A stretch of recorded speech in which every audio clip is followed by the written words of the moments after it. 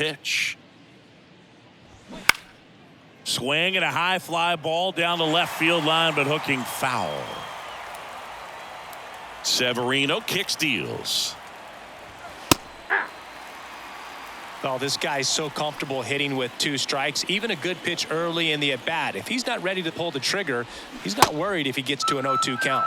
Swing and a miss. Had him out front for the strikeout. Oh, there's a small sigh of relief right there. I mean, just to keep that speed off the base paths. It's not just the pitcher. It's other guys that have to think about it. From your infielders have to think about that runner potentially stealing, but also be in position to make a play. As an outfielder, you're thinking about a base hit to the outfield. I got to get to it quickly to try to keep this guy from taking an extra base.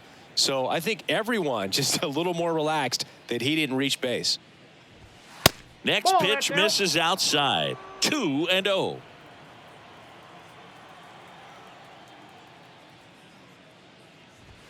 That one in there across the letters. Good pitch to hit on a tee up in the zone.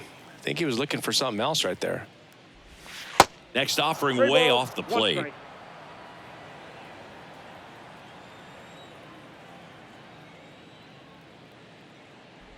And there's ball 4. Boog, if I were him, I'd be nibbling around the plate as well. I mean, this guy's just capable of hitting pitches outside of the zone and driving them a long way. Here's Nathaniel Lowe.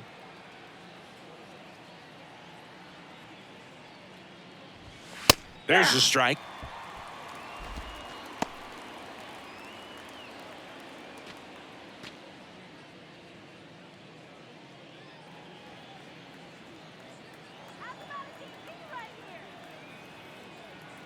Severino.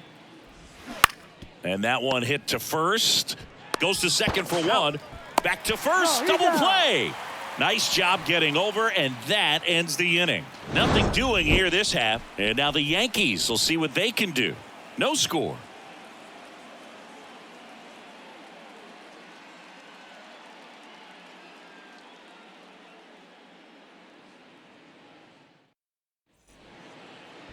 Back at Yankee Stadium, and our pitcher tonight, John Gray. And Singy, we were talking earlier about how he's doing a great job navigating through tough spots. I've just been so impressed with when it seems like there's more pressure, he's more calm and settles in. He's done an incredible job with runners in scoring position. Most guys, they get a little tight, they start to aim the baseball, but for some reason, he gets looser, the ball comes out of his hand with more life, and he's able to wiggle off the hook of, tough situations and get his team back in the dugout. That one called a strike. 0-2 now.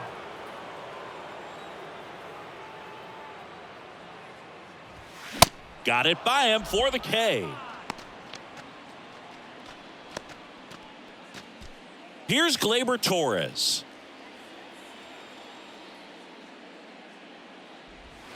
That misses the zone, and that is ball 1. Torres, a guy the Yankees acquired for Aroldis Chapman back in 2016. He is fearless. You can't tell if he's been in this league for 8 years or 2 years.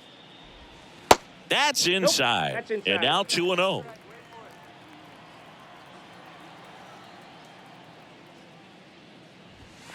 Just off the outside part of the plate. One down, base is empty. There's a strike.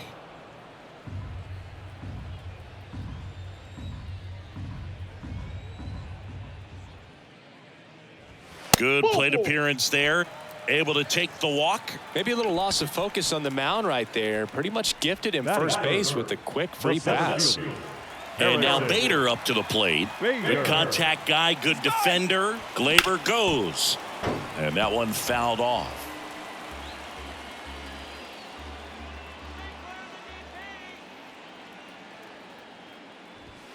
Strike 2. Don't play situation here. He's been working up in the zone. Typically, you look for guys to get that ground ball. See if he adjusts on this next pitch. And the right-hander deals. Foul ball still 0-2.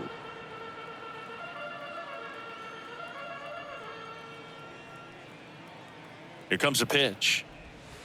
In the dirt, and the count 1-2. Well, that's kind of what you expect in an 0-2 count. Excellent job of the hitter to have the plate discipline to lay off of that pitch.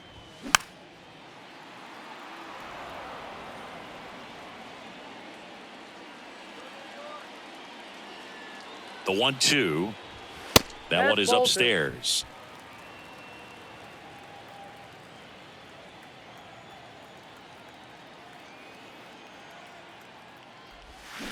Swing and a miss. And he's down on strikes. And now 2 gone. Well, getting a good look at the pitcher here in the first inning isn't a bad thing. I know he struck out, but you can live with that as long as the other hitters in this lineup can learn something from it. And here is Anthony Rizzo.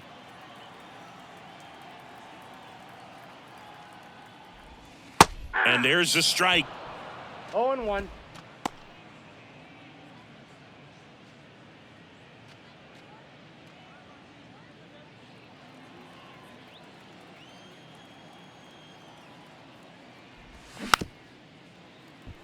This ball's chopped on the ground. Over to low.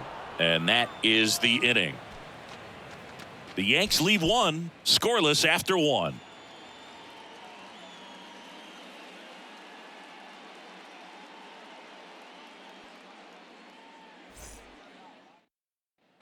Second inning set to go. And here is Adolis Garcia. Adolis Garcia.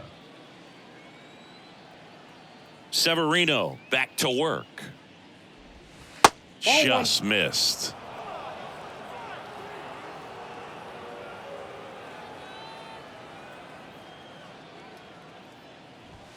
That one outside, and it's 2-0. 2-0 count to a guy with this much pop at the dish. You better expect him to be turning on something. It's going to either get hit hard to the pull side, or the fans better look out in the stands. Now 3-0.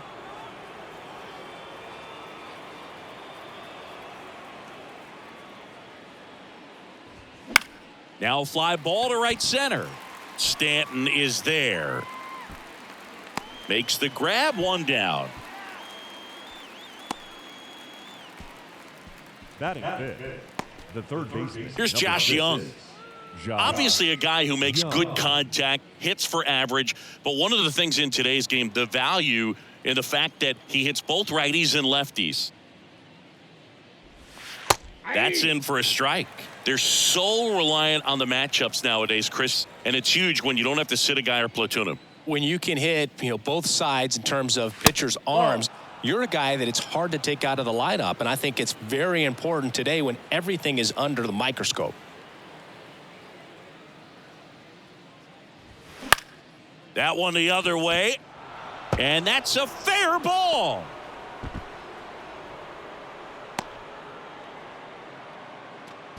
Batting sixth.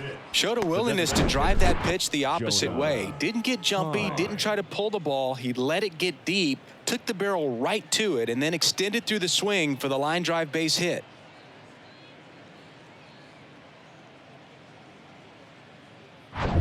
Man at first with 1 gone. Now here's the Rangers DH, Jonah Heim. He's a catcher by trade, but the DH here in this one.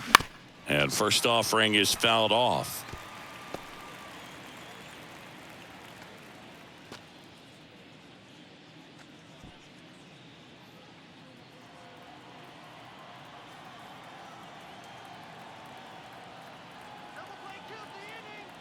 Right-hander kicks, deals.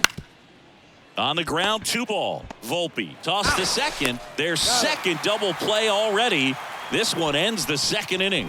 1 hit in the inning, but nothing more than that. Now to the bottom of the second. We're tied, 0-0.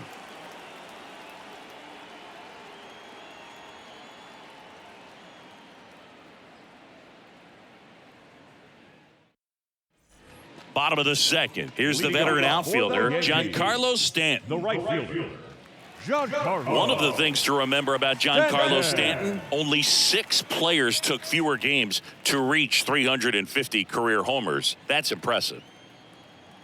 The right-hander back to work. Inside, just missed.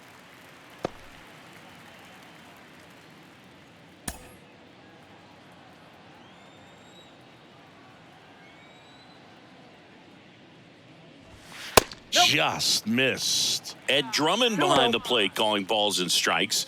maybe one of the most respected umpires around the league. He's not the kind of umpire that you're likely to notice back there. And that can be a huge compliment, really. So if you're just kind of quietly doing your job, staying consistent with your calls, hitters, pitchers, managers, even fans, they're all going to appreciate you. Ed Drummond, he's that kind of umpire. 3-0 down. That one misses. So a leadoff walk. That could be a tone setter for the inning. 4 straight pitches and the leadoff batter's on base. We'll see if the next guy waits until there's a called strike before he takes the bat off the shoulder. Here's Billy McKinney at the plate. Foul back our way, and that's out of play. 2013 in the playoffs, you caught one as the Red Sox played the Rays in a division series. I sacrificed a bracelet. It was my wrist and my hand. And here it comes. And ball one. 0-0 here in the bottom of the second.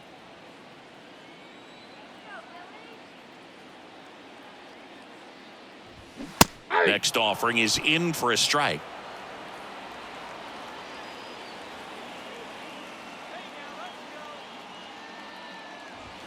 Swings and misses, struck him out. With that kind of velocity, an elevated fastball, even if it's still in the strike zone, can be tough for hitters to get on top of. Isaiah Kiner-Falefa. Isaiah Kiner-Falefa up to the plate.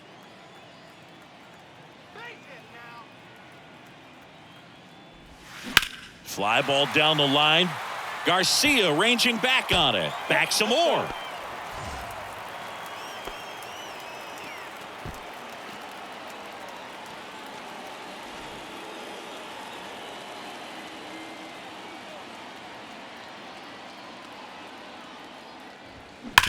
On the ground right side, 4, 6, 3 double play. And the inning is over. Nothing across here this half. We played 2 full. We're tied 0-0.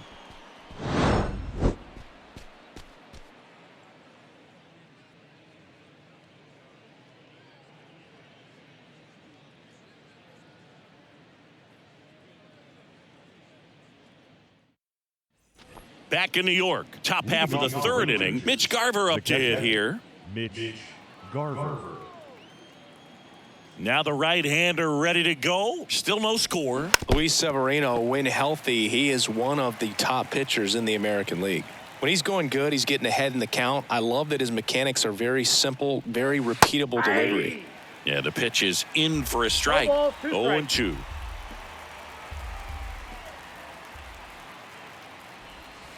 Next offering is outside.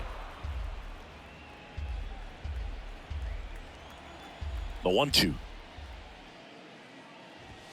And the 1-2 misses to even the count.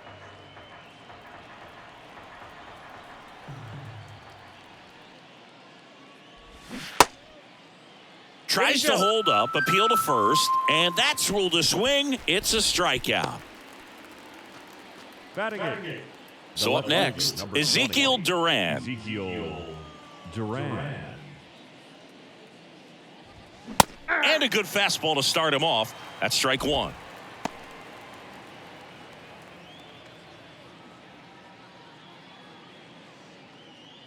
Top of the third, no score.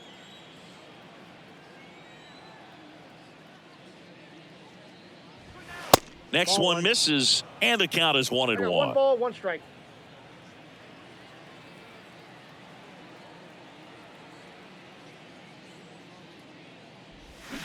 Now a check swing, but he held up. Really good check swing right there. So difficult to hold off on the slider from a same side thrower. Very difficult to pick up the release point. That one's in there. 2-2 now. Well, he left that changeup up. Got away with one there, and he'll take it, but doesn't want to make that mistake again. Next offering upstairs. Really good take, especially with 2 strikes.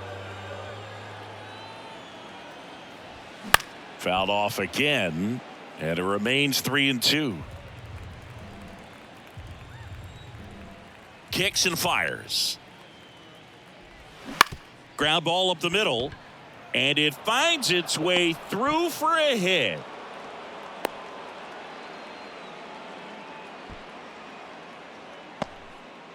Love how he became a really tough out with 2 strikes right there. Timing on the swing was good, able to shoot the ball up the middle. Didn't square it up as much as he probably would have liked, but that's a good approach paying off. And now a chance to maybe get creative on offense with good speed on first. Here's Leody Taveras. That's in there. That's strike 1. 0-1's the count.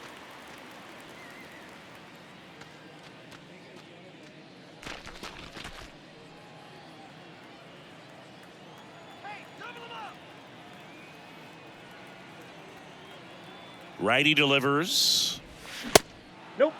That's inside. This is one of those situations defensively where you can't try to do too much. You got to make sure that you field the ball cleanly and get 1 out first. It's going to be tough to get 2 with this kind of speed in the batter's box.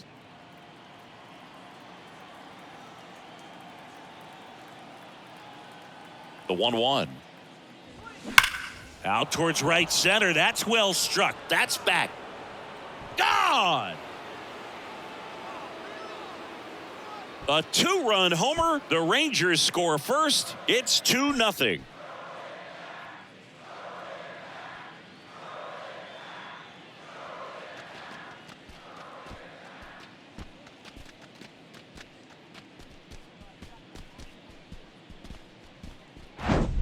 That's exactly the pitch he was looking for. Crushes it and hits it out of the ballpark.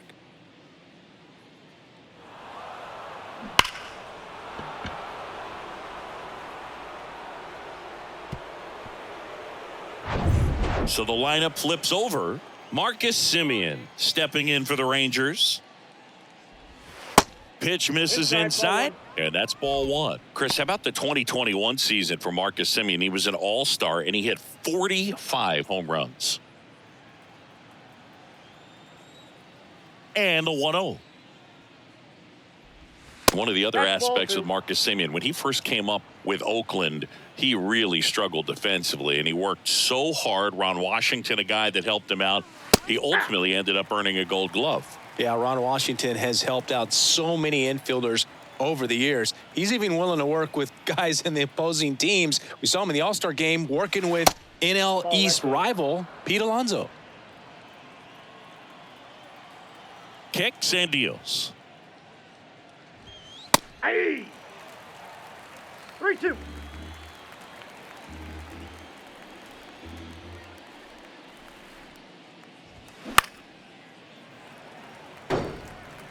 Still only 1 out here in the inning. That's to third. Connor Falefa. And Semien is out. It's a good recovery, though, after giving up the home run. Not allowing it to stay in the head, but going to work at the next hitter, and a tough one at that. Now it's Corey Seager. Worked a walk in his first trip to the plate.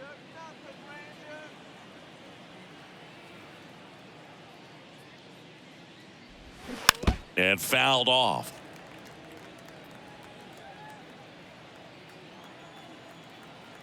The wind and the pitch.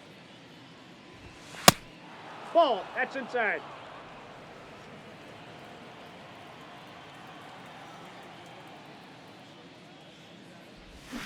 And that's in there at the knees for a strike.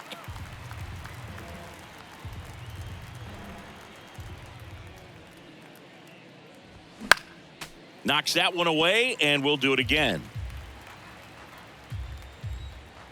Here's a 1-2. Fights it off. He'll see another. And the pitch.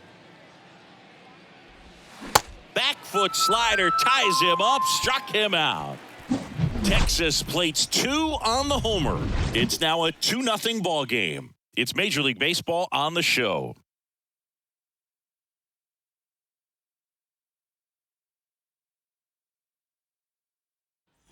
Set for the bottom of the third. Here's the catcher, Kyle Higashioka. Kyle. Well, after scoring runs, this is where you're looking for that shutdown inning. Get that hot team back in there to swing the bats. And that one just misses. A ball and no strikes.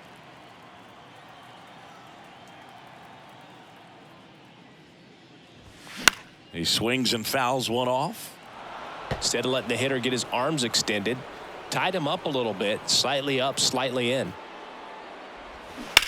That one is absolutely belted. And it's gone. Home run. His 4th home run of the season. And they're chipping away. It's 2-1.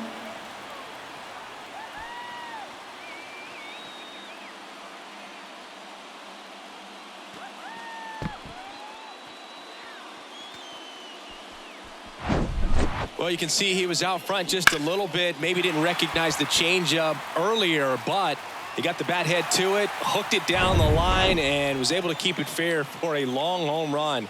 Really impressive. And now here is Anthony Volpe. There's a strike.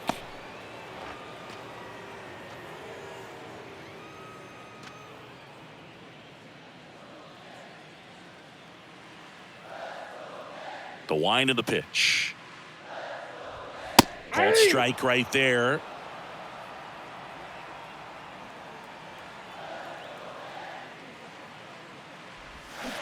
Waves at the bender for the strikeout. Pretty much textbook pitching for the 3-pitch K right there. Jumped ahead 0-2 on 2 pitches he didn't want to go after at the plate. Then, knowing he's going to be a little more aggressive trying to protect, he expands just out of the zone where he couldn't do anything with it. He gets the strikeout and keeps the pitches thrown to a minimum. Very nice. And next for New York, number 61. First pitch, and that's in for a strike.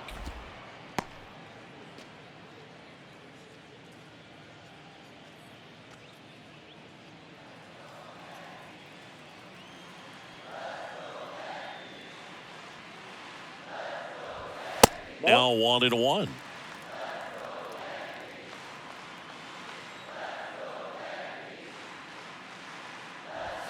Next offering misses, and a count 2-1.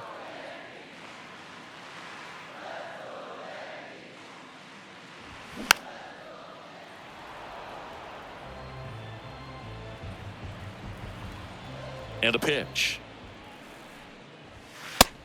Full count.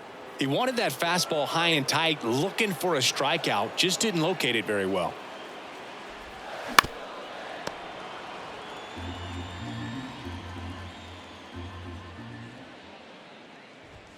Got him looking. That's a strikeout. Now that second Gleyber baseman, Torres up to hit. He reached on a walk his first time. Torres, in his 5th season, 26 years old, and he was born in Venezuela. And first offering is fouled off.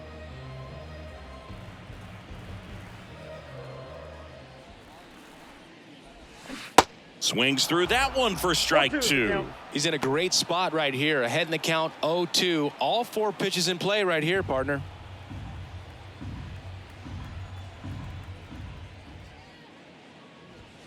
He goes down looking. The Yanks do get one on the solo homer. And the home team down a run. You're watching Major League Baseball on The Show.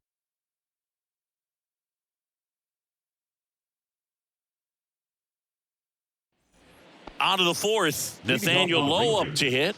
the first baseman, Nathaniel. For you growing up in New York City, I mean, you're a big sports fan. Tell me about your experience with the Yankees growing up. I really went to Shea Stadium more than I did to Yankee Stadium. I grew up a Phillies fan. There was one game, though, that I went to as a kid. I sat in the upper deck. It was the game that Bo Jackson hit 3 homers in his first 3 plate appearances and then hurt his shoulder diving for Deion Sanders inside the park home run. That's probably the most memorable game that I ever attended as a fan at Old Yankee Stadium. The 0-2. Wouldn't One chase ball, that time. 2 strikes.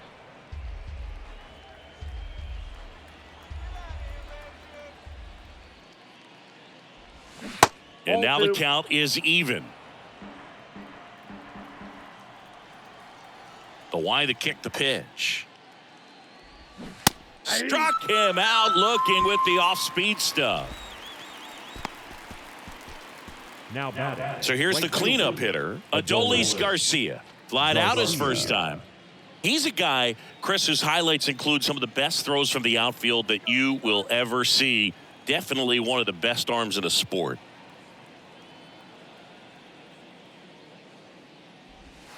Right through there for a strike. Yeah, the infielders and the catcher can never give up on a play, because if this guy thinks he has a chance, he's going to throw it from the warning track if he has to. That one catches the zone. No balls, 2 strikes.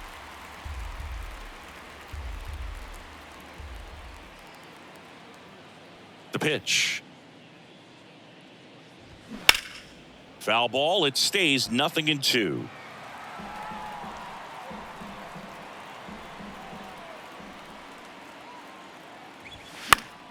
Good job to fight that one off.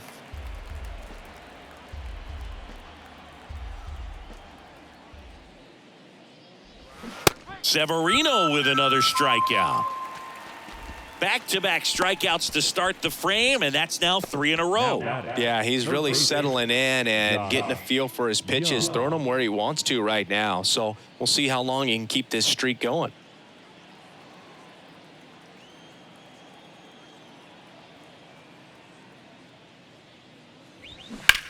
High fly ball down the left field line. McKinney ranging back some more. And he makes the catch on the track. Just missed a homer that time. 3 up, 3 down for him there. We're midway in the 4th. It's the Rangers 2 and the Yankees 1.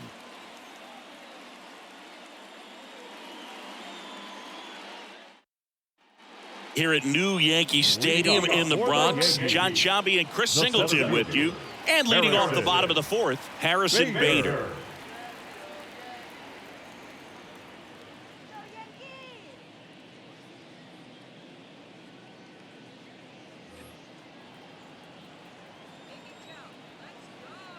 Gray back to work. Bader started after it, tried to hold up. Now a look to first, and he went around, according to Clyde Washington. And the pitch.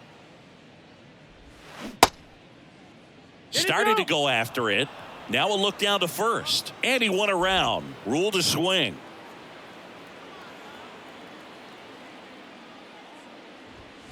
The next pitch misses. Now 1-2.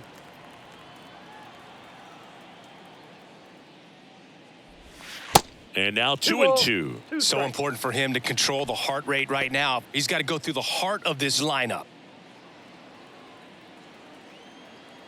And the righty deals. Pitch misses there. Full count, 3-2.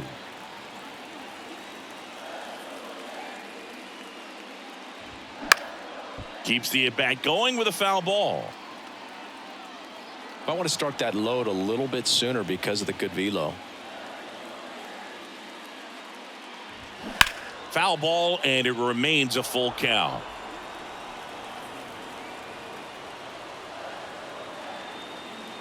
And a pitch. And he walked him. Take your base. Well, a breaking ball in that 3-2 count kind of tells you that that's the pitch he has the most confidence in right now. Just couldn't find the strike zone. Anthony Rizzo steps to the plate. Grounded out his first time up. With Anthony Rizzo, you almost forget he was originally drafted by the Red Sox. He debuted with the Padres. Oh, and a great stop. Flips it from the ground. That's 1. And that's 2. Well, off the bat, we thought that was going to be a single, not a double play. Just a great job. Dives, knocks it down, feeds it to the second baseman, and a nice turn around the bag. Really great job by those two. Here's Stanton now.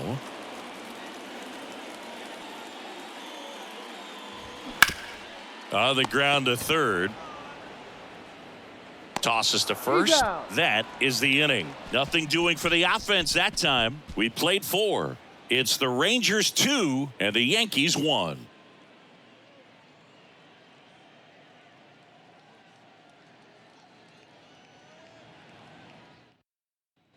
Back here in New York, now it's the DH, Jonah Heim. Singing 4 homers in 22 games at Old Yankee Stadium. What do you remember? Well, I remember my rookie year hitting 2 in one game. And, you know, before that game in the clubhouse, there was a gentleman there who owned a suit company there in downtown Manhattan, and he said to me, "Hey, kid, you hit a home run in the game tonight. Come over to the store tomorrow, and I'll give you a free suit."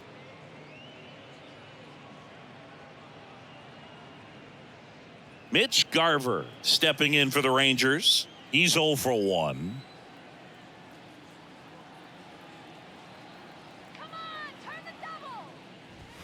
In there for strike 1. So I went into the game. I happened to hit 2. When I walked into the store the next day, and he looked at me, he said, "You're trying to put me out of business, aren't you?" And that was a great experience that I had as a rookie playing against the Yankees, playing in New York. The pitch. Foul ball. So did Super Joe give you 2 suits? Super Joe hooked me up with 2 suits.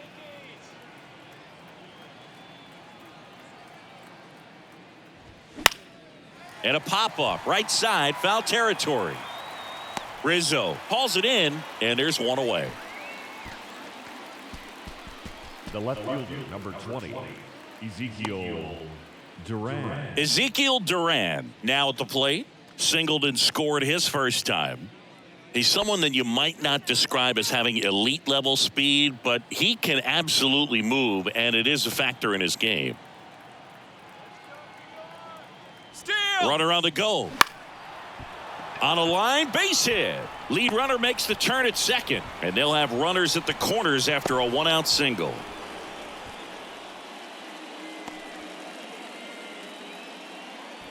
Up next for the Rangers, Leody Taveras. He's 1 for 1 with a 2-run homer his first time up.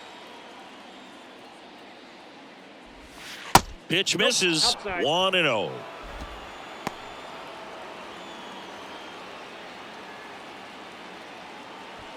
First and third, 1 down.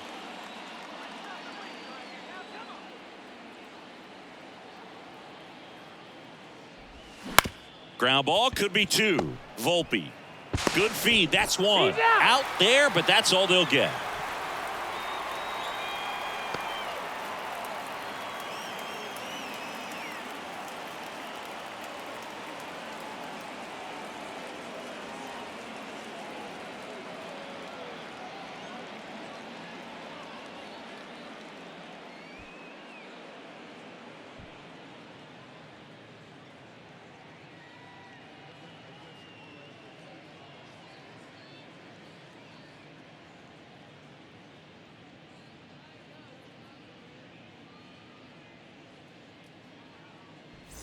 Now it's Marcus Semien.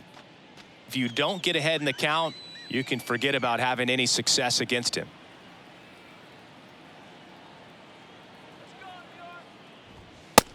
It's a pitch out, nothing doing, and that's ball 1. Marcus Semien, Bay Area guy, played his college ball at Cal.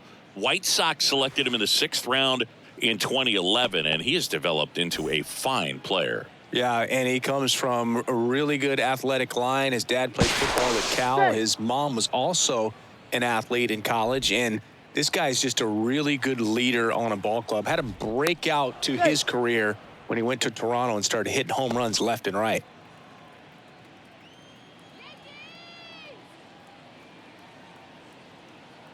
The 1-0. Ground ball up the middle. That's a base hit.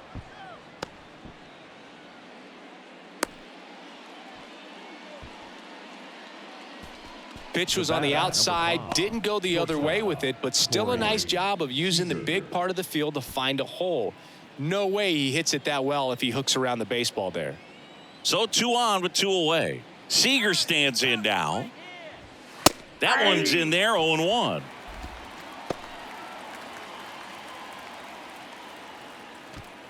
Two outs, couple of base runners at first and second.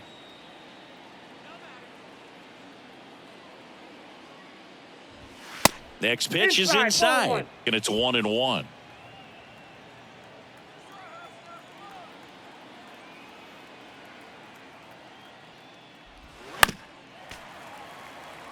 Well, he knows they don't want to give him anything to hit, but when you've got opportunities to drive in runs, you've got to expand the zone. He's capable of going out there and doing damage with it. Next one just misses. The count now 2-2.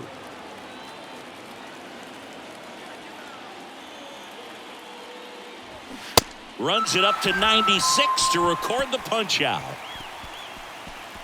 1 run in the inning, but they leave 2. Home half of the 5th coming up. It's the Rangers 3 and the Yankees 1.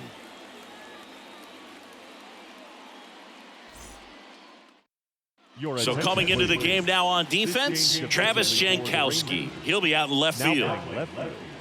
And stepping in for the Yankees, Billy McKinney. 0 for 1. He struck out swinging last time.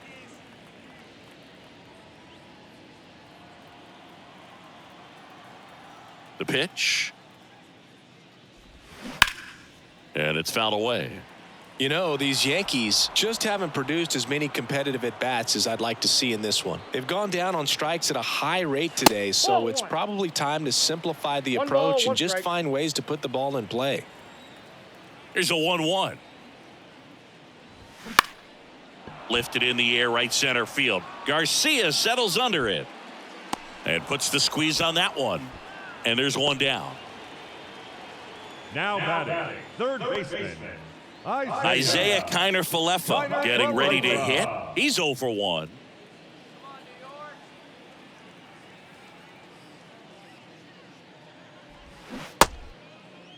Started after the 0-1 pitch, and now a check down to first. And he went around. That's ruled a swing.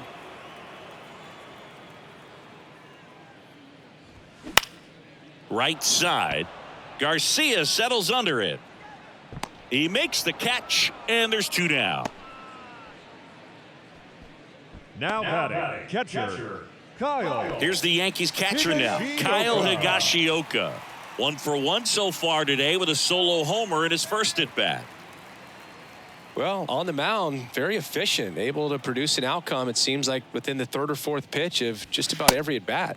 First offering, and it just misses. Oh, he's got to be pretty proud of this outing so far. Sometimes guys cower coming into a ballpark like this, but he has attacked hitters. Pitching on the road like this is very impressive. This has been a treat to watch.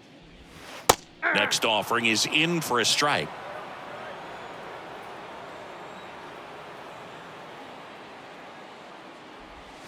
Just off the inside edge. The pitch. This to center field. Tavares settles under it and makes the grab. And that is that. So no runs, no hits, no errors, and no one left. We're through 5. It's the Rangers 3 and the Yankees 1.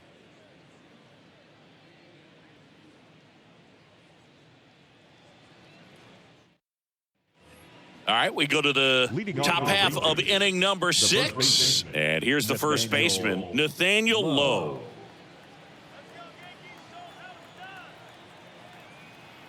Here comes a pitch. Lowe in his 3rd season, 27 years old, and he's won a Silver Slugger in the American League. That pitch gets the inside corner, and the count 1-1.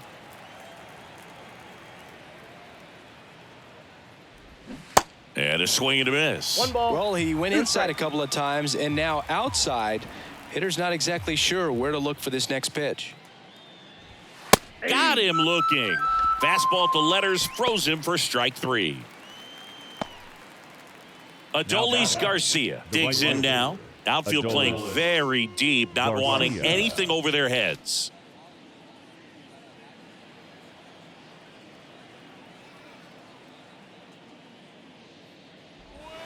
In there at the knees, and that's strike 1.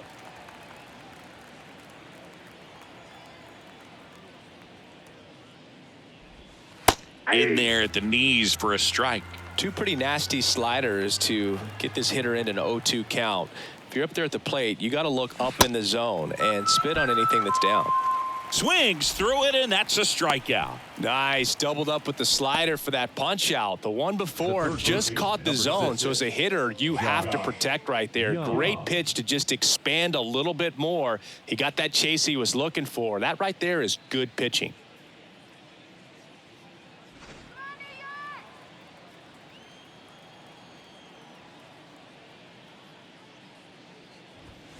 And a foul ball. Now, there's a pitch we haven't seen in a while. It's going to be tough on the hitters if he can mix that in whenever he wants. Strike two.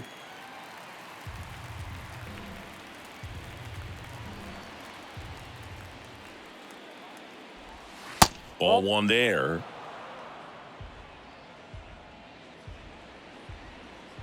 And now it's 1-2. In the air, left field. McKinney drifts towards it. Squeezes it. And that is that. Offense held in check there. 9-1-2 scheduled to hit in the home half of the sixth. It's the Rangers 3 and the Yankees 1.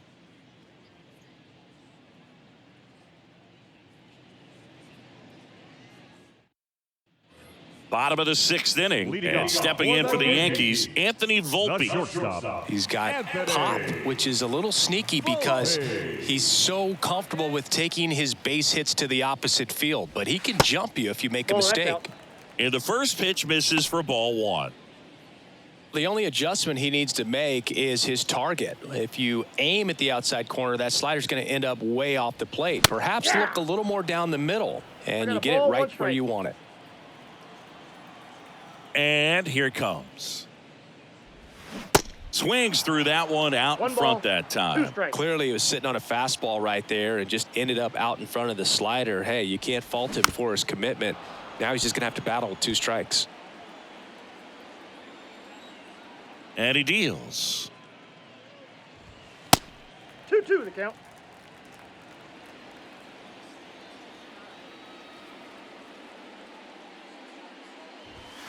Swing and a miss, and he got him. And that's the first out. Thought it was a pretty good pitch. Top of the strike zone. We're seeing more fastballs in that location. Hitters, especially with 2 strikes, have to be ready to pull the trigger. Back to the top of the Yankee order. Number 61 stepping in now for the Yankees. First pitch swinging.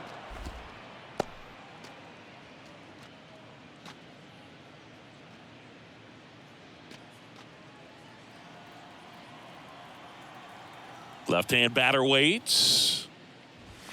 Foul ball there.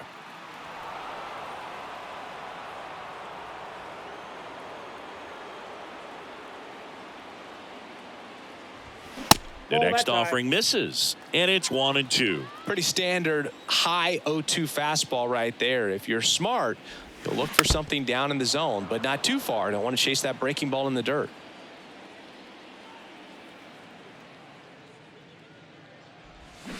Swing and a miss, and he is down on strikes for the 3rd straight at bat. Really love the pitch sequence right there. I'm telling you what, pitcher and catcher on the same page right now.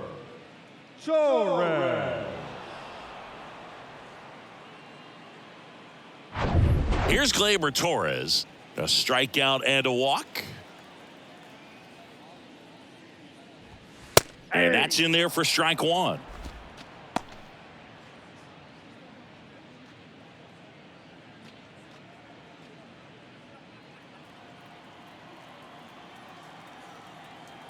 Two outs. And a foul ball.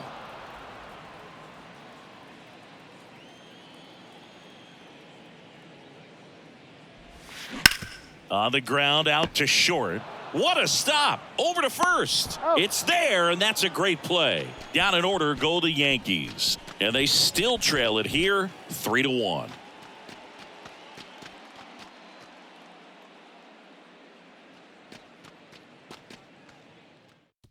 New pitcher for the Yankees, Albert Abreu.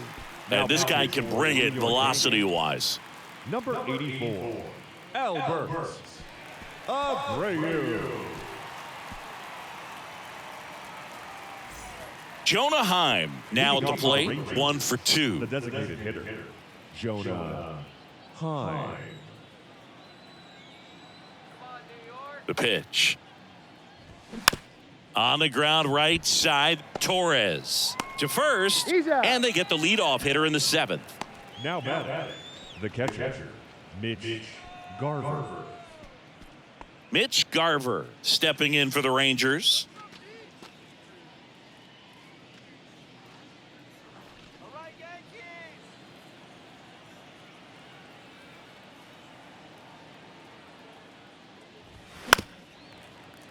And first offering is fouled off.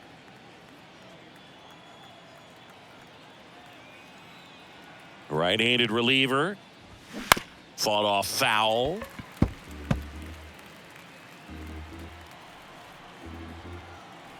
Righty to the plate. And 1-2. Action in the pen down there. Number 97 getting loose out there for Aaron Boone.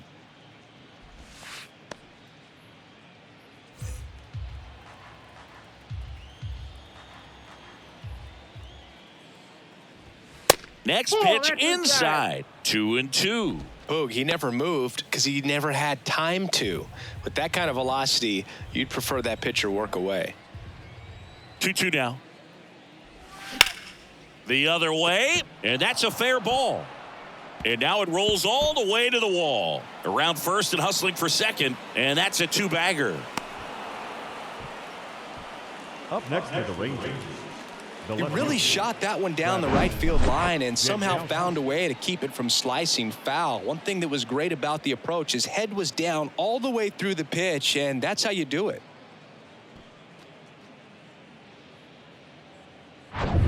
Next up for Texas, Travis Jankowski. Came into the game on defense, so his first trip to the plate here. That missed inside. Ball one.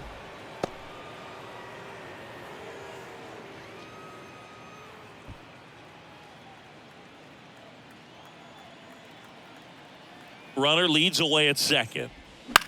Line drive. Makes the catch for the second out. The center fielder, number 3, Leody Taveras. So 2 down now, and here is Leody Taveras. He's already homered in this game.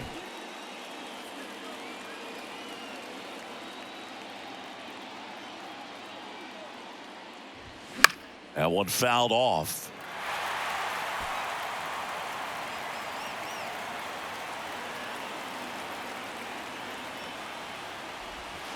Next pitch, not close, up high. Runner at second, 2 down.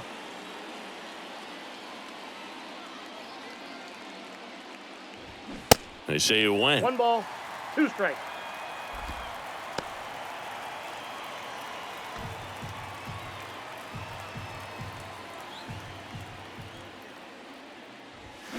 Swing and a miss, and that is that. Rangers leave 1, and the score stays 3-1. Time for the traditional 7th inning stretch.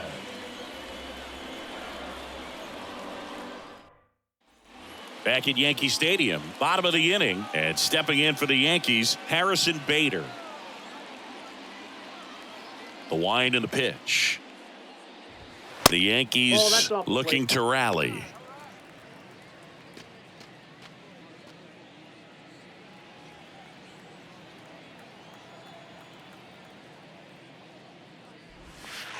Next pitch misses, and that's ball 2. Some activity in the bullpen for Texas. Josh Spores, the hard-throwing righty, is up and loosening. Barlow getting loose as well.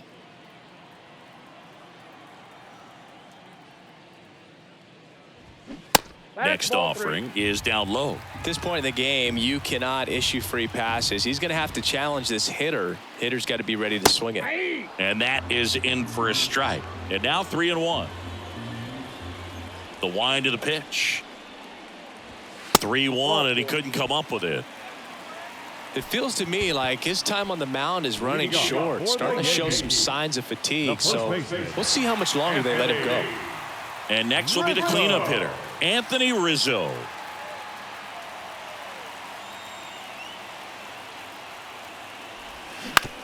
Rolled to short, possible 2-ball. On to Simeon, on to low. It's a double play. Got what he was looking for on the mound right there, and his infielders took care of business. Pretty textbook execution between short and second to turn that into 2 outs.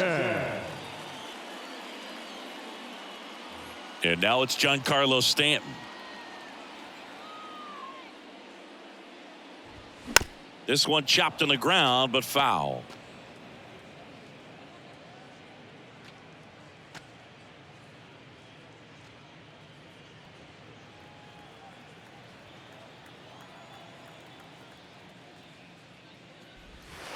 breaking One ball ball, one inside.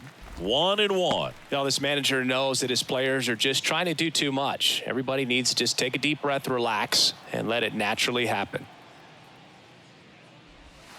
That misses the zone, and it's 2-1.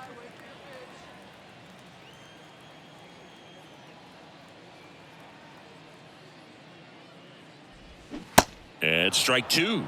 2 balls, 2 strikes.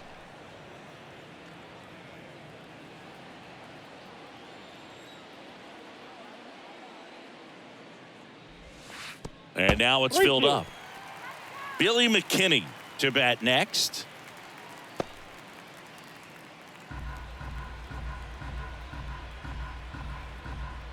Kicks and fires.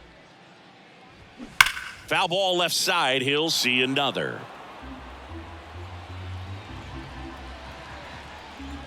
3-2 now. Swing and a miss. Struck him out. And good work there as he gets a 1-2-3.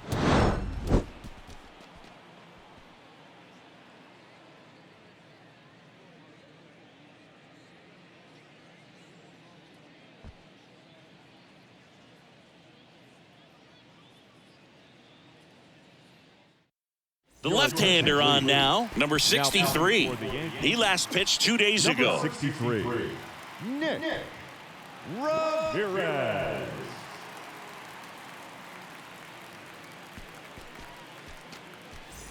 So the Rangers batting order turns over. Here's the second baseman, Marcus Semien, 1 for 3.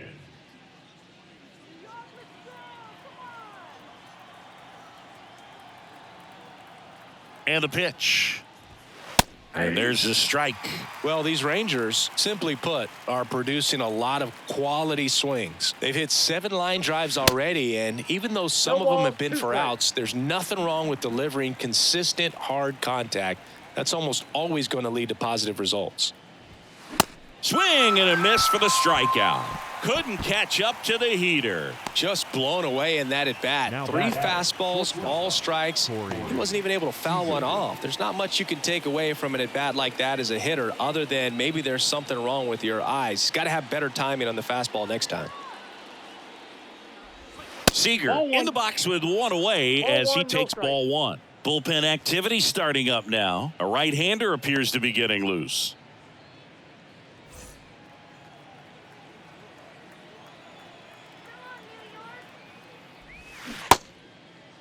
Tried to check his swing there, appeal to third. He did not go around.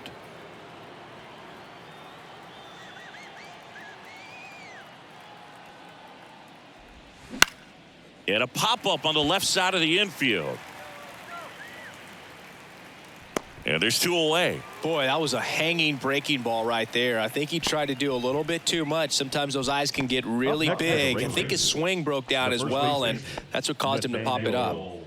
2 outs, base is empty. Nathaniel Lowe stepping in for the Rangers. First pitch doesn't find the zone.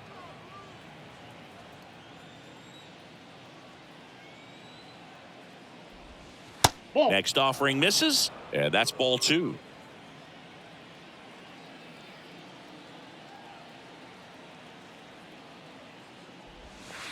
That catches the corner.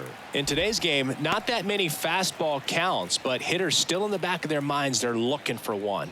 2-0 changeup call right there. Excellent pitch selection to go with. 2 down, nobody on. Good eye right there. Just doesn't seem to want to throw him a fastball. Adolis Garcia in the on-deck circle.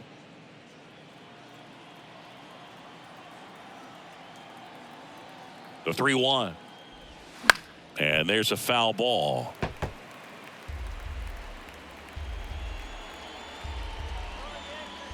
Kicks and deals. Ground ball left side. It's through for a hit. So a 2-out knock keeps the inning alive. Not much to this one other than just a willingness to go the other way and put the ball in play. That's a team at bat right there. Nice job of staying back and letting the ball get deep. Runner at first with 2 away. Adolis Garcia, the next to hit. First offering misses the mark.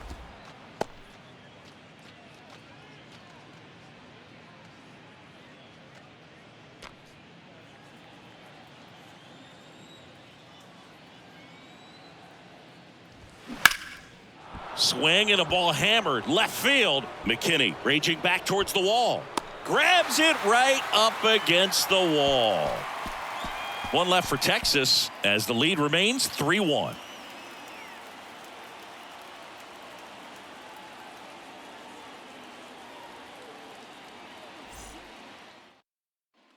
And welcome back. On to the bottom of the eighth. Now the left fielder, Billy McKinney.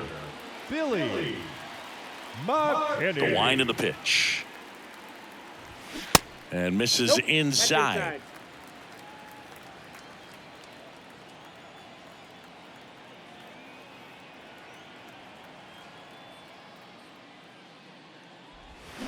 In for a strike and a count 1-1.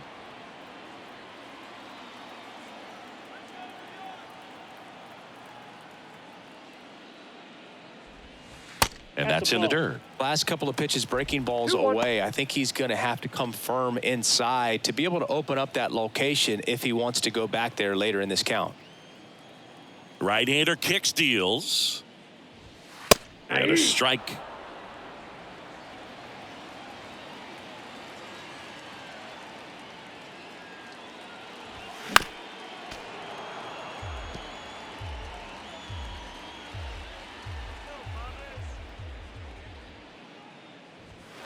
And now it's 3-2.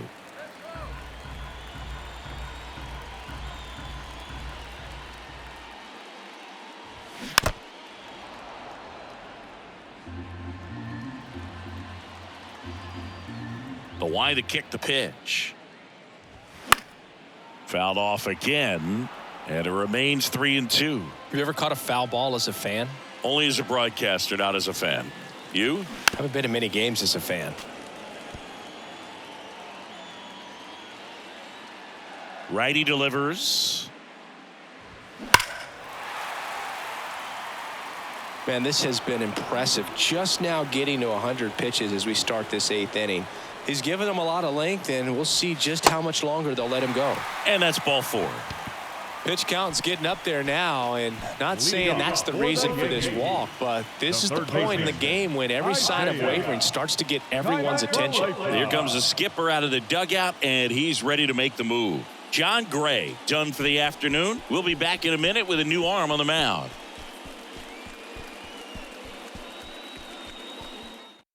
So out of the bullpen for the Rangers, Josh Spores. Well, the best relievers love the opportunity to come in and protect a tight lead late in the ball game. Some of them are just wired different, so we'll see what he's got here. And up next for New York, Isaiah Kiner-Falefa.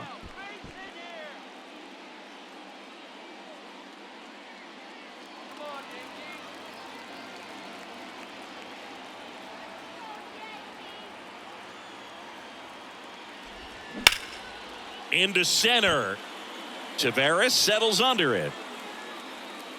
Makes the catch for the out.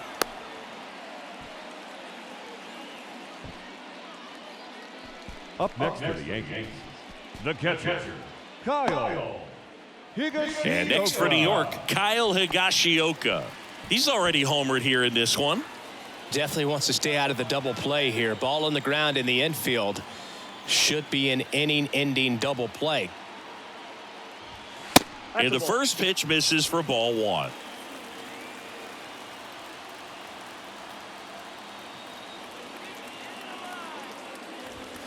And a strike in there.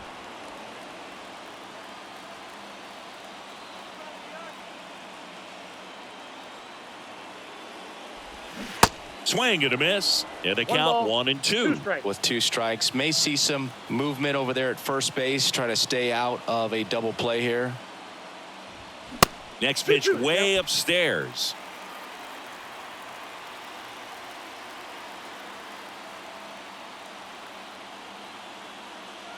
The tying run at the plate.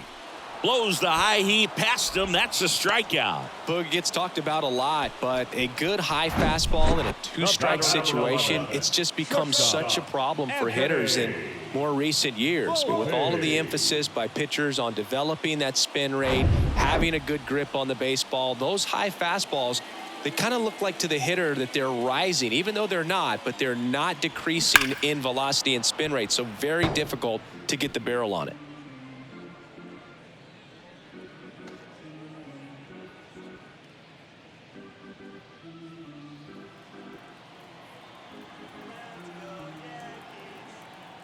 And now the 0-1. And a good eye there. Outside.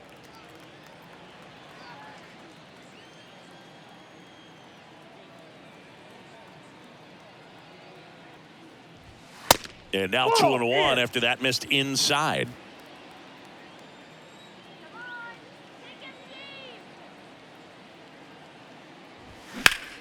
Fouls one off. 2-2.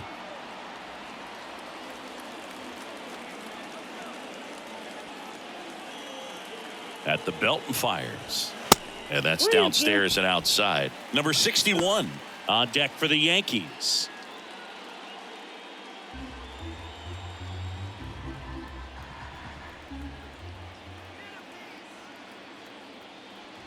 And the tying run is on base. So close to getting out of it right there, but this inning still has life. So now here's the DH, number 61.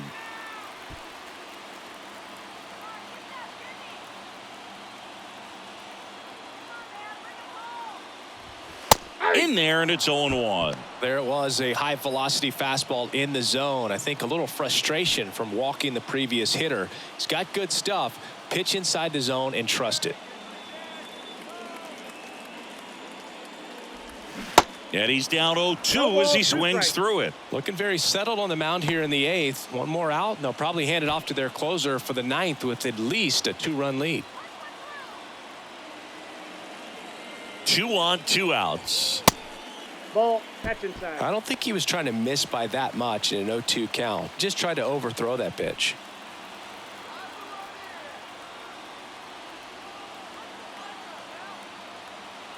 And the righty deals. Got him. That's the inning. 2 left on. Through 8 full. It's the Rangers 3 and the Yankees 1.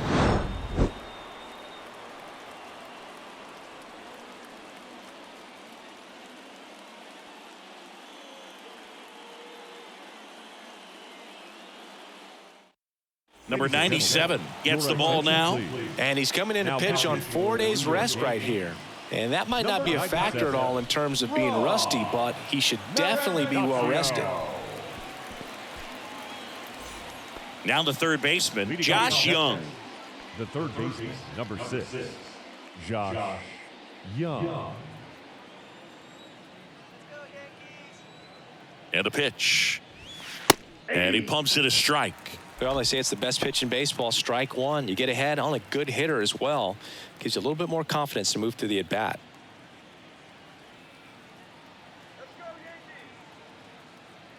Here's the 0-1. In there for a strike at the top of the zone.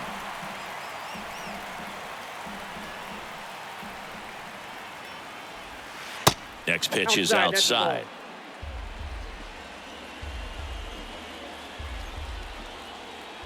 And here it comes.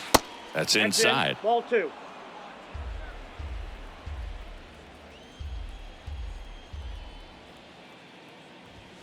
And there's a ball. Caught a break right there. Pretty good pitch on the outside corner.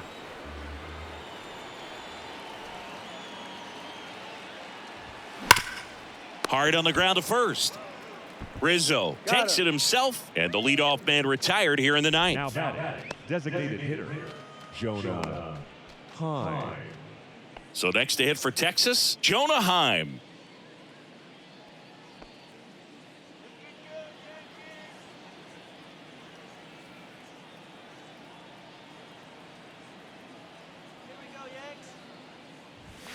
In there for strike one.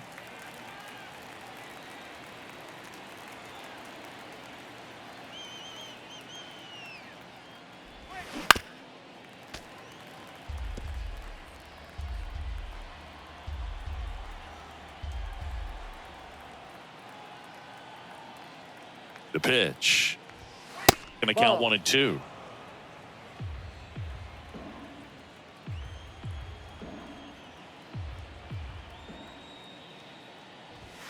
Way 2 high. balls, 2 strikes.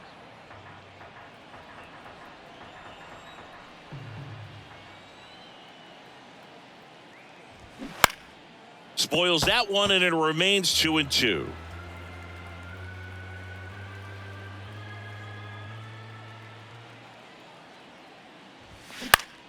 Swing and a ball lifted left field. 2 up, 2 down.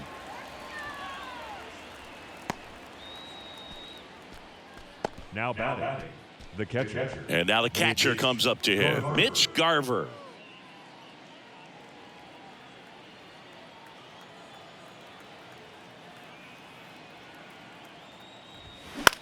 In the air, out towards right center. Makes the grab, and that's the inning. 3 up, 3 down that time. 2-3-4 set to hit in the bottom of the 9th. It's the Rangers 3 and the Yankees 1.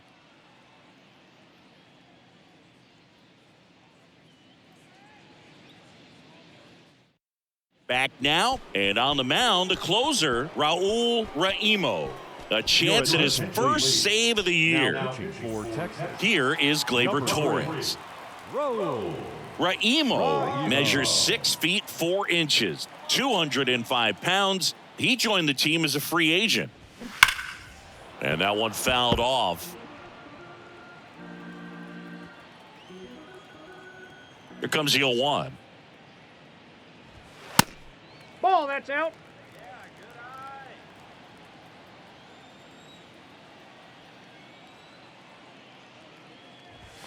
And he dodges 2 balls, that 1 fastball.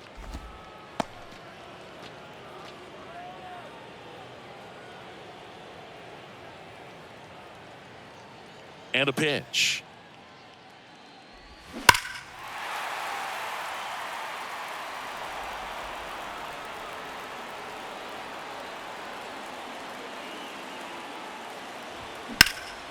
Gleyber swings, drives one back there. Caught just shy of the wall. The center fielder, number 4, Harrison. And stepping in for the Yankees, Harrison Bader.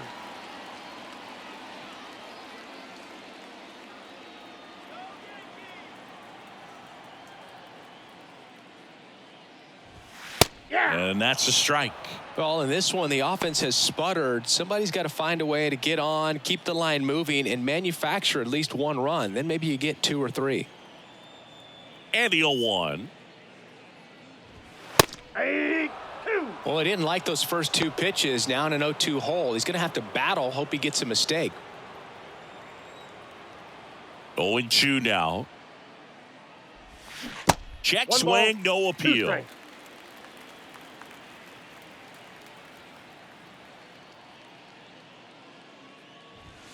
Next pitch Inside, misses ball inside. Now 2-2. And he deals.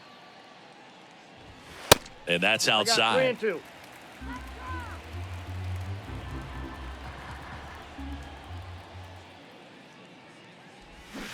Swings and misses. It's a strikeout. Couldn't hit the fastball at the knees. And Chris, that's a way to neutralize his speed by keeping him off base. And the defense breathes a sigh of relief because he puts pressure on everyone if he can put the ball in play. But that's how you do it. Keep him off balance, get him out of there, and deal with the next guy. Rizzo in the box with 2 gone and takes a look at a called strike.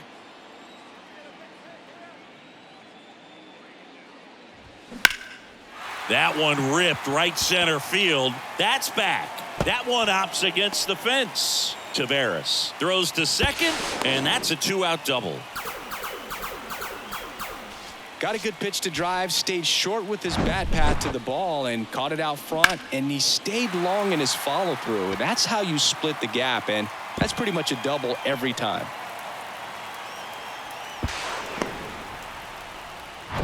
Now here's Giancarlo Stanton.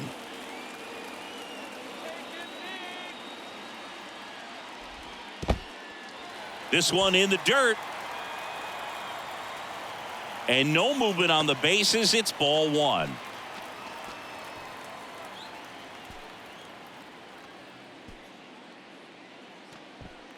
2-run game with 2 away here in the bottom of the 9th. And it's even up. 1-1.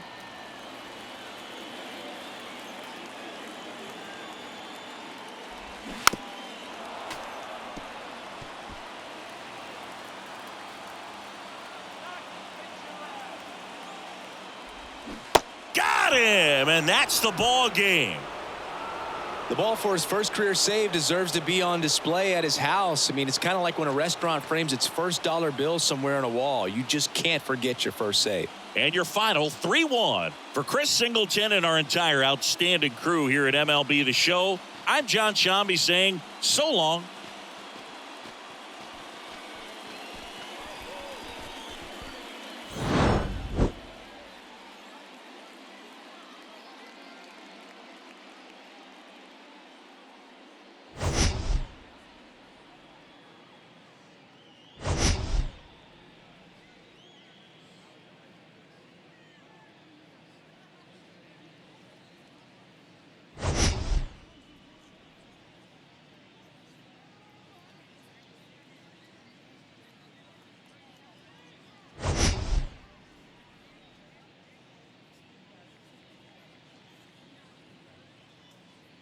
Brian Hayes.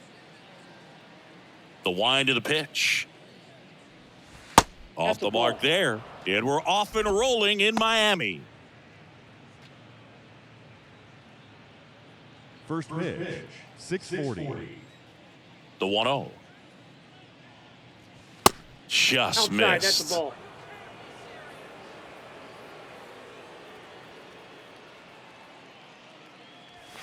Top of the zone for a called strike. Out there on the mound, he's setting the tone early with the fastball, 98 miles per hour up on the scoreboard.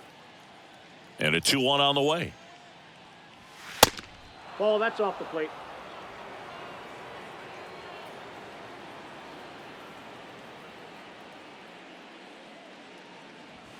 There's a strike. We got a full count.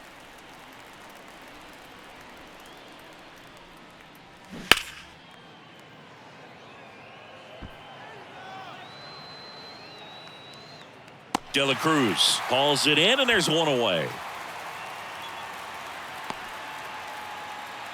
Batting second, the designated hitter. Here's Andrew McCutchen to hit. He's someone that you might not describe as having elite level speed, but he can absolutely move, and it is a factor in his game.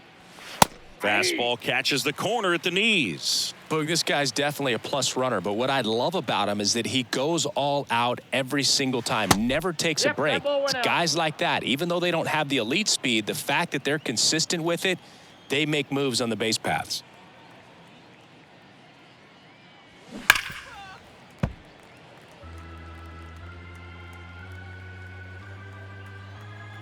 And a 1-2.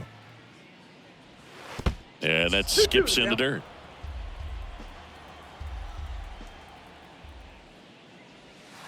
Next offering down low and in the dirt.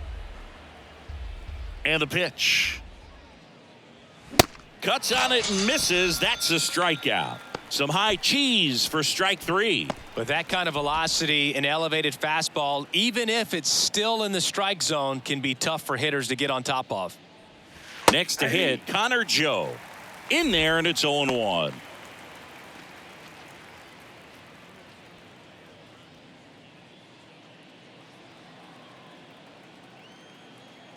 And the pitch. Swing and a miss as he was late that time. Well, he looks to have some quality stuff on the hill today. Start this outing out, pepper in the zone, arm is loose, and firing him in there. Joe checks his swing. Now an appeal to first. And he held back, according to Ricky Halladay. And now the lefty. Swing and a miss. Had him out front for the strikeout. I think the key is arm action on the changeup. When you can sell it like a fastball, you drop the velocity, you get the swing and miss, and you walk off the field.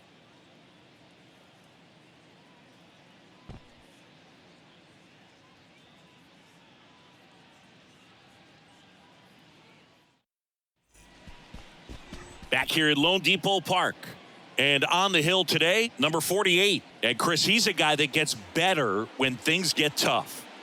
Yeah, he's definitely had a struggle so far this year, as evidenced by that inflated whip. But he's going to have to find a way to limit the base runners, put his team in a position to win a ball game. So we know he's prepared. We know this guy's a competitor, and we'll watch how he works in this one. We go to the bottom of the first. Now it's the second baseman, Luis Arias. The pitch. And that one missing low. Counts 1-0.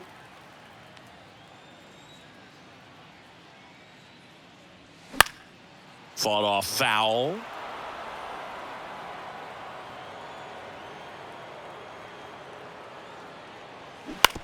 That one to first. Santana tosses to the pitcher covering the bag. And a quick out, number 1. Batting second, the designated hitter, Jorge Soler up at the plate.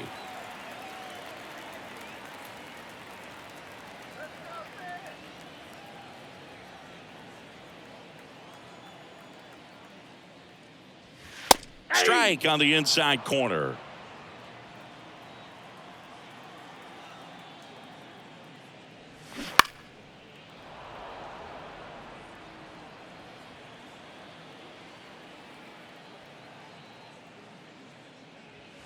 Just off the outside edge. Now 1-2. It's a good take. Next one in the dirt. 2 strikes. One down, base is empty. Just off the outside edge. Really good take, especially with 2 strikes. Gets a piece and stays alive.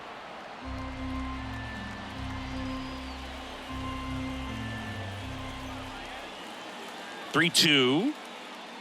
And there's ball 4. Boog, if I were him, I'd be nibbling around the plate as well. I mean, this guy's just capable of hitting pitches outside of the zone and driving them a long way. And at the plate for Miami, Brian De La Cruz.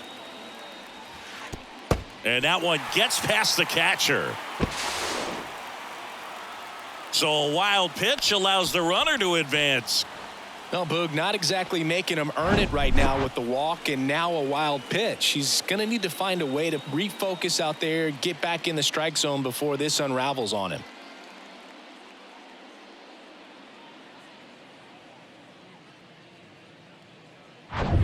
Soler over at second, 1 down.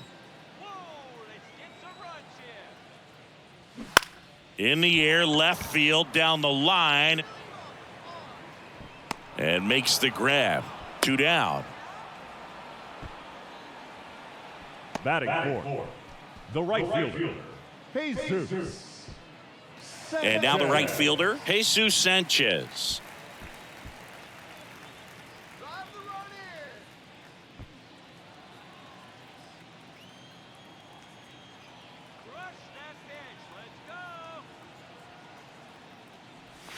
In there for strike 1. Runner at second, 2 down.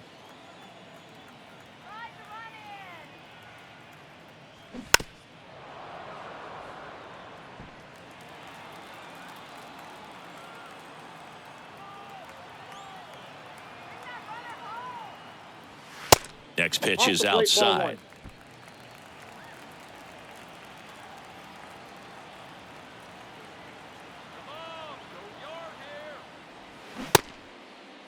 Checks a swing, appeal to third, and Matthew Ross right on it, says he held up.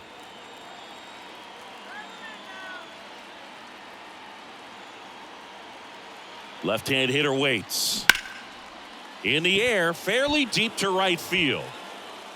Makes the grab, and that's the inning. 1 left for Miami, scoreless after 1.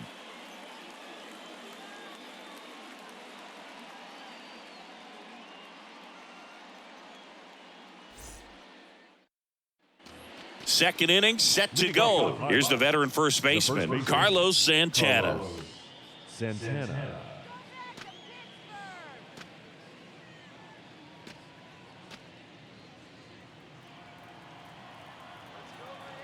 The wind and the pitch. Ball 1, no strikes.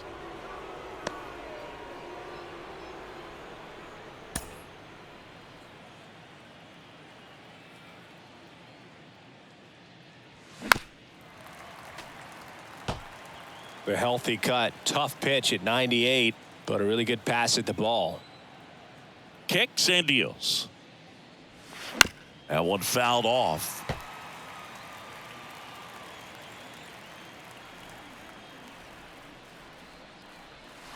And a ball evens the count.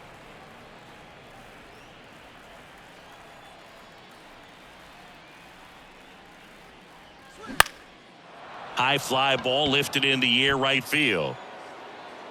Drops for a hit. He couldn't run it down.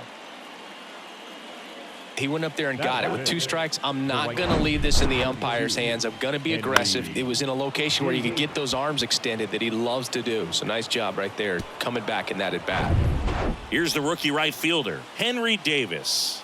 Kind of a throwback. No batting gloves. That hits the dirt. 1-0. Ball 1, no strikes.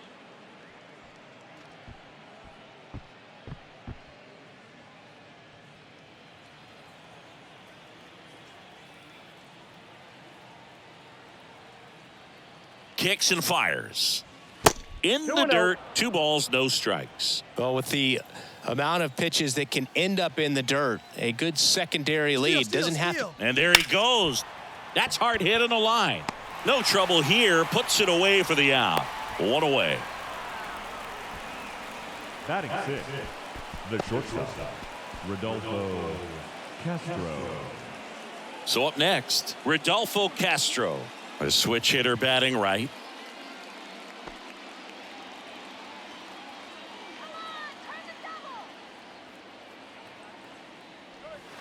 And there's the strike.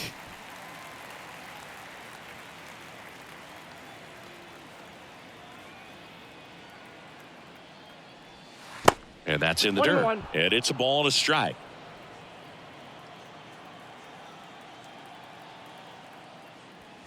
And that one upstairs.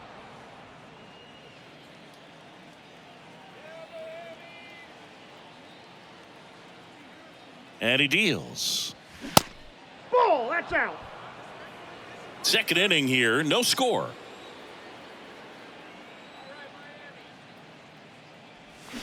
Swings and misses, and we're filled up. Man, he really sells the changeup with that arm action. On the ground, 2 ball. Touches the bag for 1, and that's 2. 1 hit in the inning, but nothing more than that. We go to the bottom of inning number 2. We're tied, 0-0.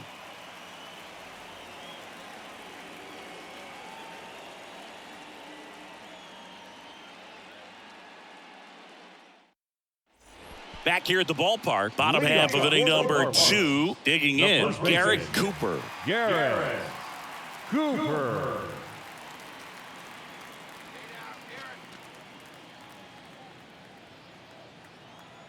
And the right-hander back to work.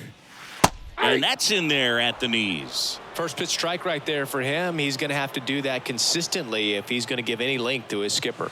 Next offering is in for a strike. Dave Lawrence assigned to work home plate in this one. Good umpire, Boog. Very fair, very consistent. Now, I did hear some feedback that he opens up the outside corner a little bit on left-handed hitters, which, you know, for me, I'd be kind of salty. So maybe something to keep an eye on and see if that factors into this one at all. Swings and misses, struck him out. Oh, that slider down and away. It's just kind of a slow death. With 2 strikes, you're looking to protect, and halfway to the plate, you know you've committed, and you know you're going to have no chance of touching it. Tell you what, sometimes you just have to tip your cap. John Birdie at the plate. Good defender. He's been inconsistent offensively. There's a strike.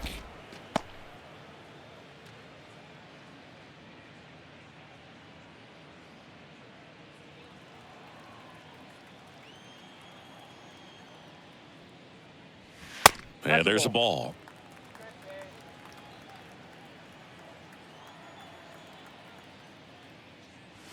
Pitch is in there, and it's 1-2. That was absolute gas. Triple digits on the gun. It's just a different experience as a hitter watching that go by. Fights that one away, still 1-2.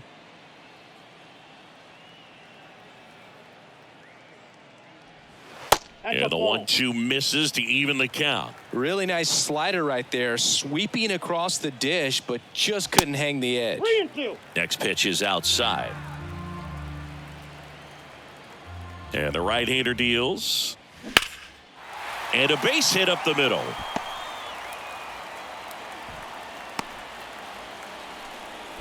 Right there, does a great job of staying in the big part of the field. Man, there are a lot of hits there. Wendell.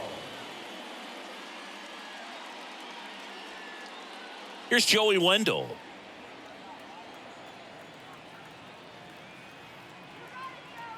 Birdie runs. Ball That's misses. outside. Throw. Save. Hedges too late. Chris, his wheels were the difference maker on that play. Just got in there. Yeah, with StatCast's help, we see his top speed on this stolen base, and that's a big number. I mean, man, he really made his athleticism work for him on that one. In the air, right side. Davis settles under it and makes the catch. Runner tagging for third. And he's up to third safely with 2 gone. The catcher, Nick Forte. Nick Fortes, the next up for the Marlins. This guy, one of the best defensive catchers going. You talk about framing, the ability to block, catch, and throw. He is at the top of the game. Swinging a foul over the screen and back out of play. Really good athlete, and many times we talk about, you know, the feet of infielders. This catcher as well, really quick feet. He's able to recognize the pitch, see the trajectory, and get into a spot where he can block those balls and keep them from going to the backstop. On the ground, right side. He handles it himself, out with room to spare, and that's the inning. Marlins leave 1. We'll move to the third with no score.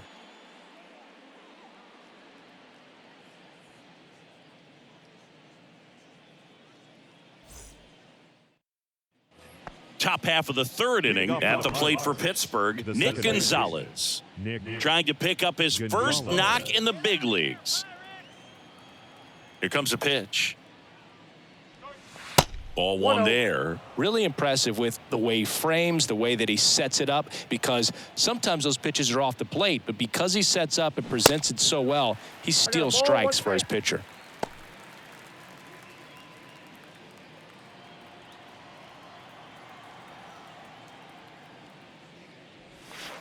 And that's 2 outside. balls, 1 strike.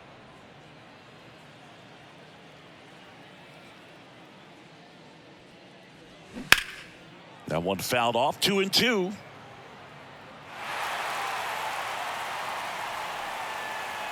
And here it comes. Got it by him for the K. That's a pretty nasty pitch right there. I'd call it a power curveball in the 80s. It's got so much spin on it, and you really don't have a lot of time to sit back and watch what it's going to do before you have to commit. It was a good one for the swinging strikeout. Nope. Ji-Hwan Bae in the box with 1 away as he takes ball 1. Bae in the 8th spot in today's lineup, and he's a native of South Korea. The lefty, the 1-0. And that's in for a strike.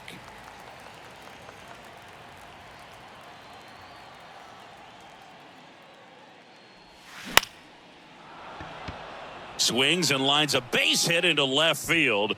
So they get a man aboard with a 1-out single. Nice job of driving that pitch the other way on a line. You know, hitters, they take so many reps in the cages working on going to the opposite field, and it doesn't always translate into the game, but right there it did, and he did it perfectly. And now they've got some speed on first, so we'll see if they try to get him into motion. Austin Hedges stands in. 0-1.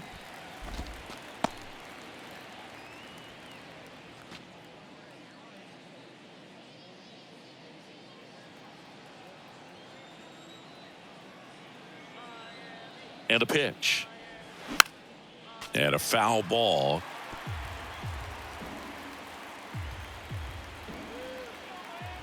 The 0-2. Now a high fly ball out to left center. Davis moving under this one. Puts the squeeze on it. And there's 2 down.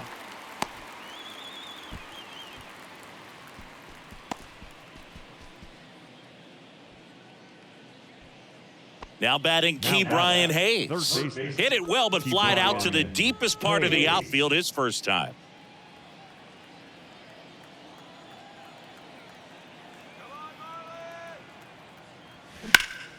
That one is hammered right field. Sanchez going back some more, and he brings it into the warning track. Pirates leave one, and we're still knotted at 0.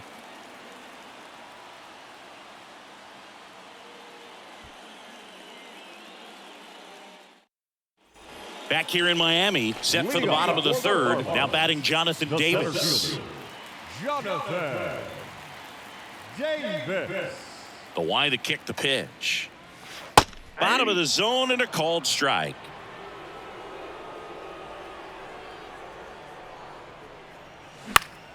Foul ball.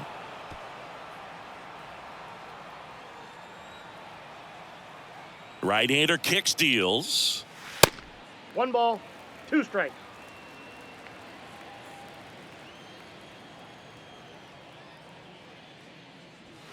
Had a good eye there.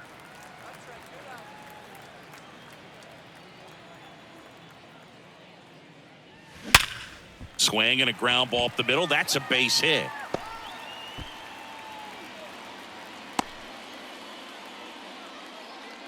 Oh, that'll make you feel good as a hitter right there. Smash that one through the infield for the knock. When it's hit that hard, it makes it very tough on the infielders to make any sort of play. Luis Ariz stands in. Grounded out his first time.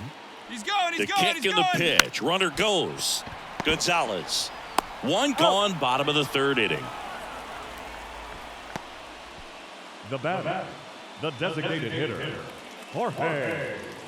And now here's the Marlins DH, Jorge Soler. He reached out a walk his first time.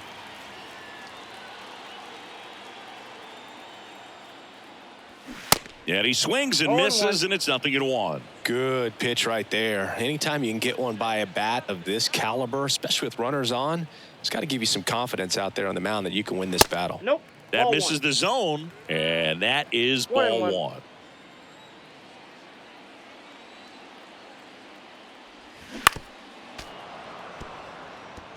Pretty good pitch there to take a rip at. He wants to get his arms extended. He likes the ball away from him a little bit, just not able to square it up. And now it's 1-2. Way high. 2-2 the count. Davis, the runner at second with one away.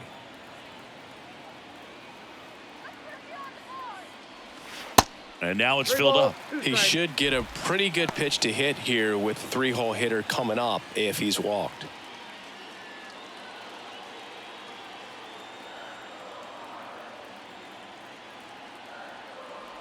And he walked Ball him. 4.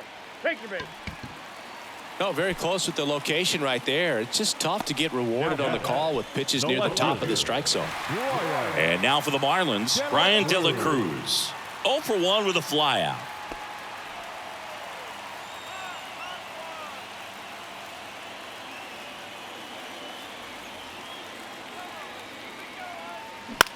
In the air out towards right center. Davis drifts towards it. He makes the catch, and there's 2 down. Yeah, that was a wasted RBI opportunity, but competitor like him, he is looking forward to making up for it in his next at bat. So here's the cleanup hitter, Jesus Sanchez. Flied to right his first time.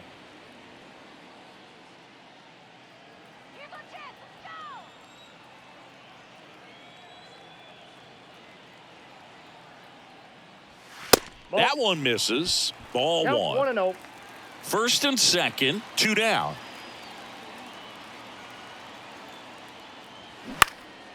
Lifted in the air, right center field. Davis on a dead run, heading towards the infield. Tracks it down for the out. And that will end the inning. Marlins strand a pair, and we are still scoreless.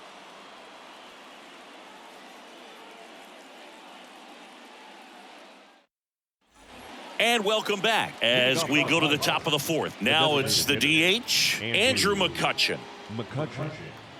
Luzardo back to work. And that is in for a strike. 0-1.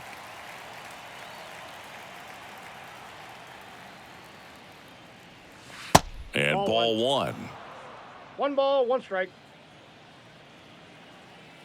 The pitch. Next offering is outside.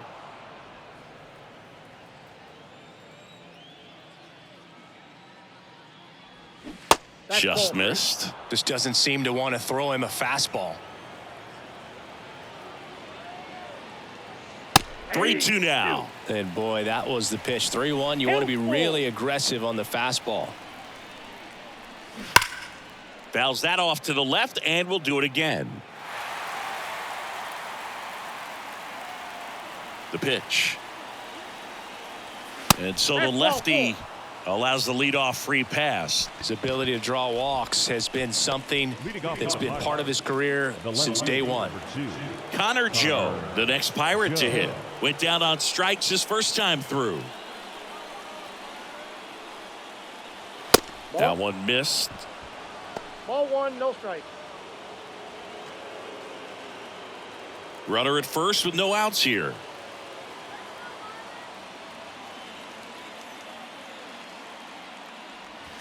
Next offering is in for a strike. Good approach right there. You want to get something just a little higher that you can elevate. Stay out of that double play. The 1-1 is fouled off.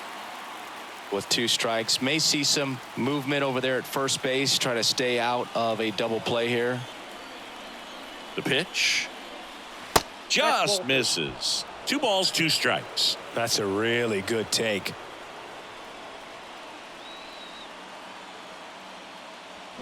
Got him swinging.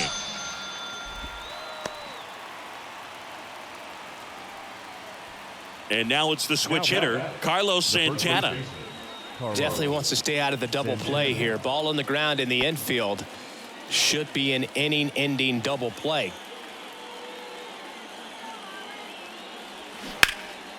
Down the line towards the corner.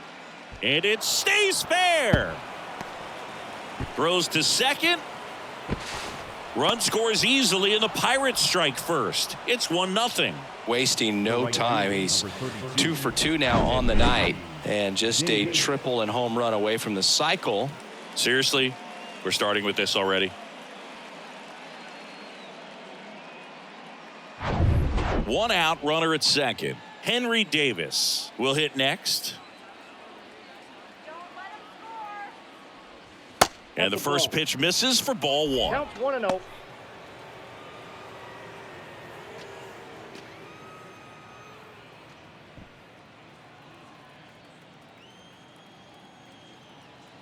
And now the lefty hit on the ground to the right side. And he handles it himself for the out. The batter, the shortstop, Rodolfo. Here's the shortstop at the plate, Rodolfo Castro. 0 for 1 so far. And this is a big opportunity for him to pick up his teammate right here.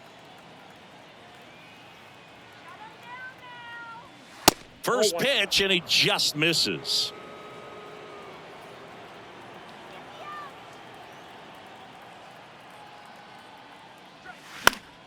Foul ball there.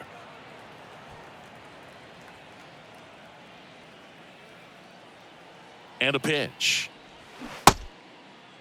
Check swing. Now we'll look down to first. And he went around, says Ricky Holiday.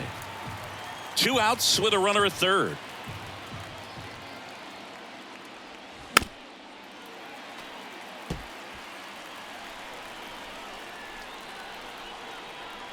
Two outs. Caught him looking for the K. But the Pirates strike on this run-scoring double. It's now 1-0. Major League Baseball is on the show.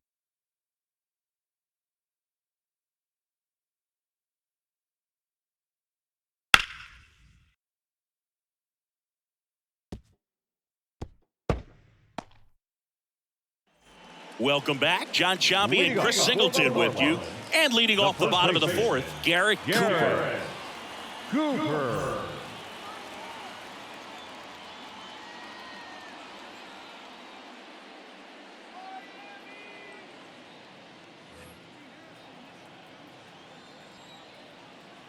The right-hander back to work.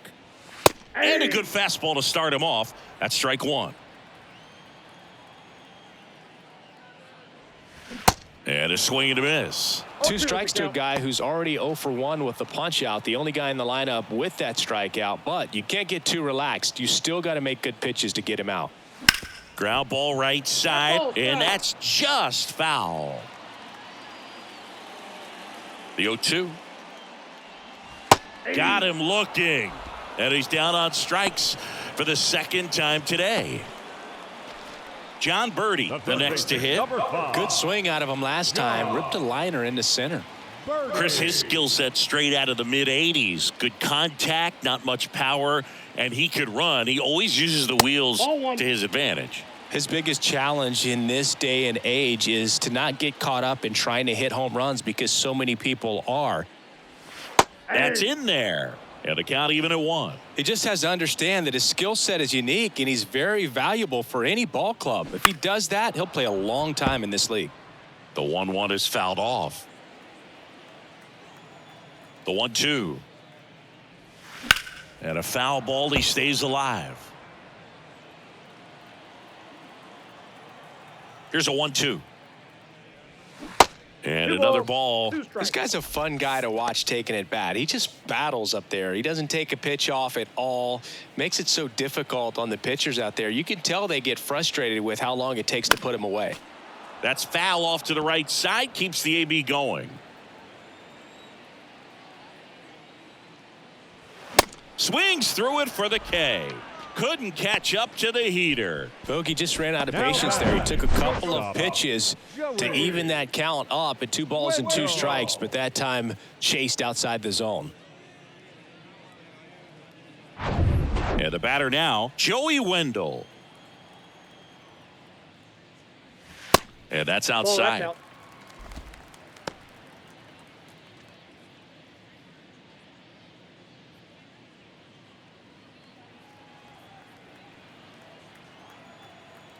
Righty to the plate. Swing and a tapper that rolls foul. Here's a 1-1. 2.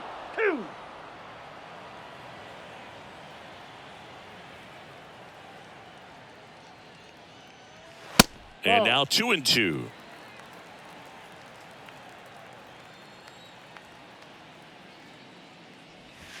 That one misses in the dirt. 2 down, nobody on. Swing and a miss. Struck him out. And a nice inning of work there as he sets him down 1-2-3. Nothing doing here this half. On to the top of the 5th we go. It's the Pirates 1 and the Marlins nothing.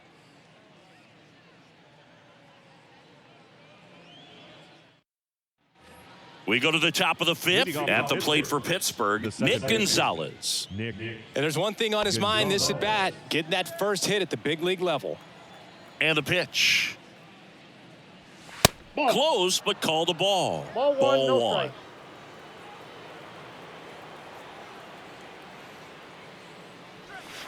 strike. Curveball drops in there. Man, this guy's got a great feel for his breaking ball today. The 1-1. Foul back our way, and that's out of play. 2013 in the playoffs, you caught one as the Red Sox played the Rays in the division series. I sacrificed a bracelet. It was my wrist and my hand. And that's downstairs and outside.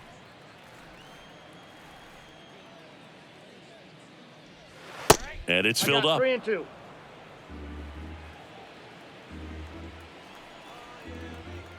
The wind of the pitch. That one misses. So a leadoff walk. What a battle. It's not always easy laying off a 3-2 pitch, and I tell you what, he earned that walk. So digging in, Ji-Hwan Bae. Beautiful swing in his last at bat, opposite field knock.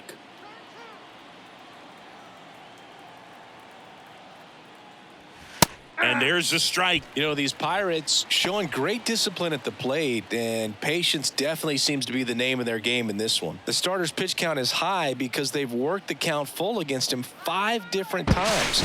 Their pitch selection's been off the charts today. Luzardo checks over to first, and he's back. Another move to first, and they're keeping him close. Nobody out, runner at first. Back to first. Safe. And again, he's back safely.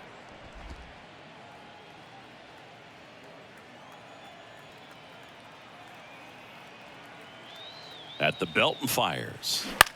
This one popped up. Cooper makes the catch, and there's one gone. Now batting, catcher, Austin Hedges.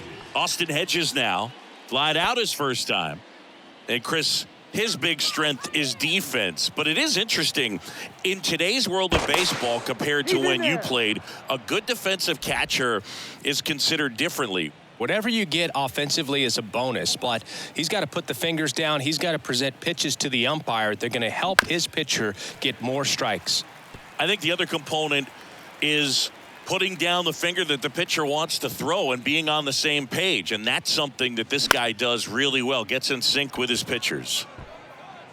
Got it. Really had to move for that catch. 2 down.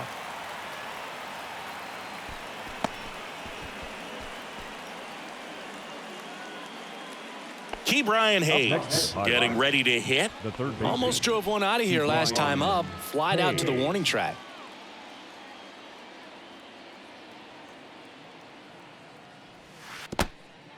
Now he can't squeeze it behind the plate. The tag, and that's out number 3, inning over.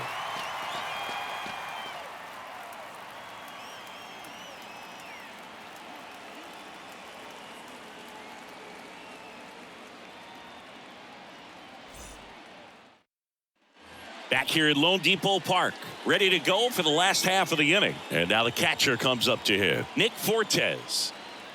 The pitch. There's a strike. Bullpen action for the Pirates. Cody Bolton loosening up in case he's called upon by Derek Shelton. Perdomo getting cranked up as well.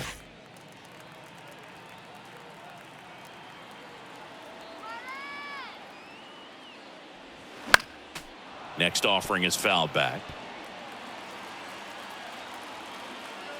And a pitch. That's a ball.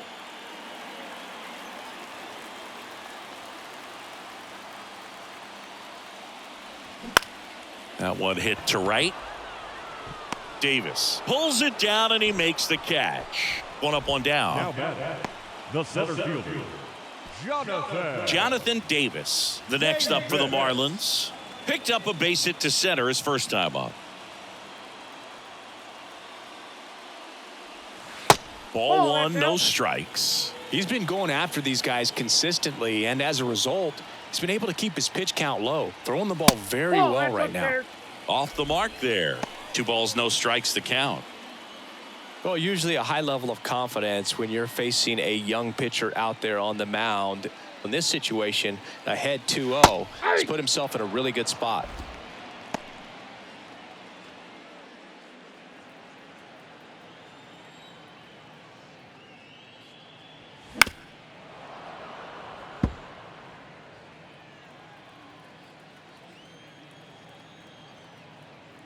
The wind of the pitch. Gets a piece there. We'll do it again. Flew open a little bit with that front shoulder, but was able to slow his bat down just enough to make contact with that pitch. Keep the at-bat alive.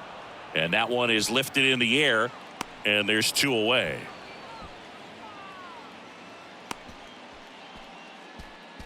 the batter, number 3, second baseman. Luis Arias digs in now. He's kind of an outlier, especially when guys are consciously sacrificing contact to deliver power.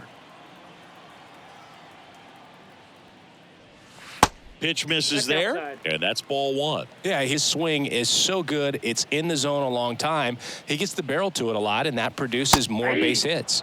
Next offering is in for a strike. Singy, one of the things that's interesting is that guys really don't worry about swing and miss from an offensive standpoint anymore.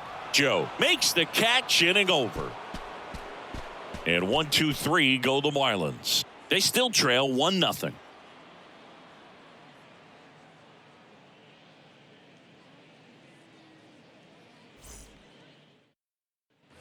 Back here in Miami. All right, we go to the top half of inning number 6. Now the third baseman, Brian Hayes. Luzardo back to work. And a breaking ball drops in for a strike. Yeah, and the domino effect of that is running up pitch counts on pitchers and then either getting them to a place of fatigue or getting into the bullpen perhaps before you get to those higher leverage arms at the back end. No balls, 2 strikes. 0-2 now. 1 ball, 2 strikes.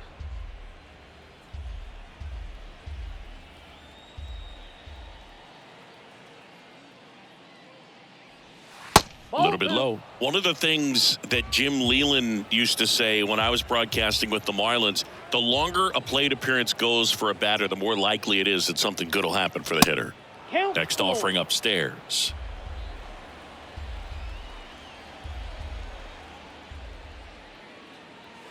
Got him swinging for the strikeout. Couldn't catch up to the heater. And now it's Andrew McCutchen. Designated hitter.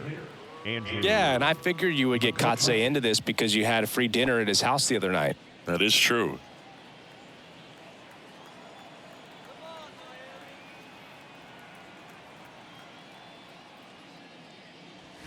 First pitch doesn't find the zone. McCutchen, in his 14th season, over 1,000 runs batted in his career. He's usually in right field, but today he's getting the DH treatment.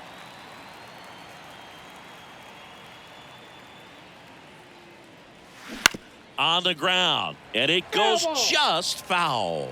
Well, a nice day off for him, not having to jog out to the outfield. Gets to be in the DH spot. Be curious to see how he keeps himself in a rhythm, not playing defense. Foul ball, still a 1-2 count. Next offering down in the dirt. 2 balls, 2 strikes.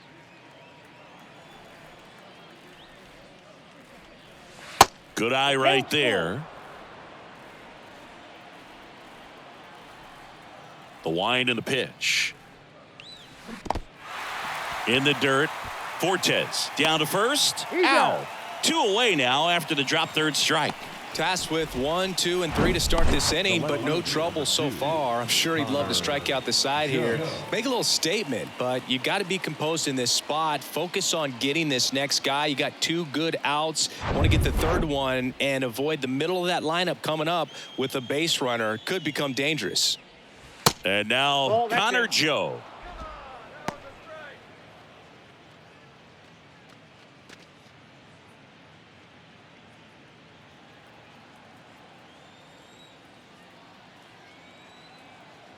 And the 1-0. Outside, that's a ball. Struggled a little bit in this one. Couple of strikeouts earlier, but doing a much better job in this at bat to get ahead and find a good hitter's count at 2-0. That's in there. Now 2 balls and a strike. Miami's bullpen with some action. Archie Bradley up and throwing. Number 33, a left-hander, also throwing.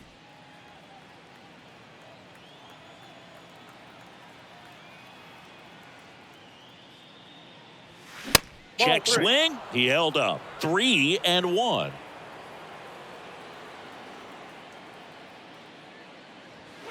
There's a strike. We got full count.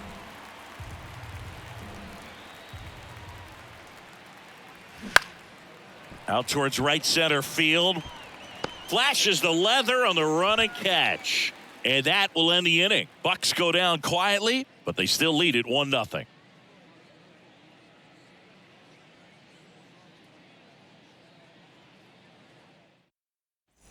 And welcome back. Bottom of the 6th inning. And at the plate for Miami, Jorge Soler.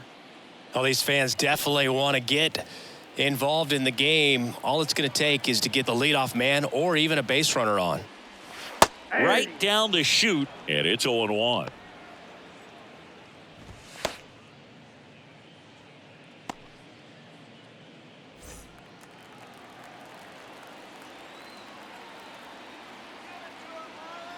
Righty delivers. That pitch gets the corner. No balls, 2 strikes.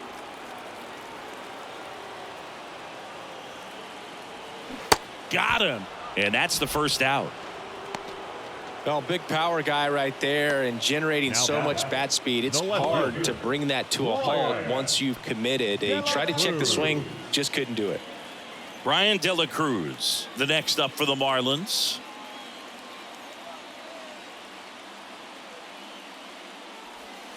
Off the plate, and that's ball one.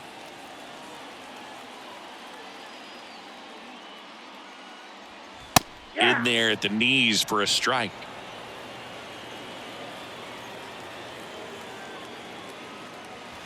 The 1-1 is fouled off. Some real good life going through the zone on that one. The 1-2. And a swing and a miss. 2 gone now. Well, that's always the key to effective pitching, is getting ahead in the count. And as a pitcher, it really allows you to start expanding the zone. Guys become defensive, and all of a sudden, for the hitter, that plate starts to get really wide. And what happens is, because of the pressure, you end up committing to a pitch as a batter before you recognize what it is, and that's what leads to the strikeout. Sanchez lays off down low as he digs in for the 3rd time. And now 2-0. Left-hand hitter waits. Aye.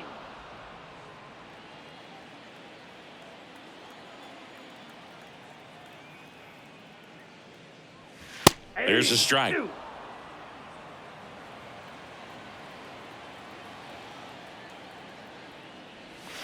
And now it's filled up.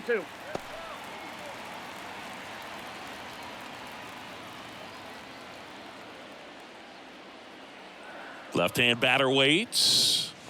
Spoils the 2-strike pitch, and he'll see another. Kicks and fires. Got him swinging.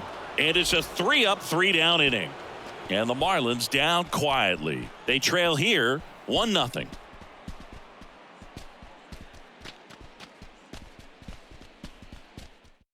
New pitcher for the Marlins, Archie Bradley. And this could be a pretty critical point in this game. They're hoping he's the guy to keep them within striking distance. Bradley.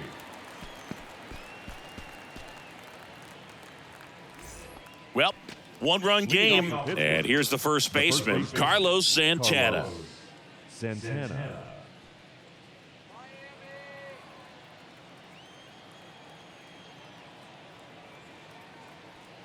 And he deals. And there's a strike on the outside corner.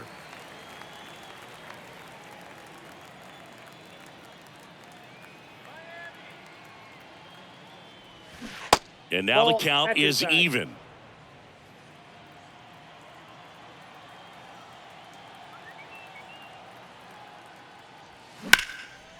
Now fly ball to right center. Davis makes the grab, 1 down. The batter, the right fielder, Henry. Up next for the Pirates, Henry Davis.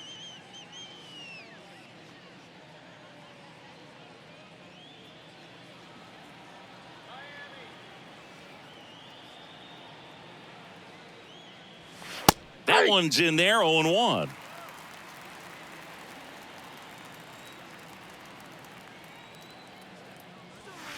Good eye right there. I got 1 ball, 1 strike. The 1-1. Bounced up the middle. Now the throw to first on the run. Out. Barely got him for the out. Close play. I love how guys at this level are able to slow the game down, whether it's in the batter's box or on defense. And right there, that was a good job of knowing just how much time he had. We talk about that internal clock. He was able to gather himself, get a good grip, and make an accurate throw across the diamond. Rodolfo Castro, the next Pirate to hit. In for a strike. It's 0-1.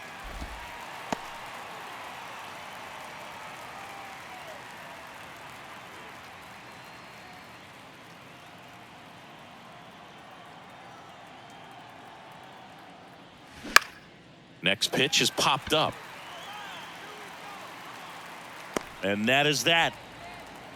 Down in order go the Pirates. But they're on top, 1-0. It's time for the traditional 7th inning stretch. We're back in a new pitcher here to start the bottom of the 7th. Cody Bolton. Well, the best relievers love the opportunity to come in and protect a tight lead late in the ball game. Some of them are just wired different, so we'll see what he's got here.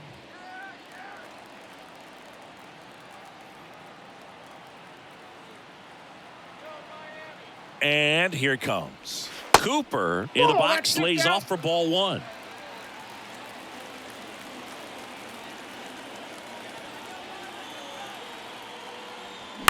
Late swing, fouled off.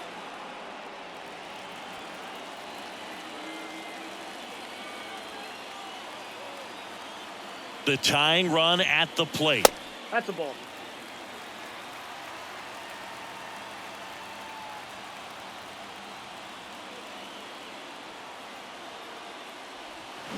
And that one fouled off.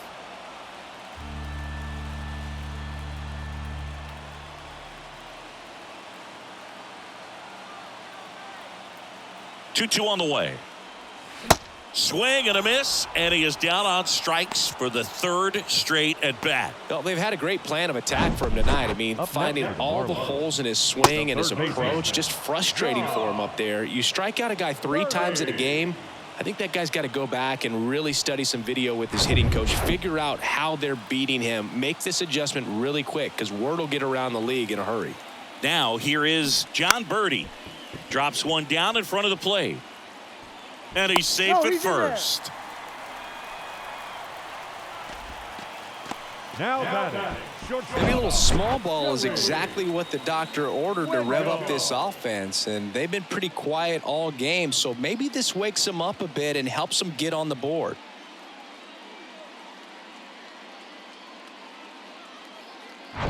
Joey Wendell, the next up for the Marlins.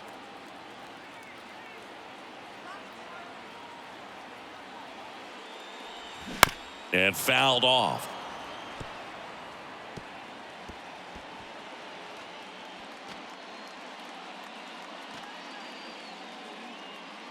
Birdie at first, one gone.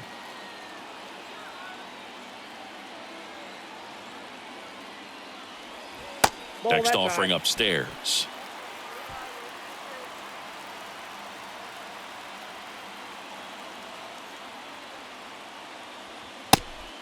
And a pitch out, but no steal, and it's ball 2.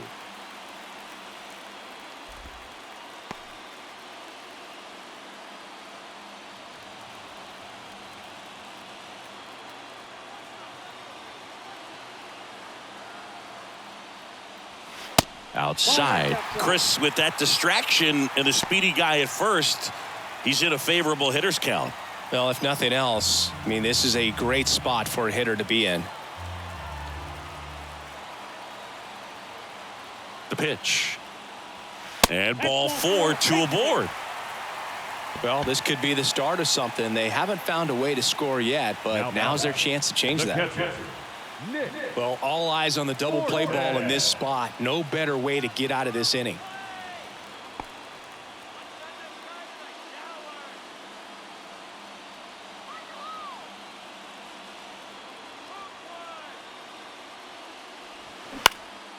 And that one lifted in the air center field.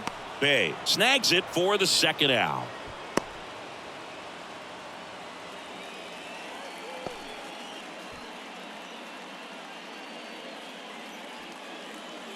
Jonathan Davis, the next up for the Marlins. This is what stat nerds like myself might call a high leverage situation. Yeah, Boog, not sure what the numbers say, but clearly an at-bat that could change the course of this game dramatically. First pitch, and that's in for a strike.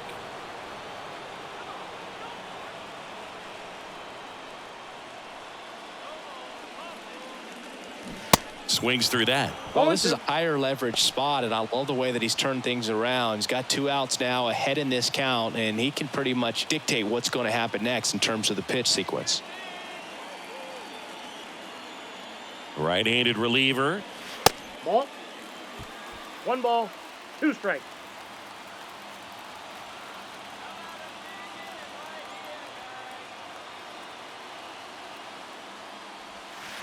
And the 1-2 misses to even the count.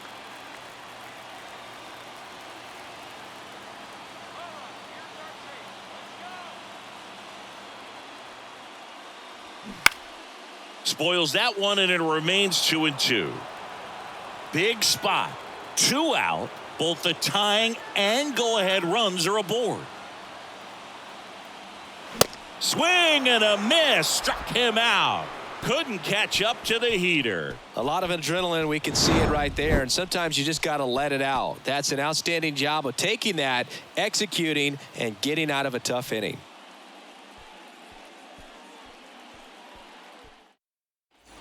Back here at the ballpark, here's the second baseman, Nick Gonzalez. Nick Gonzalez.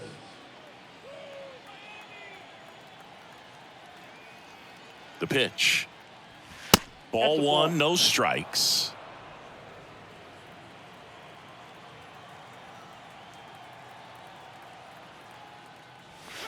Called strike right there.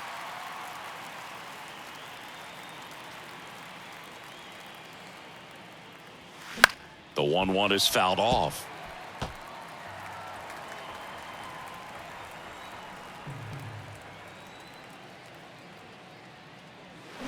Fouls it off, still 1-2.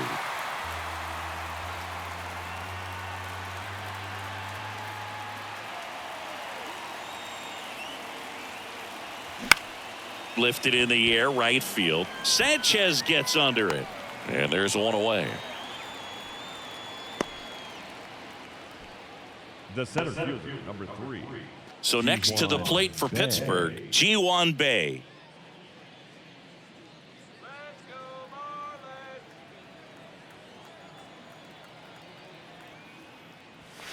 In there at the knees.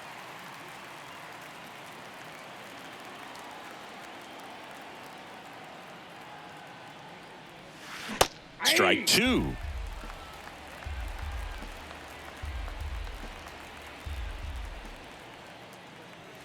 And now 1-2. 0-2 fastball way out of the zone. I think he's trying to speed him up. Got to stay back. Off speed's probably coming.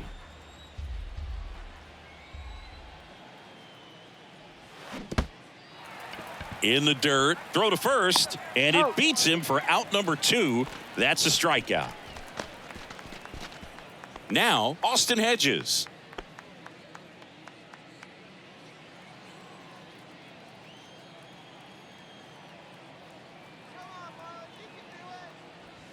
First pitch, not close. If you're the pitcher, you've got to go right at this guy. It's the number 9 hitter in the lineup. You can't be afraid of contact in this situation. Pulls that one foul.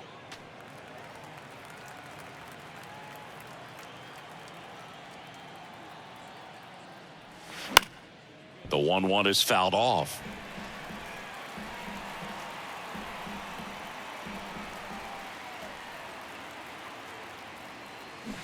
Knocks that one away, and we'll do it again. Man, this has been a real important inning in relief. I mean, so far, they've been doing a great job holding that deficit at 1. Here comes a pitch. Fouled off the plate. They'll do it again. The 1-2. Gets under it and pops it up. Arise has it sized up. He makes the grab, and that is that. Nothing doing here for Pittsburgh, but they hold a 1-0 lead.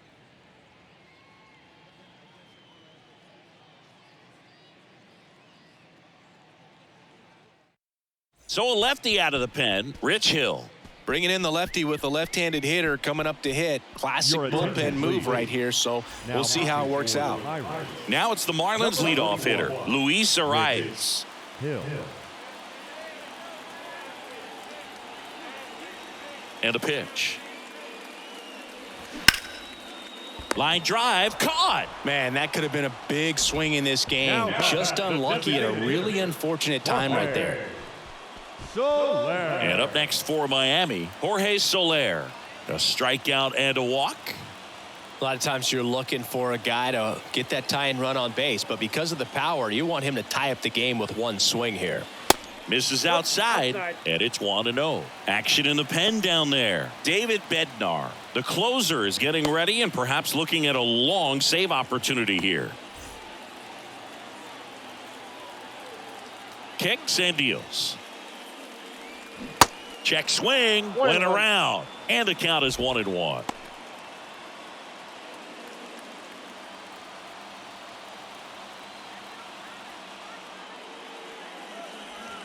Wouldn't chase that time.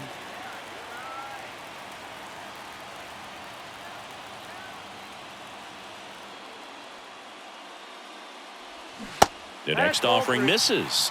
And the count is 3-1. Brian De La Cruz in the on deck circle.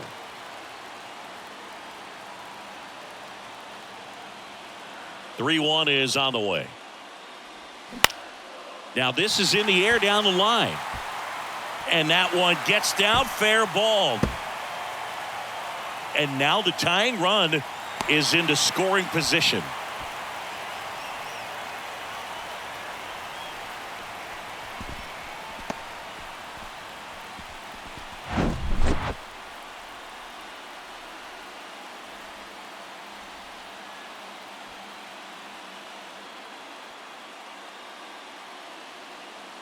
Substitution now at second base. Marlins bring on a pinch runner, Garrett Hampson. Number 1. Now here is Brian De La Cruz.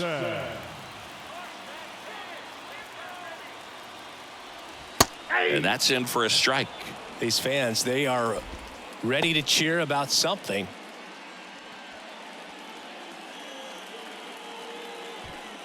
Hampson leads off second with one gone in the inning.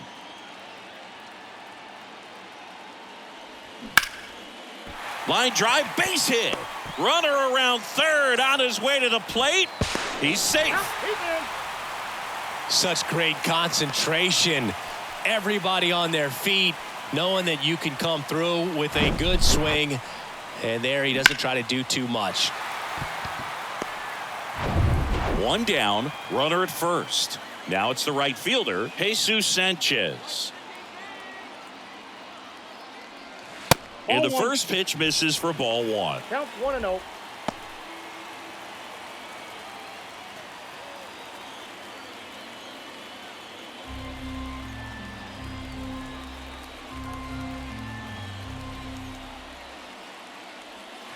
And that one just missed off the outside edge. When the skipper calls down to the bullpen, he's expecting the guy to come in and get outs. So far, not getting what he was hoping for. That one pushed to the left and foul.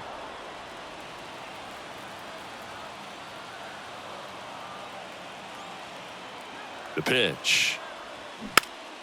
And a foul ball. One away. Tie game. Go ahead run stands at first. Hill checks over to first, and he's back.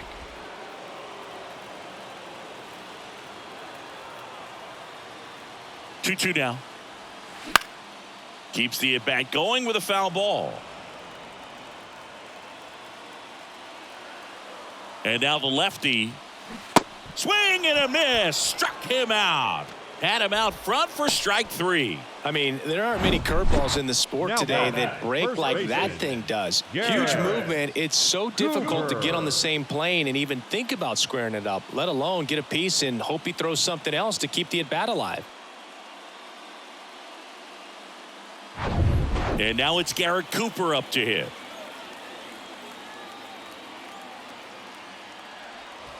First offering misses the mark.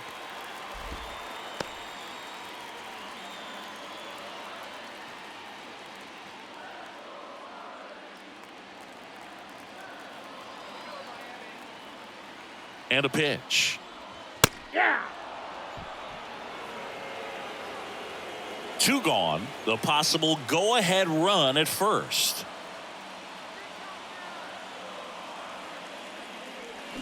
So now 1-2. He's had a tough day at the plate. 3 strikeouts already. It's hard not to think negative, but you got to find a way to somehow center up the baseball and put it in play.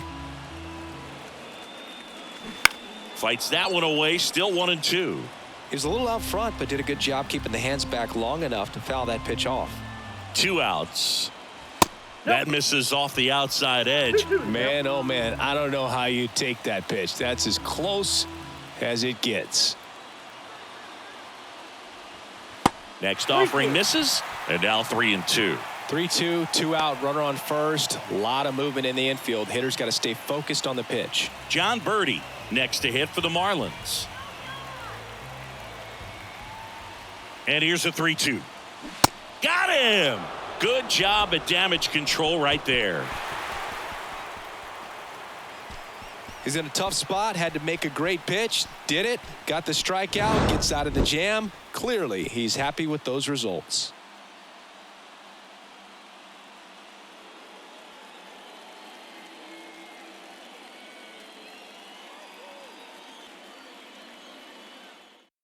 So the Marlins go with a new arm, Ryan Hoeing. Hasn't pitched in the last 3 days. Ryan Hoeing.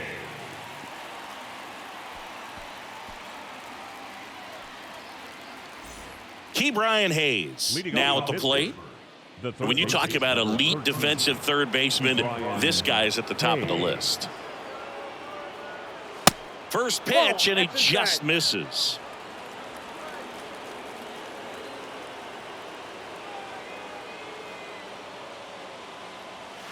Next offering is in for a strike.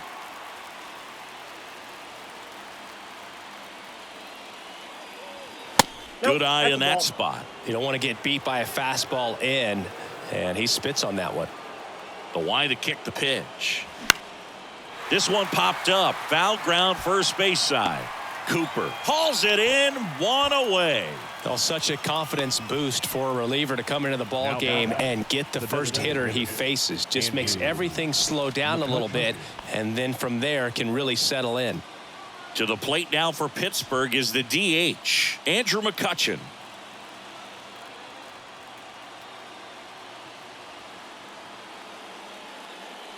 Trying to keep good speed off the bases. Movement in the bullpen. Huascar Brazoban, the hard-throwing righty, is up and loosening.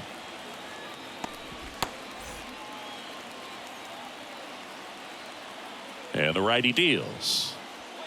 That one missing inside.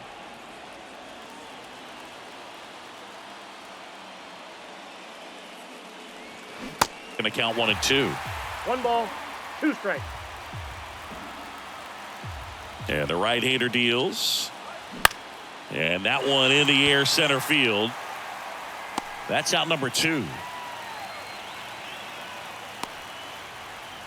The batter, the left fielder, Connor. Here's the left fielder, Joe. Connor Joe.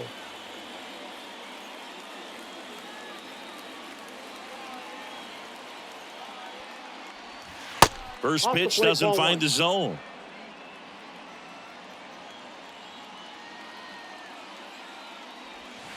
Curveball over for a called strike.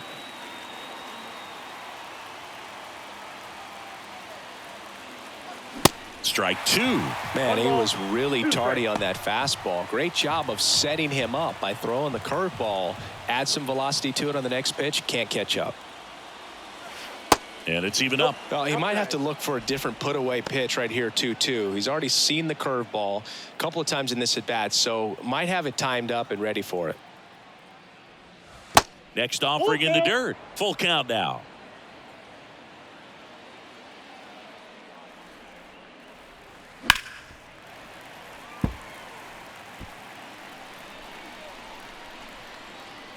Right-hander kicks, deals. Up the middle, and that chance handled. Whips it to first on the run. That's the third out. So they go quietly there. 6, 7, 8 scheduled to start the bottom of the ninth. All tied 1-1.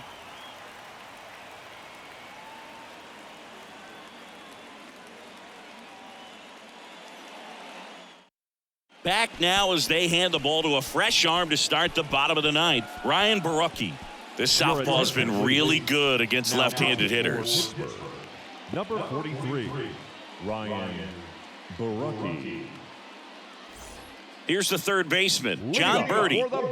Feels like it's less common today that you see a guy like this. The speed component, the contact component, but lack of power. Misses off the inside. Ball 1.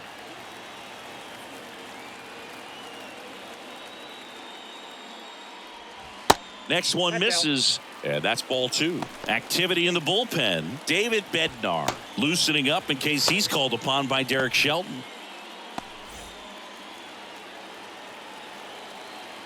The wind of the pitch. And it's fouled away.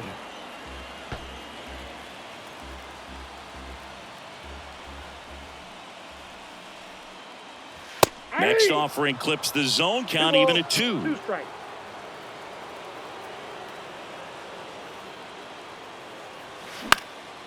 Popped up. Gonzalez sizes this one up. Great effort as he's able to haul it in. And there's one down. Now batting, shortstop, Joey Wendell. And the batter will be the shortstop, Joey Wendell. You know, this is kind of a tough matchup as a left-handed hitter facing a left-handed pitcher. What you tell yourself is, I want to stay square to the plate, try to hit the ball over the shortstop's head. Nope. That's off the mark, and that is ball 1.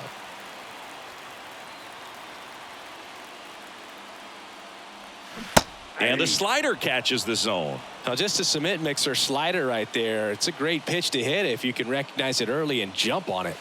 And now 2-1.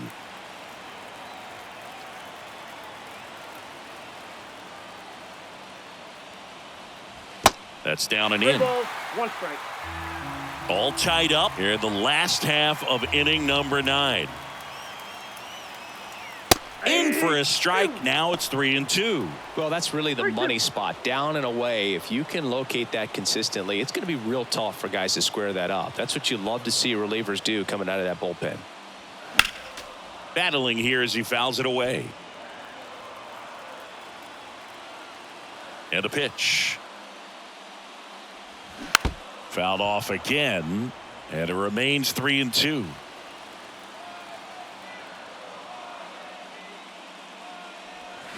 Fights it off. He'll see another.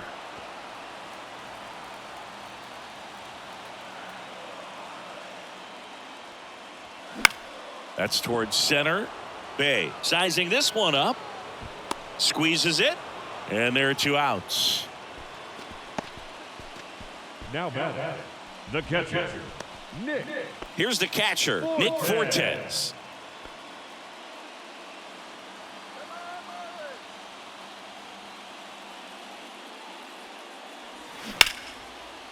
Ripped to short. Throw on to Santana. And it's a 1-2-3 inning. Miami down in order. Score remains tied 1-1.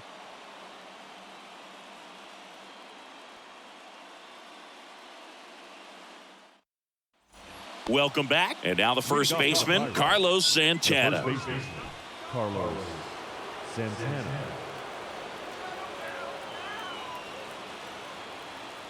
Hoeing back to work. Swing and a ball popped up. And that one gets down, fair ball. And they get it in quickly. First and third now with nobody out. So they hold the runner at third, wanting to play it safe. Think that comes back to bite them? Boy, it's hard to say. That runner on second to start extras is critical, and you want to make sure you don't waste him. If they don't score this inning, there'll be some second guessing for sure. Making a move at third, and on a pinch run for Pittsburgh, Tucupita Marcano. Number 30. So runners at the corners, nobody out. At the plate for Pittsburgh, Henry Davis. And first offering is fouled off. In the infield at the corners, don't be surprised to see them come home first and prevent that run from scoring.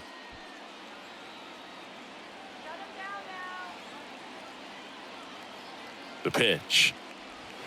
That's a ball. Meanwhile, activity in the bullpen. Huascar Brazoban, the young right-hander, up and throwing. Number 33, warming up as well.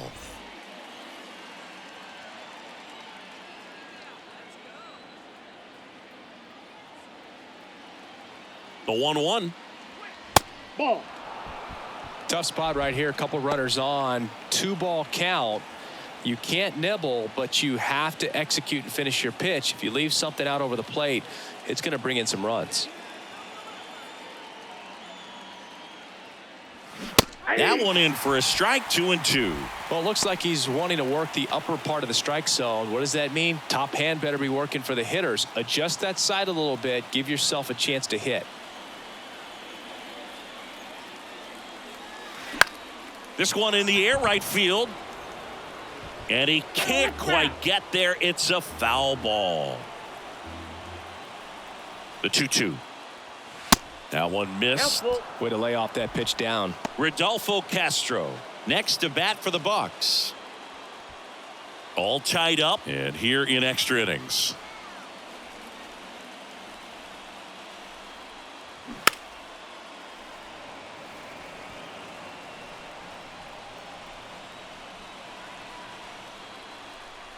The pitch.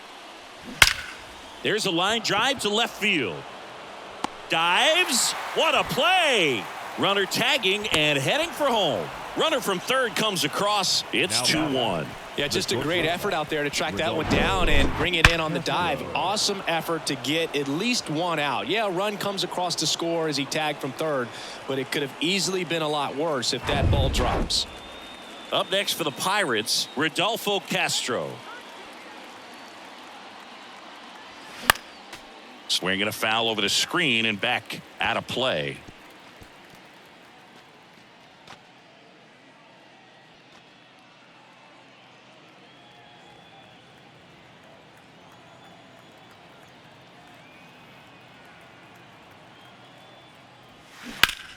And that one is lifted in the air. And no one can get there. It falls in.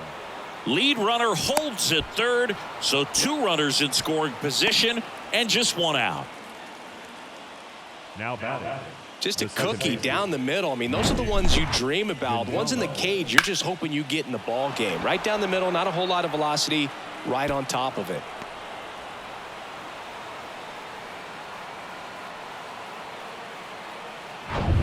Nick Gonzalez, the next Pirate to hit. And the first pitch misses for ball 1.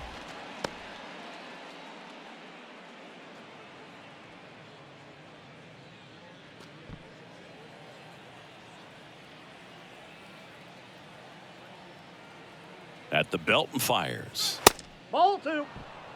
He's got a base open, so the pressure to come in and really attack this hitter, not as great as it would be if the bags were sacked.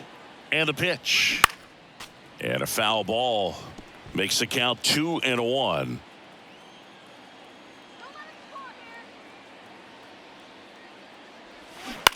To third. And foul ball. Santana at third. Castro at second with 1 away. Still 2-2 after the foul ball.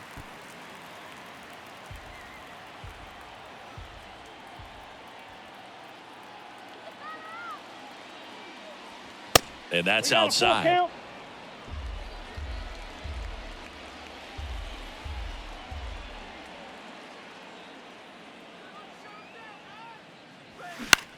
This one popped up. Sanchez on the run. That's a base hit. Run scores. Throw comes in and holds the runner at third. They're at the corners now with still only 1 away. So he gets 2 milestones with that hit, his first big league knock, and he drives in his first run as well. Yeah, you love to get both of those out of the way with just one swing of the bat, and it makes the special moment even more special. It's not just an individual accomplishment when you're also driving in a run for your team. That's an at-bat he's never going to forget.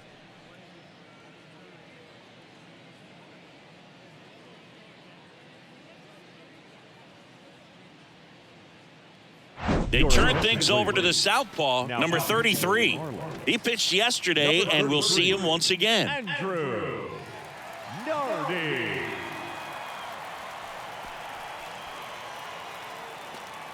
So up next, Ji-Hwan Bae.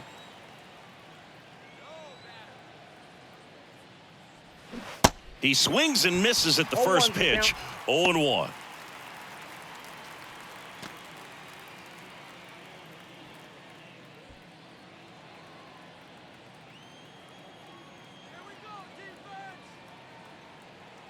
Two on, 1 out. And the pitch is outside, ball 1. First and third, 1 down.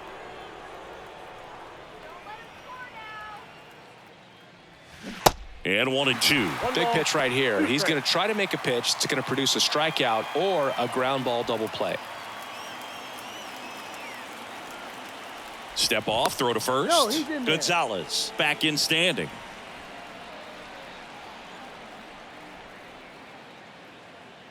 Left-hand batter waits. Just off the outside edge.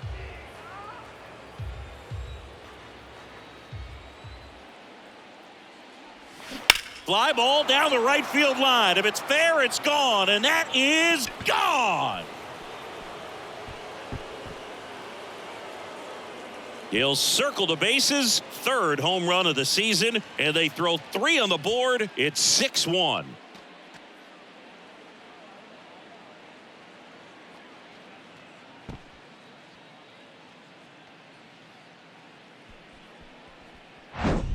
Well, I'm not really sure how he kept that fair. When you're out in front on a breaking ball like that, such a good chance that it's going to hook foul, but not this time. He kept the hands moving forward just long enough to sneak it inside that foul pole. And here's the catcher, Austin Hedges. First pitch just misses.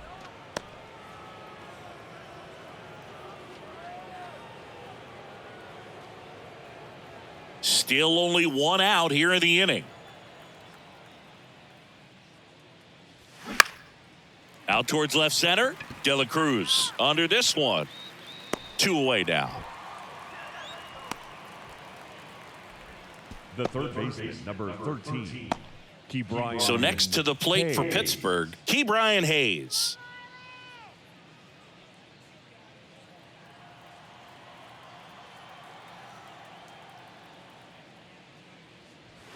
And that's in there for strike 1.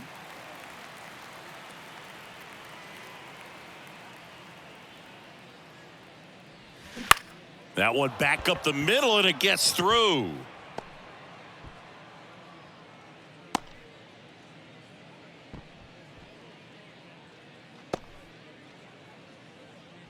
Stepping in, Andrew McCutchen.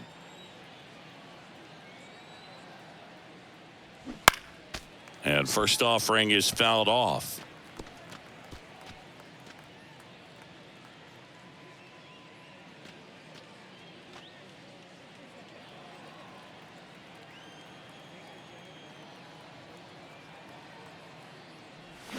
Swings through that one.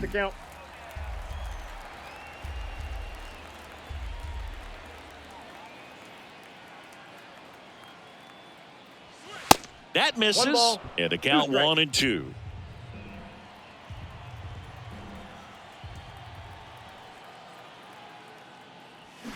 And a swing and a miss, and that's that.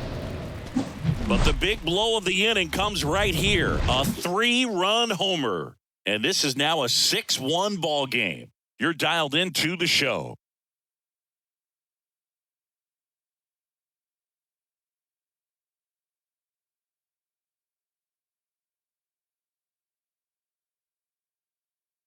So coming into the game now on defense, Tucupita Marcano. He'll be out in left field. Here's the center fielder, Jonathan Davis. The center fielder, Jonathan Davis. And he deals. That's inside. Ball 1. Bullpen activity starting up now. Carmen Mlodzinski loosening up in case he's called upon by Derek Shelton. Perdomo, the lefty, warming up as well.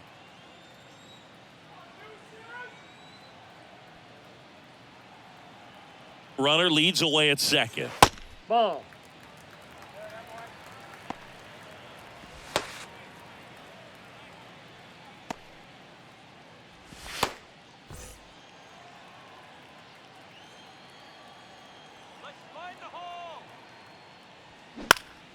In the air right field, Davis settles under this one, brings it in, runner tags at second, and now a wide throw to third. The batter, number 3, second baseman, Luis. Back to the top of the Miami order, and now for the Marlins, Luis Arias.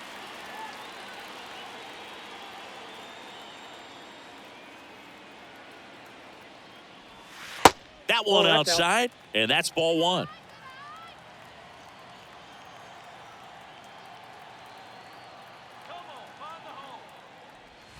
Just missed.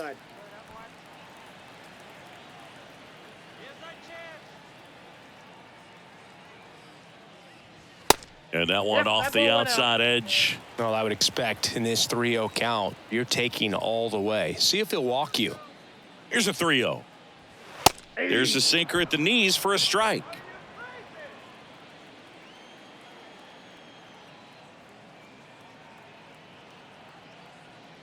And that's ball 4. Ball 4. The batter, number 1. Runners on the corners with one gone. Now it's going to be Garrett Hampson. Came into the game as a pinch runner. This is his first trip to the plate in this one. And a foul ball.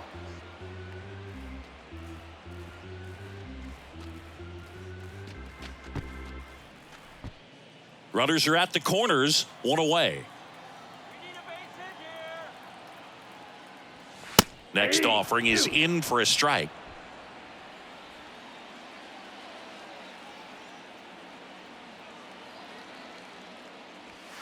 Just misses with that one.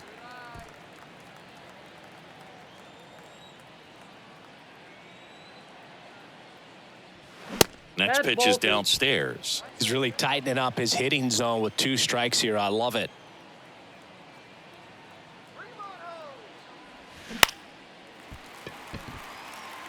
Base hit and a run in to score. The throw to third, and he's out.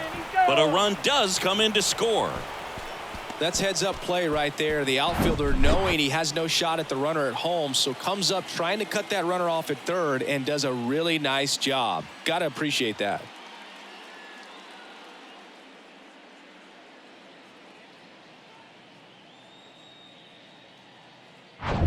So it's their last chance in this one. Now the left fielder, Brian De La Cruz. Step off throw to first, and he's back standing. Well, at least you got the pitcher thinking a little bit. You don't want to run yourself out of the ball game. You get thrown out or picked off, it's over. Liner, base hit. They stop the lead runner at second. Now 2 on with 2 outs. The right fielder, number 7. On the mound now for the Pirates, David Bednar. On for the 30th time this year. Now pitching for Pittsburgh, number 51, David Bednar. And next will be the cleanup hitter, Jesus Sanchez. Just missed.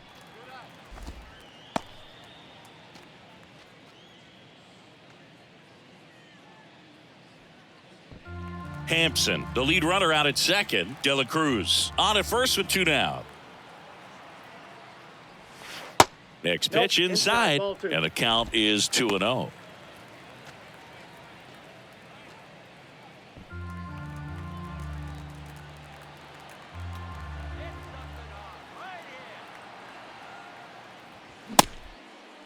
Sanchez tries to check his swing. Now a look to third, and he held up. Righty to the plate, and a 4-pitch walk. It all just came apart right there. 4-pitch walk, and guy at the plate was not going to help him out by swinging at something out of the zone. Base is full, 2 gone. Garrett Cooper will hit next. Good contact guy, good defender.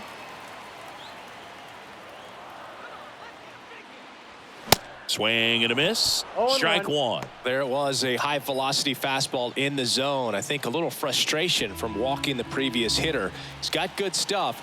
Pitch inside the zone and trust it. 0-1 down. Ground ball up the middle, and that one handled, and that is the ball game. Well, this is a big win on the road and going extras into 10. So hard to pull those out, but I think this team did a great job of keeping the crowd out of the ball game late. When you can do that, it kind of calms everything down, keeps the adrenaline of the opposing team down a bit, and you can steal a win and get out of here happy. And your final 6-2. For Chris Singleton and our entire outstanding crew here at MLB The Show, I'm John Shambi. We'll see you soon.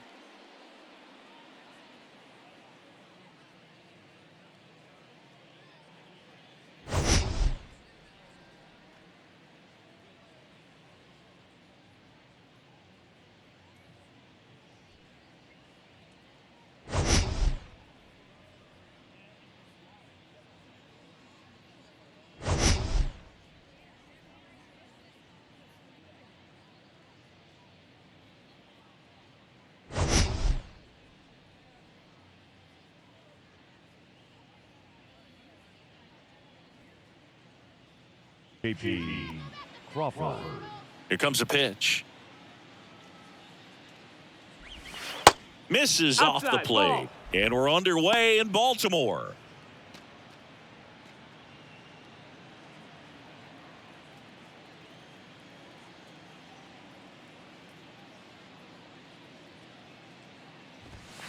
Next offering No, that's up. upstairs.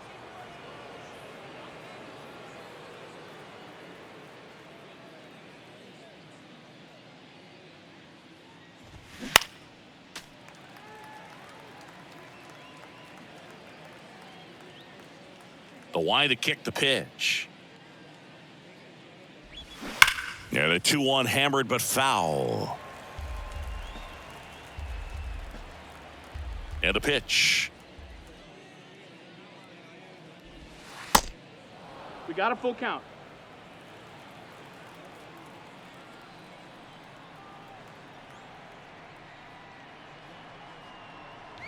And he walked him. His ability to draw walks has been something that's been part of his career since day one. And now it's Julio Rodriguez. Outfield playing very deep, not wanting anything over their heads. Misses outside, and that is ball one. One of the things that's cool is Rodriguez, even as young as he is, has formed kind of a neat relationship with Ichiro Suzuki. They met back in 2019 when Julio asked to take a photo with Ichiro, and the relationship has grown since then. The 1-0. They say it went. No surprise that as a kid, Julio Rodriguez says he admired Alex Rodriguez, Manny Ramirez, David Ortiz, and Ichiro Suzuki, among others, as far as guys he looked up to in the big leagues. And those are some pretty good players, in my opinion. Strike two. 1 ball, 2 strikes.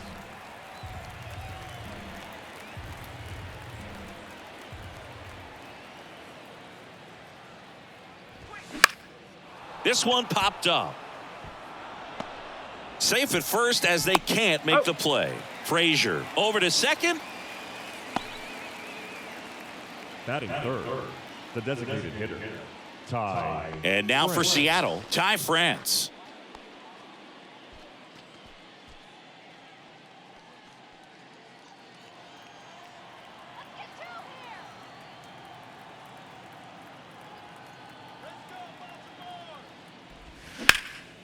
Out towards right center field. Hicks on the move to his left. Grabs it on the run. 2 away now. Batting fourth, the right fielder, Teoscar Hernandez. And now Teoscar Hernandez.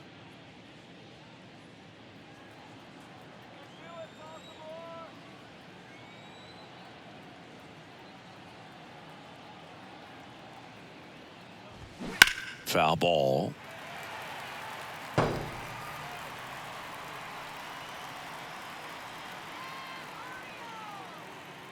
The kick and the pitch. Runner goes. Swing and a liner foul off to the right. Rodriguez off of first with 2 away.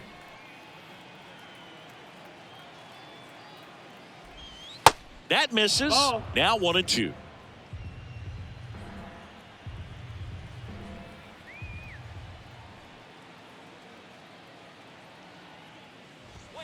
Just No, missed. that missed. That's a It's a ball. good take.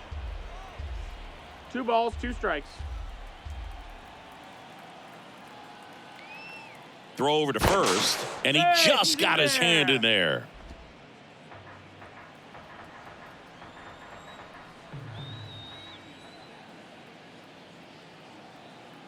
The 2-2. Gets a piece there. We'll do it again.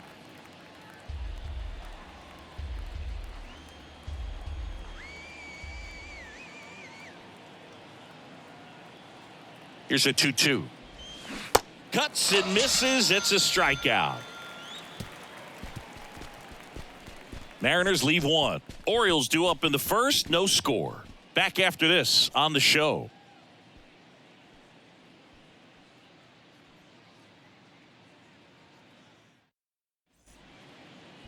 Back now at Oriole Park. Now the starting pitcher in this one, Bryce Miller. Well, he's been a real quality starter for his club. And coming into this one, what stands out for me is that right-handed hitters have really struggled, batting below 200 on the year. It seems that they have a hard time picking up his release point and tracking the ball into the zone. So we'll see how right-handers do against him in this one. Bottom of the first. And into the box for Baltimore, Jorge Mateo. Swing and a hard hit liner up the middle and a base hit. Went up there looking to be aggressive and got something he could handle. That pretty much split the zone down the middle, and those are the ones where you got to make them pay. And now a chance to maybe get creative on offense with good speed on first. Here's Adley Rutschman. Check on the runner. Mateo back easily.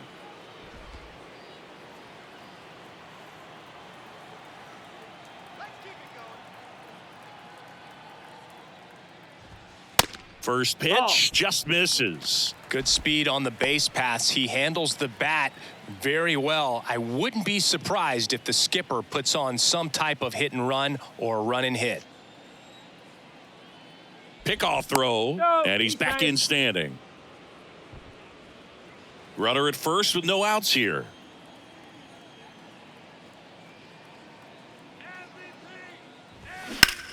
And there's a fly ball deep right field, way back there. Hauls it in on the warning track. Batting third, the right fielder, Anthony Santander. Anthony Santander at the plate.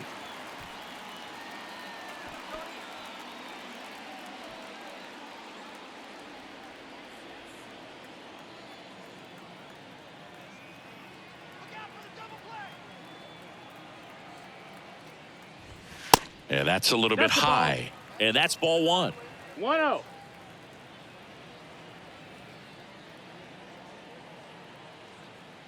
Steal. Mateo runs. And it's fouled away.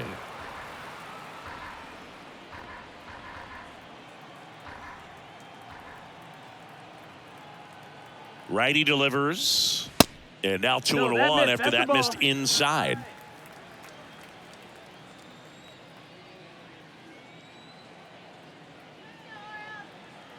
2-1 now. Bottom of the zone and a called strike.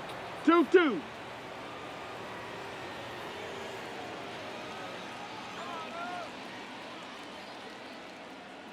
And the righty deals.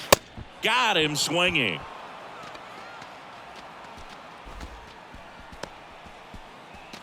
Ryan O'Hearn comes up to hit.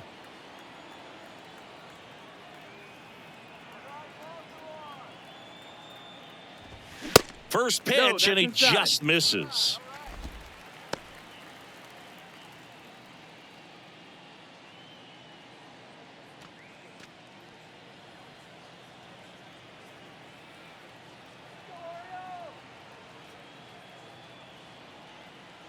Left-hand batter waits. Pitch out, but no action.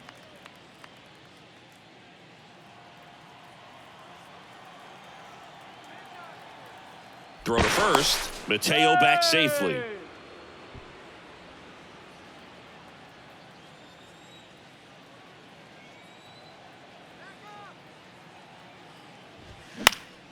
Swing and a ground ball out to short. They take the force out with room to spare, and that's the inning.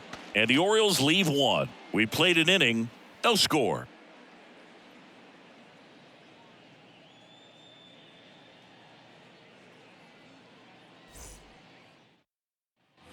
Back here in Baltimore, here's Jared Kelenic. The left fielder, number 10, Jared Kelenic. Kremer back to work.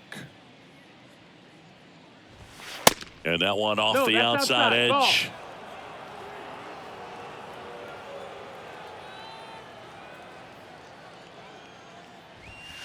And there's a ball. 2-0. Our plate umpire, Earl Hendricks. Yeah, with Hendricks, Boo, kind of interesting. He's a good, consistent umpire, but you do hear that he kind of favors one side of the plate more than the other. So it's really hard to know for sure, but I think that usually it has to do something with where he sets up prior to each pitch. 1. The 2-0 is in for a strike. What about an umpire's height? How much of a role does that play in your experience and what the strike zone is like? Yeah, I think it pushes the strike zone up a little bit, which, you know, as a former hitter, you like that. You wanted the ball up. You didn't want to have to deal with stuff down in the zone consistently. 3-1 now. Swing and a line drive, base hit out of the center field.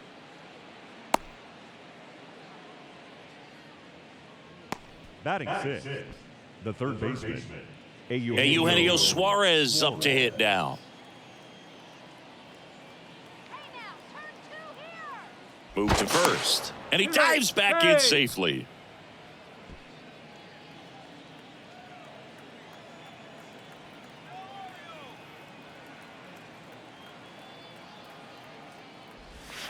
There's a strike.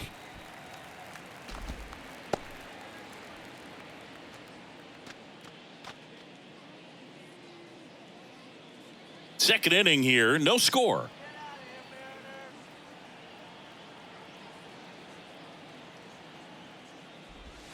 Not close with that one, and the count even 1-1.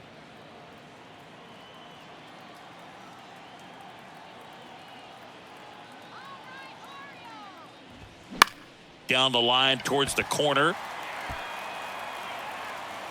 Hauls it in, and there's one away.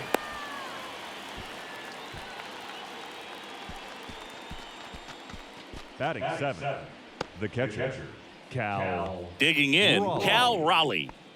This guy, one of the best defensive catchers going. You talk about framing, the ability to block, catch, and throw.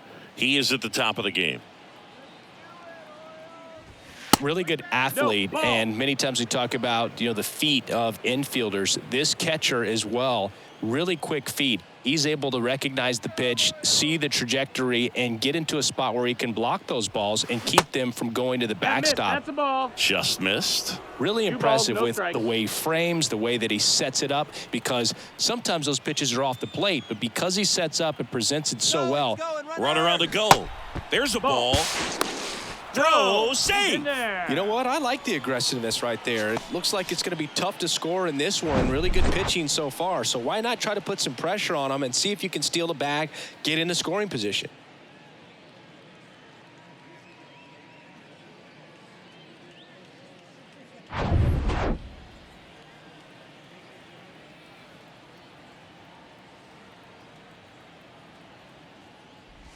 That just missed. He walked him on 4 pitches. I don't think he really wanted to pitch to him right there anyhow. And as well, lots of pop in that bet. So you combine the slug with really good defense. And it'll bring up Mike Ford. Good power. Not great in the OBP department. And the first pitch misses for ball 1. 1 ball, no strikes.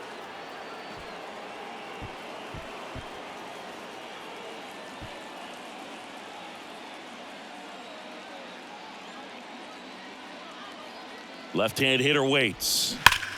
Nice stop. The throw. O'Hearn tossed to second. What a double play that was. Inning over. No runs, 1 hit, no errors, and a man left. We go to the bottom of inning number 2.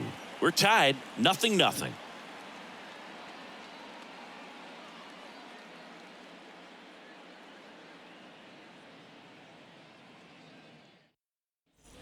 And welcome back. Bottom of the inning. Here's the left fielder, Austin Hayes. Austin Hayes. The wind of the pitch. Swing and a high fly ball to left. And out number 1 on the grab. Just pulled off of it a little bit right there. That front shoulder coming open instead of staying closed. If he does that, he's going to be able to go up the middle the other way with some authority instead of a fly out to left.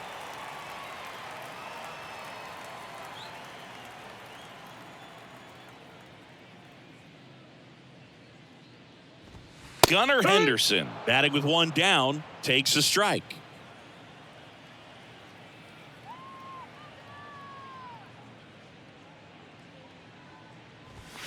Next offering upstairs.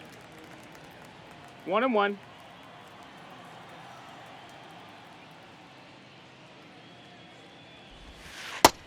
Curveball drops in for a strike.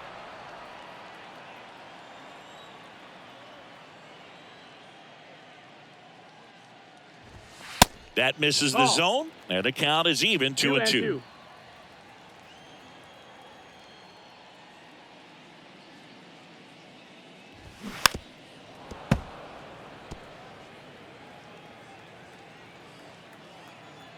One down, base is empty.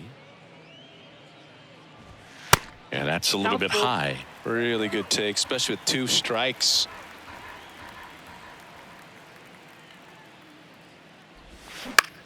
And that one in the air center field. Rodriguez heads towards it.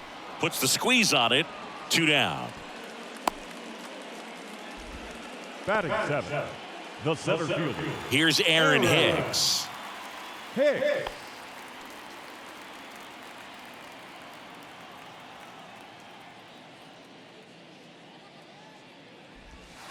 First offering 1-0. misses badly for ball 1.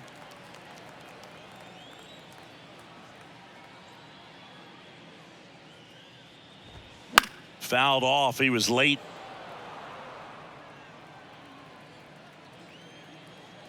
The pitch. So a foul ball makes it 1-2.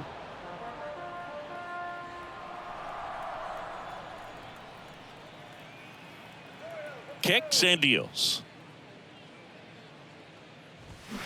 Fights that one away. Still 1-2. He's getting the barrel to the ball. He's just got to work on that timing a little bit. The 1-2. Battling here as he fouls it away.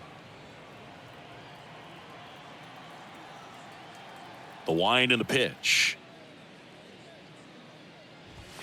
Good eye right there.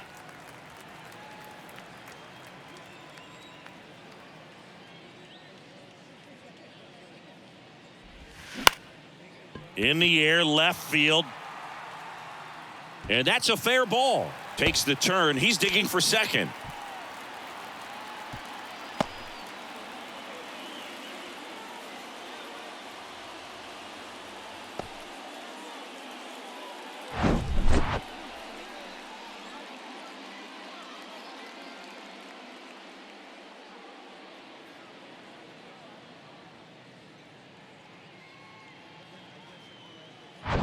And next is the designated hitter, Ramon Urias.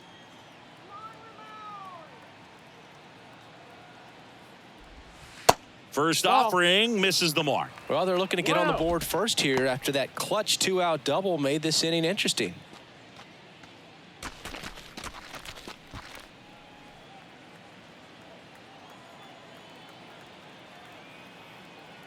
The 1-0.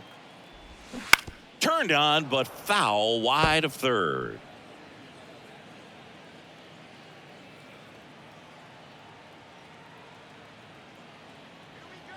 Runner leads away at second. Out in front and foul to the left side. Hicks at second with 2 down.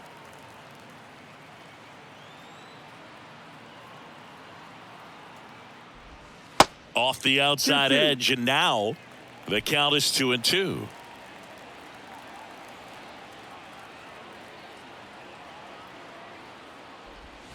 And a swing and a miss, and that's that.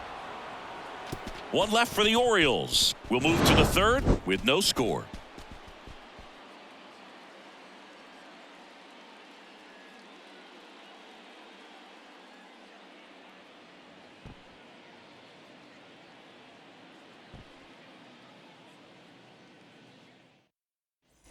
Well, here we go. Top of the third, scoreless game. Here's the veteran second baseman, Colton Wong.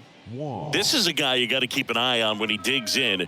Definitely been known to drop a drag bunt from time to time, and he's pretty good at it, Chris. Yeah, and he creates a sense of urgency for the defense because of the speed, because of the ability to put down that bunt. Santander makes the play, and there's one away.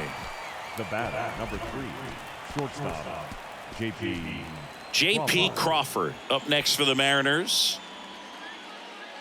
Now you see even sluggers from time to time try and use the bunt really as a way to beat the shift. That one's in there, 0-1.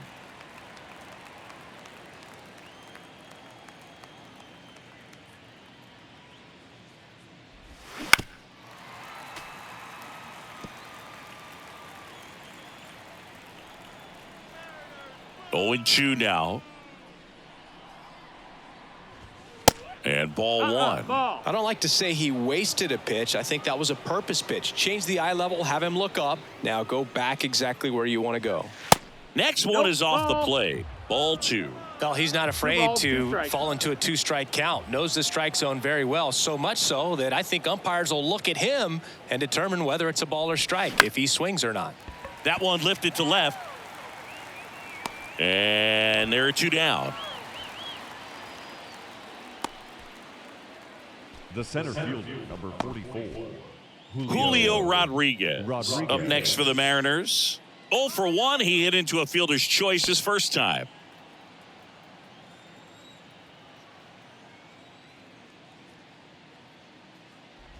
Julio Rodriguez, you're talking about one of the top young players in all of baseball, Chris. So talented, a Rookie of the Year, an All-Star, and a Silver Slugger. And what I love about this kid is that he's all about the team. As much talent as he has, he could be focused on his individual numbers, but you can tell the way that he plays the game that they feed off of his energy. And he deals. That catches the outside corner, and it's 2-1.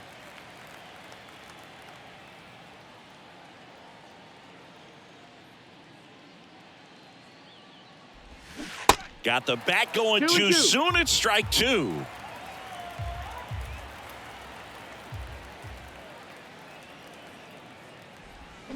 Next pitch inside, and it's 3-2. He should get a pretty good pitch to hit here with the 3-hole hitter coming up if he's walked.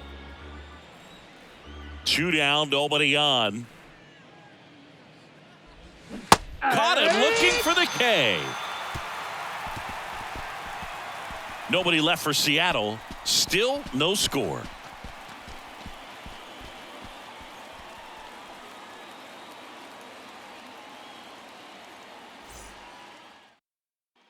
Welcome back. Set for the bottom of the third. And now Adam Frazier. Second baseman, Adam Frazier. And the right-hander back to work.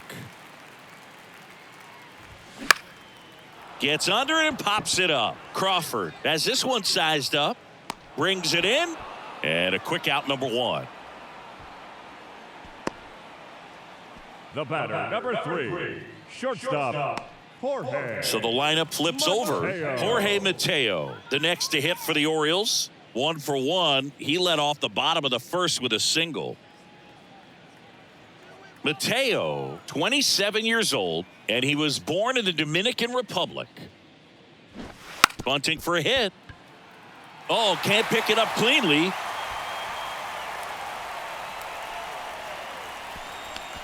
This is a big part of his skill set, and he puts himself into situations where he can rely on his speed to impact the ball game. And this is just another example of it, and we'll see what else he can do now that he's on first. 1 gone, runner at first. Stepping in, Adley Rutschman. He is at the top of the game in terms of defense at the catching spot.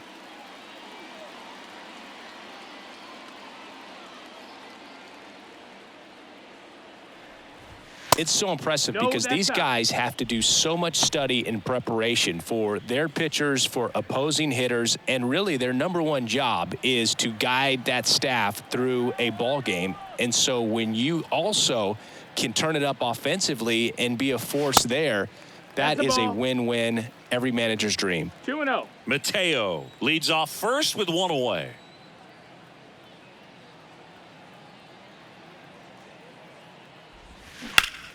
And he swings and lifts one to deep center field. Rodriguez going back some more to the warning track, makes the catch. Now batting, the right fielder, Anthony Santander. And now the right fielder, Anthony Santander. 0 for 1. He struck out swinging last time.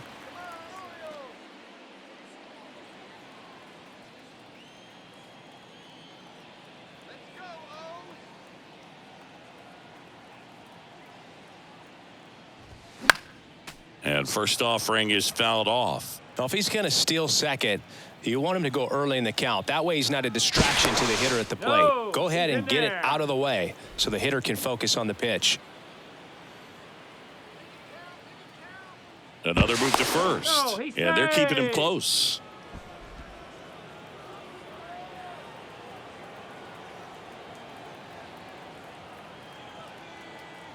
Now the 0-1.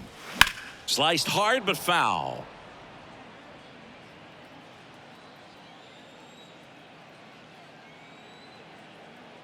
And the right-hander deals. Here's a high chopper. Crawford gets him easily, ends the inning. And the Orioles leave one. And we're still knotted at 0.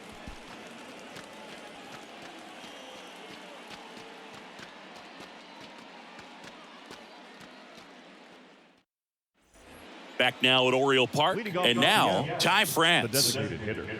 Ty France, a pretty cool story. A 34th round pick in 2015 out of San Diego State. And in 2022, he was an all-star. Ball one there. He's been pitching well, but we'll see what kind of adjustment the hitters make this second time through the order. We'll know if he's got really good stuff in this one or not. That one pushed foul.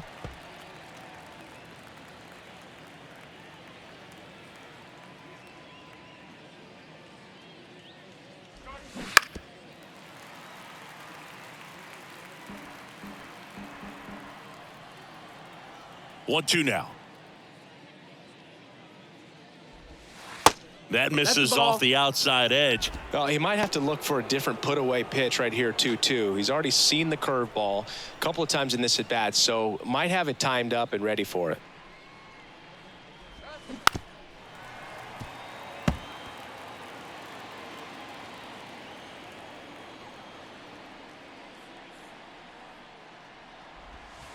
Next offering misses, and now 3-2.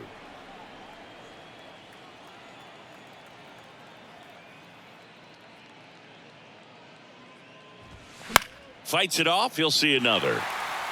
Well, he's desperately looking for that swing and miss. He's going to have to just change speeds a little bit, try to move it around, create just a little bit of illusion at the end. Swing and a bouncer. Frazier. And one gone in the fourth as they get the leadoff man. Well, he's doing a nice job of keeping the ball out of the air, lets the defense work behind him with another ground ball. Good execution. Here's Teoscar Hernandez. His first at bat was a strikeout.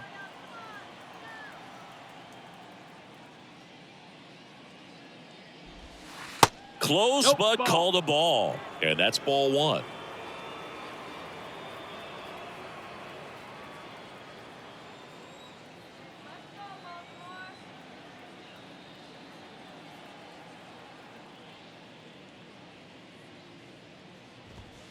Just missed. 2-0.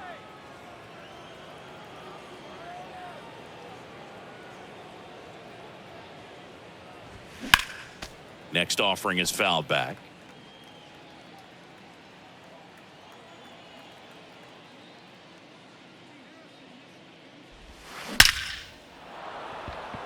That one laced to center and a base hit. So they get a man aboard with a one-out single. The batter, the left fielder. Dominant performance for him today, Boog. Just 2 hits allowed so far, no runs across either, and he's had an answer for just about every hitter he's faced. So I don't think this hit is going to knock him off his stride too much. Go ahead run on base. Next to hit, Jared Kelenic. Really nice swing in his last at bat. Shot a line drive into center field. On the ground, could be 2. Goes to second, safe there. Well, this offense just got a major gift. Probably should have been a double play, but it all starts with the good feed to second. And right there, everything broke down on the throw. We'll see if they can capitalize on this. Eugenio Suarez up to the plate now.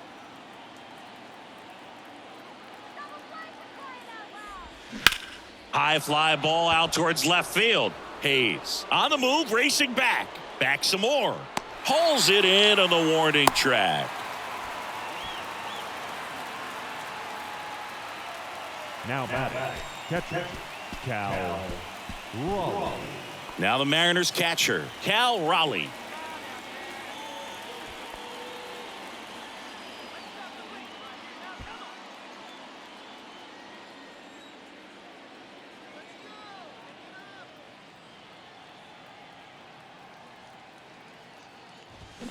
Check swing. Went around. 0-1. First and second. 2 down.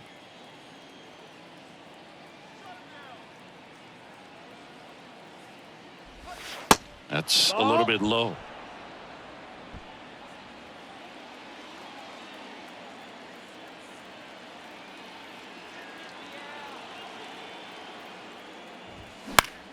The 1-1 is fouled off.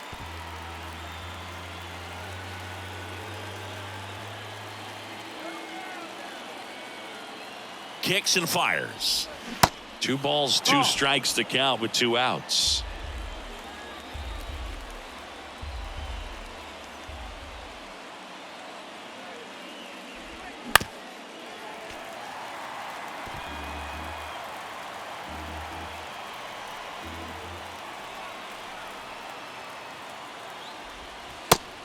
Just misses there.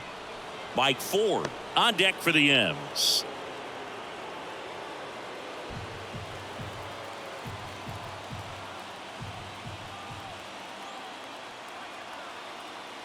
Three-two now. Swing and a miss. Struck him out. Couldn't catch up to the heater. So a hit and an error in the inning, but they aren't able to score. On now to the bottom of the 4th. We're tied 0-0.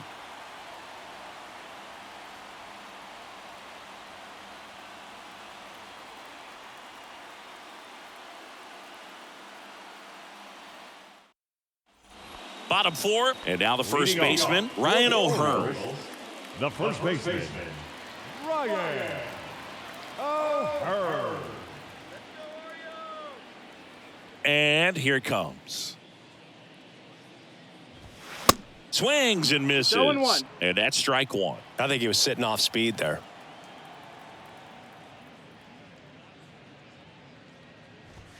Pitch misses, That's a ball. and it's a ball and a strike.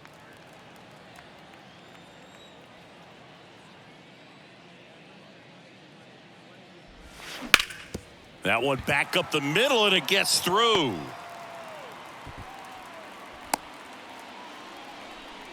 Couldn't have timed it up any better than that. Just kept it simple. next Played is Pepper Jordan. with the middle of the infield left and fielder. took it back where it came from, and there was just no one there to knock it down.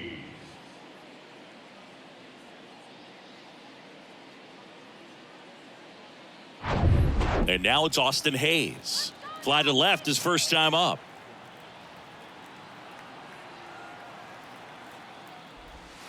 Pitch misses there. Ball 1.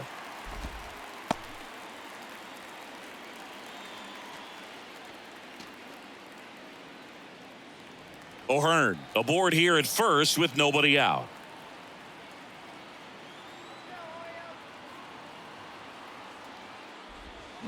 Pitch misses outside. And it's 2-0. He's clearly trying to work him away here. Both pitches off the plate. If you really want to put the ball in play, you're going to have to stay back and drive it to the opposite field. 2-0. They tried to get him to chase on a slider down and away.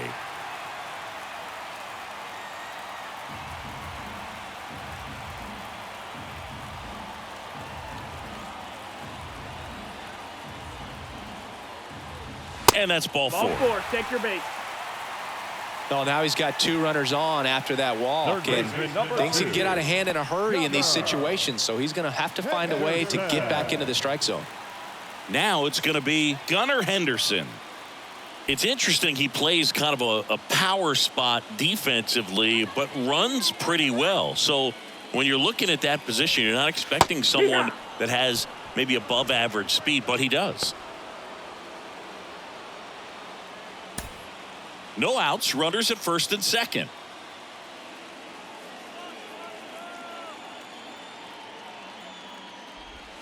Next offering is in for a strike. Wow, just a beautiful backdoor slider right there. If you've got any chance of hitting that pitch, you have to wait until the absolutely last millisecond. Just a tough pitch to hit, and not an easy one to throw either.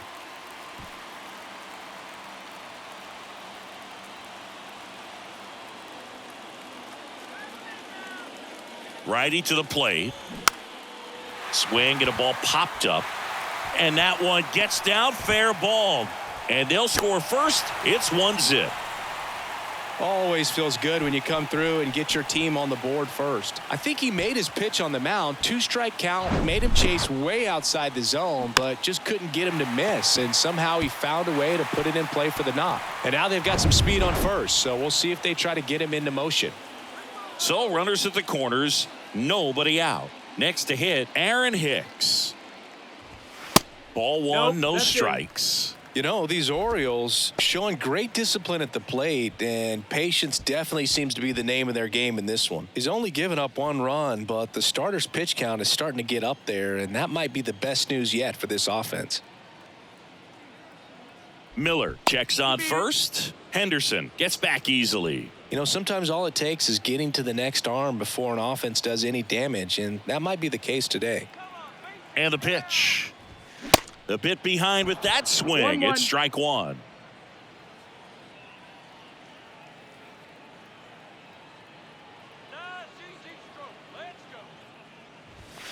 The 1-1 is fouled off.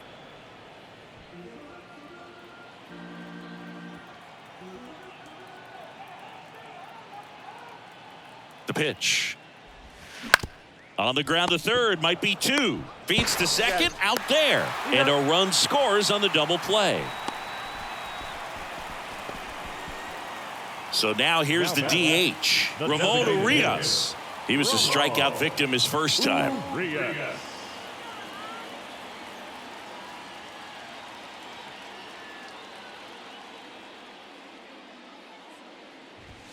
In there for strike one.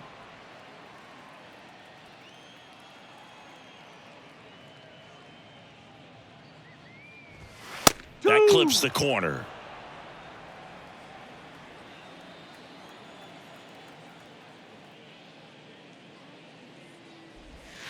Got him. That ends the inning.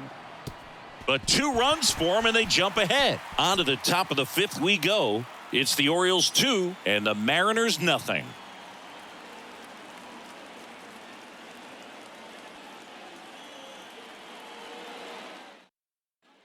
Back here at the ballpark, top 5, John Sciambi with Chris Singleton. And leading it off, Mike Ford.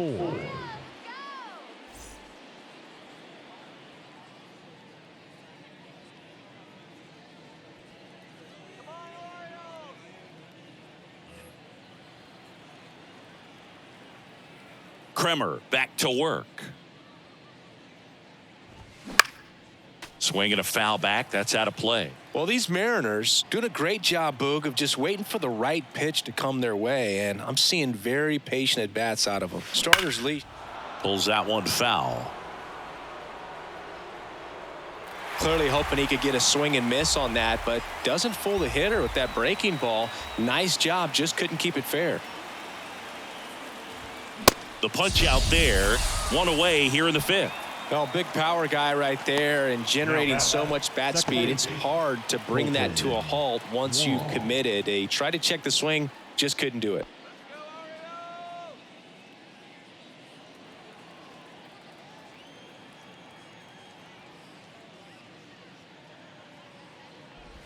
Wong takes a ball as he stands in for the second time.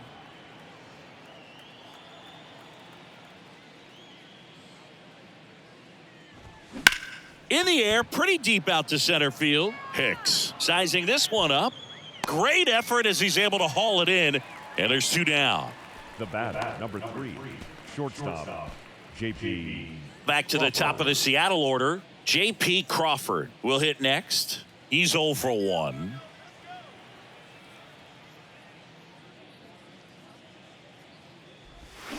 Breaking ball through there for a strike.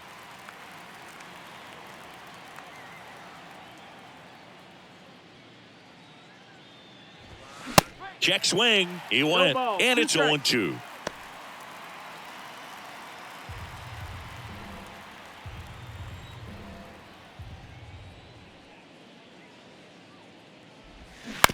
Bounce to the right. O'Hearn steps on the bag, and the Mariners set down 1-2-3. Mariners are down in order. They trail it here 2-0.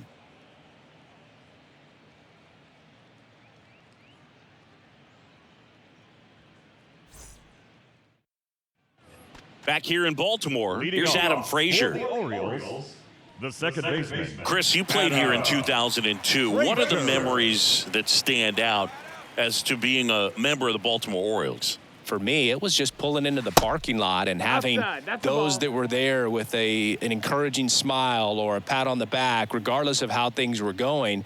It made it a lot easier to come to the ballpark, whether you were doing well or you were struggling. And then the way that they treated your family. I mean, this is a great place to play, and I'd say it's got to be one of the top places in all of baseball. That one the other way. Fair ball. Now he turns and heads for second. The throw in. Into second easily with a leadoff double. Anytime you rip a line drive the other way, you feel really good about what you did at the plate. You trusted your hands, you let the ball travel, and you took the barrel straight to it. That's great work right there.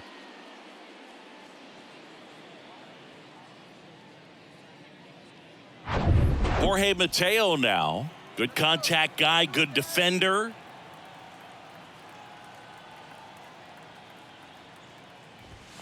And that one fouled off. And you had a cameo in the movie Moneyball as an Orioles player in a highlight clip. Right-hander kicks, deals. Left field. Kelnick settles underneath it. Makes the grab, one away. Now batting, catcher, Adley Rutschman. Now the catcher up to hit, Adley Rutschman, known for his rocket arm behind the plate. This is a guy who is very highly regarded defensively. Fun to watch him control stuff behind the plate. Good game caller, good at framing, but it's that big arm that really stands out.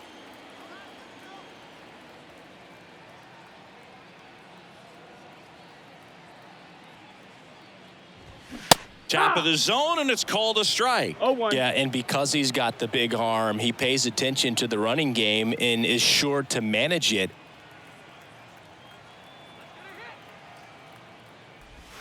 Next offering is down low, and the count is 1-1. When you have a catcher that can throw like that, a pitcher doesn't have to worry as much about the slide step. He can keep his mechanics intact and have a better opportunity of getting that hitter out with a swing and miss.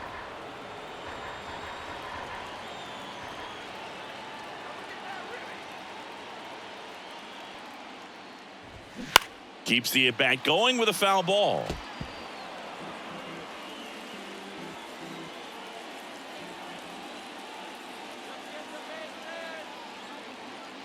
Here's a 1-2. Stays alive. Frazier, the runner at second with one away.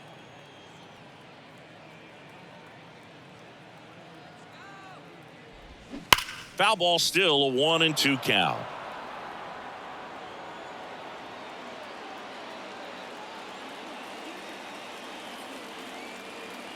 The pitch. Ball. Well, this is a guy that can be frustrating for pitchers because he fouls off so many pitches and grinds out the at-bat. I'm sure there's some times where a pitcher would rather just give up a first pitch single than have to waste 6 or 7 pitches on one hitter. And a foul ball, he stays alive.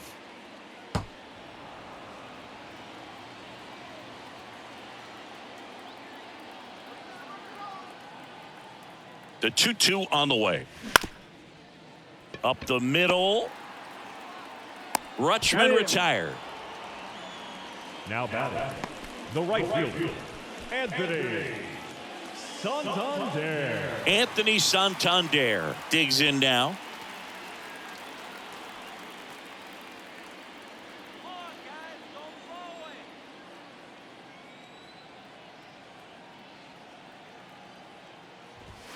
First pitch, and that's in for a strike.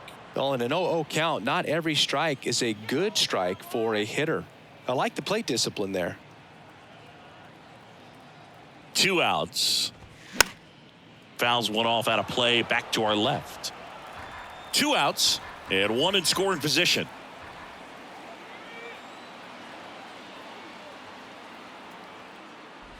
Inside, and it hit him. He had 2 strikes on him, And he hit him. Well, the bright side is that will help the on-base percentage a little bit, and that's a category no batter can ignore these days. OBP, OPS, well, maybe that'll ease the pain just a little bit.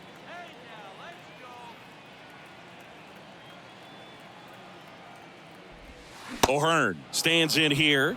Tried to hold back his swing there, but went around.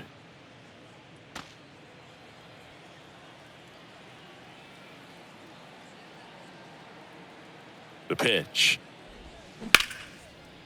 Now a bullet to second base, but he's got it to end the inning. Orioles strand a couple. They're up 2-0.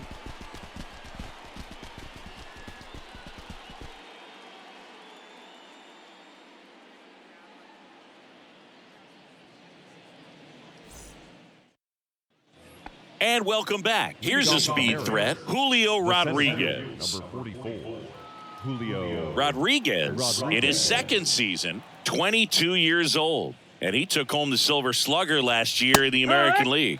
And there's a strike. No Well, this ball. guy on the One mound's strike. done a lot better than we would have expected, and the hitters just don't seem to have the right game plan. They're taking too many mistake pitches for called strikes. The pitch. And a foul ball. Here's the 0-2. And that's outside. Looking to get something going, this is the guy you want at the plate. He's been great for this team. He is a professional hitter.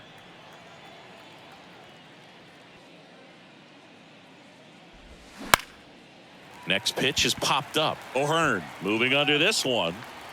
And it's caught for the out. Well, that's a frustrating end to the at-bat for the hitter right there. I mean, that pitch was right down the middle. I think he got a little too excited, came out of his mechanics, and instead of driving that ball somewhere, he popped it up.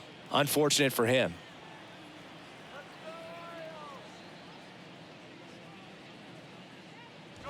France, the next to hit, takes ball one.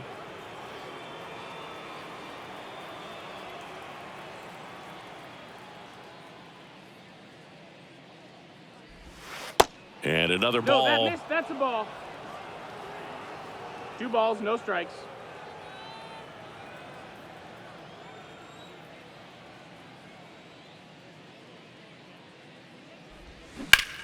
Drilled out towards left center field. That's well struck. That's back. That one is gone. Ty France goes deep. It's his 8th home run of the year. It's 2-1.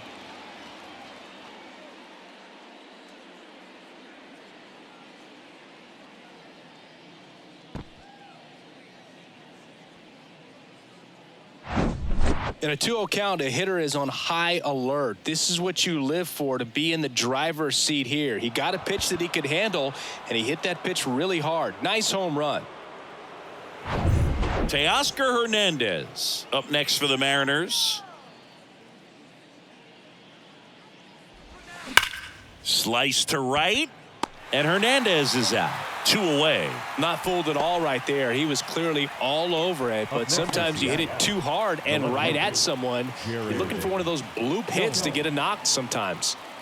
Now the left fielder, Jared Kellner, 1 for 2.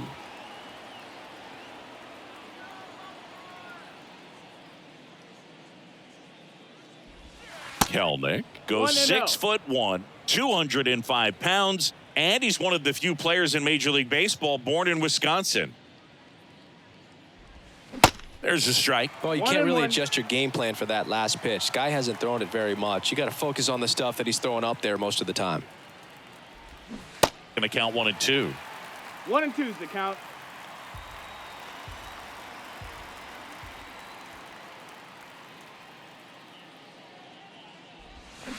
Swings through that, and it's a strikeout. 3rd out, but not before they answer back with a solo home run. And it's bottom of the 6th. Here's the left fielder, Austin Hayes. The left fielder, Austin Hayes. And a pitch. And there's a strike. You know, these Orioles 0-1. digging into their numbers have to be happy with the swings they're taking. We've already seen 8 line drives from them, and it's always a good sign when the ball is jumping off your bat, and that's what this offense has been doing so far today.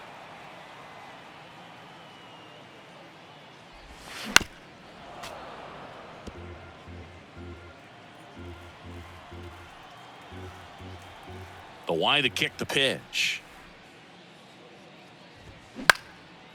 High fly ball, shallow right field. And there's one down. Oriole Park still one of the most beautiful ballparks in all of baseball. I can't say another franchise does it better than Baltimore. The opening day ceremony, the players come in from the outfield through the center field wall, long orange carpet, so many fans here. Just a great place. Henderson up for the third time here, watches that one miss.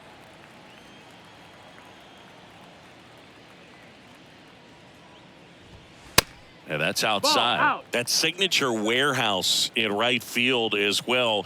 You talk about knowing where you are, a sense of place. I mean, who could forget Griffey hitting the home run off of the warehouse in the home run derby? But always when shots are framed, you see that building, you know exactly where you are. Camden Yards.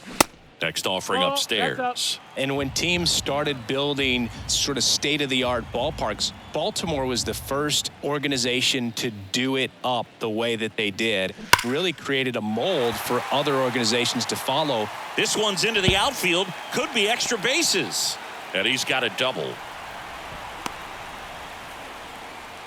Well, when you fall behind in the count, you've got to come into the zone, and then guys have a better chance of hitting the ball hard like he did right there.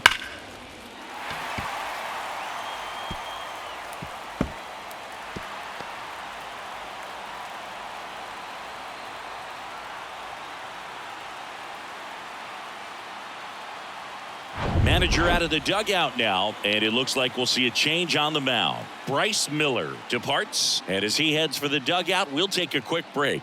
New arm on the mound when we get back.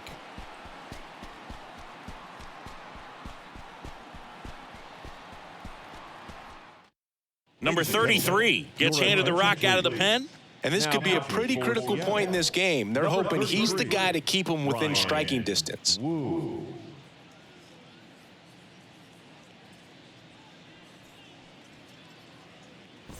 Aaron Hicks at the plate. Let's get a couple runs. And first offering is fouled off. Yeah, this really was the first old school new ballpark that we saw in the major leagues. Foul ball there.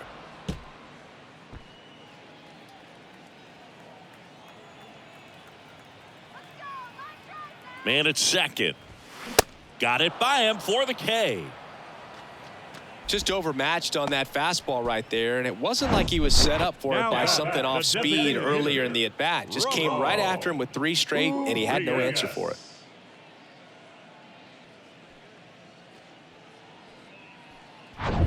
Here's the designated hitter for the Orioles, Ramon Urias, who's 0 for 2 with a pair of strikeouts. Line drive, base hit. Henderson headed for the plate. He'll score easily, and they take a 2-run lead. The throw to second is offline. Put a really nice balanced swing on it, and when you can rope one into the gap like that, you're thinking extra bases from the first couple of steps out of the box, and he'll feel real good about that one. Man at second here with 2 away. Here's the second baseman, Adam Frazier. And first offering is fouled off.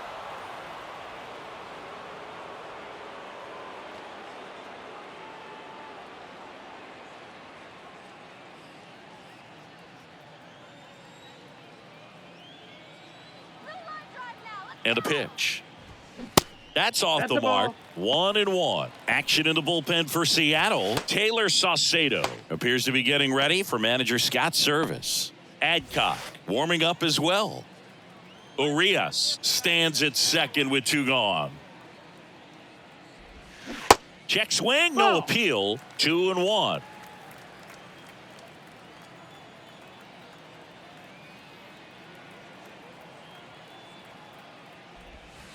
just Ball, missed. that's high. Jorge Mateo next to bat for Baltimore.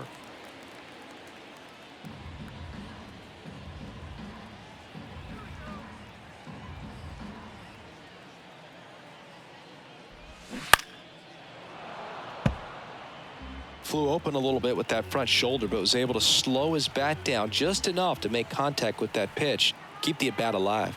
Right-handed reliever. Hot shot to first base, and he snags it to end the inning. The O's add one on an RBI double. It's now a 3-1 ball game. You're watching Major League Baseball on the show. Welcome back. We go to the top of the 7th. Here's the third baseman, Eugenio Suarez. The third baseman, Eugenio Suarez. Kremer back to work.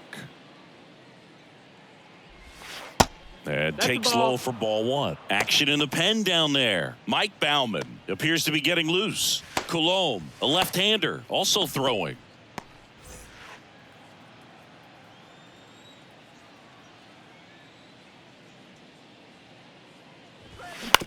Out to short. On to O'Hearn. One up, one down. Now batting, the catcher, Cal Raleigh. And stepping in for the Mariners, Cal Raleigh. A strikeout and a walk.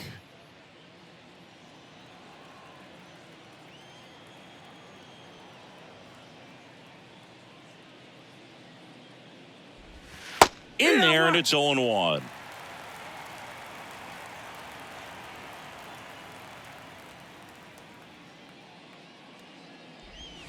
And there's a strike.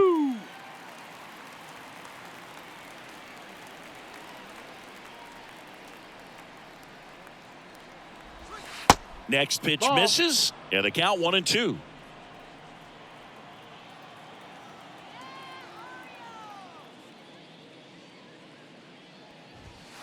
Sets him down looking.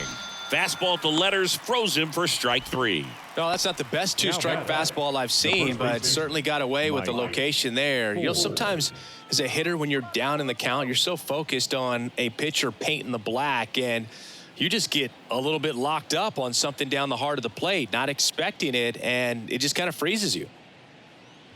Ford up to hit for the that's third it. time as he lays off inside ball 1.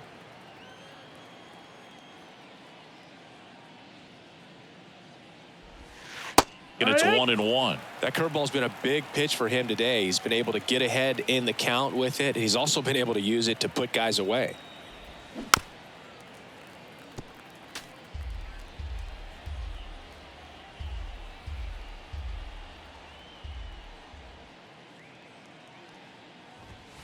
Sets him down on strikes. Called strike 3 and a fastball up in the zone. Mariners go down quietly there, and it remains a 3-1 ball game.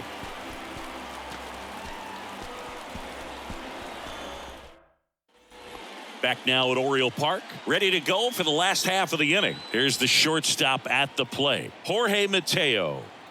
And the pitch.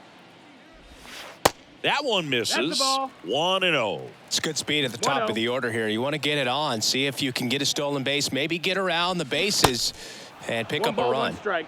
Swing and a miss. That's strike 1.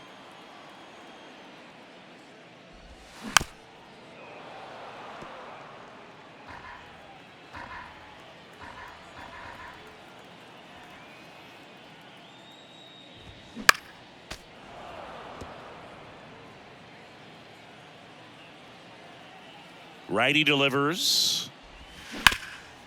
Comebacker to the mound. And it's through for a hit.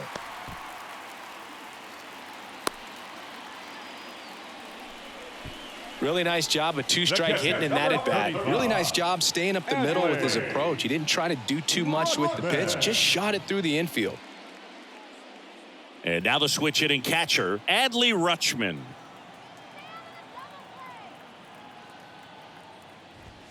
That one's in there, 0-1.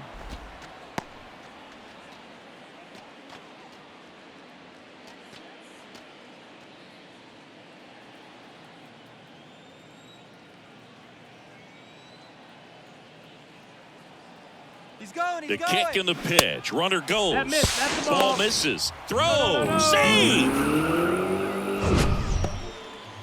Chris, his wheels were the difference maker on that play. Just got in there. Yeah, with StatCast's help, we see his top speed on this stolen base, and that's a big number. I mean, man, he really made his athleticism work for him on that one. Here's a 1-1. Swing and a miss as he was late. A 1-2 count, all he's seen is fastballs. You've got to expect something off speed. Stay back.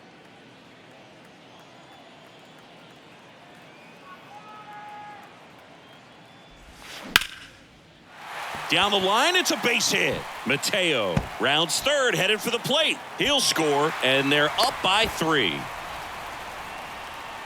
2 consecutive base hits for these guys here. Just a cookie down the middle. I mean, those are the ones you dream about. The ones in the cage, you're just hoping you get in the ball game. Right down the middle, not a whole lot of velocity, right on top of it.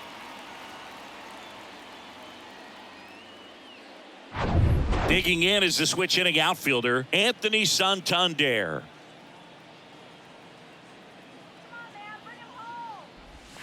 And that one just missed off the outside edge.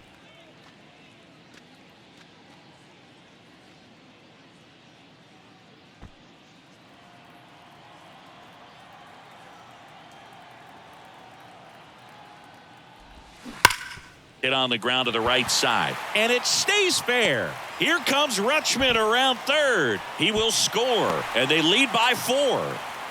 Well done. Drives in the run. He wasn't able to elevate it, but he put a great swing on it. Right on time. Good balanced approach and just blasted it through the infield.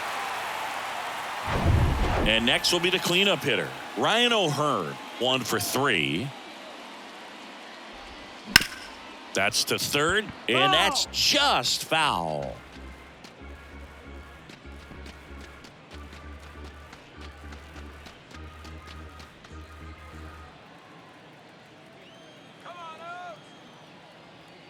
Here comes a pitch.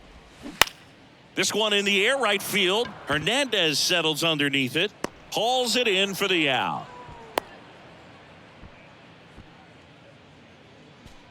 Now batting, the left fielder, Austin Hayes. Man at first. Now the left fielder, Austin Hayes. Let's go now. Base hit here. First pitch doesn't find the zone. Still only 1 out here in the inning. Off the mark there. Ball. 2 balls, no strikes to count.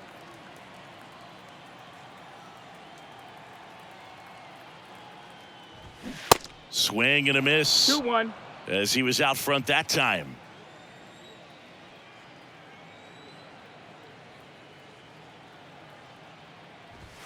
And that is cut on and missed. 2-2. It's 2-2.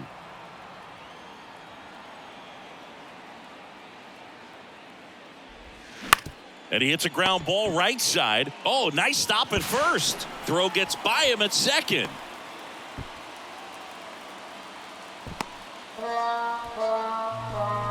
Third baseman number 2, Gunnar Henderson. New pitcher for the Mariners, Paul Sewald. Well, he hasn't pitched in a while. Coming on here after 5 days rest, so he should be rested. But we'll see if he has any rust to shake off.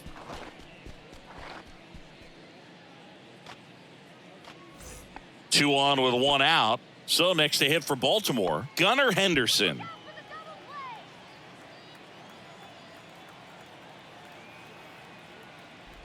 Not the easiest thing when you're talking about a guy that's, perhaps is going to be in the rotation, maybe a long relief guy, to not start an inning, to come into an inning with pressure on it and try to get yourself comfortable. Next pitch is outside.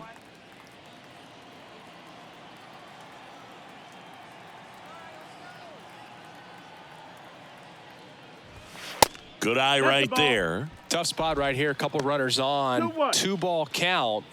You can't nibble, but you have to execute and finish your pitch. If you leave something out over the plate, it's going to bring in some runs. The 2-1. There's the strike. Well, that's really the money spot, down and away. If you can locate that consistently, it's going to be real tough for guys to square that up. That's what you love to see relievers do coming out of that bullpen. Now all even up. Swing and a line drive, base hit out into center field. Now a long throw home, but it's offline. It's 6-1. He was all over that one. Pretty good fastball location, down and in on the corner, but that was just a nice job to handle it and hit it hard. Very tough spot to get the barrel to most of the time, though.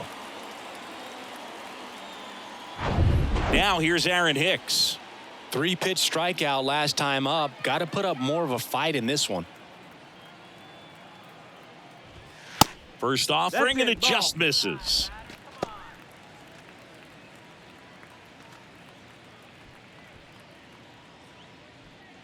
Hayes at third. Henderson at first. One gone. Take it deep. Line drive, and it goes That's just foul.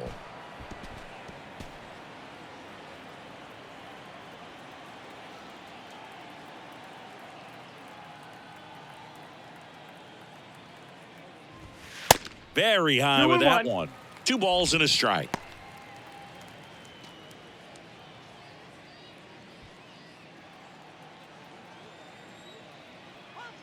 Come on now.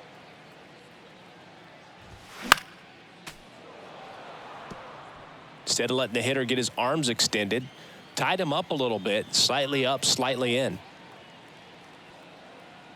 At the belt and fires. Swing and a miss, struck him out, and he's down on strikes for the second time today. Ramon Urias, the next to hit for the Orioles. Ramon Urias.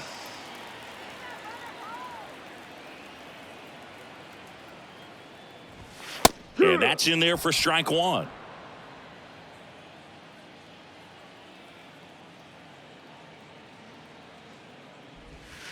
Now 1-1.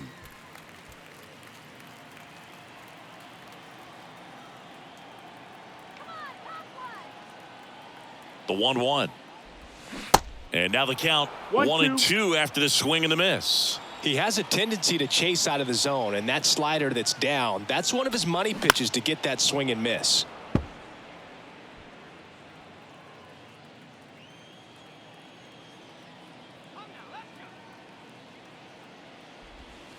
Next pitch is outside. Really good slider. He's up there just hoping that it ends up off the plate away.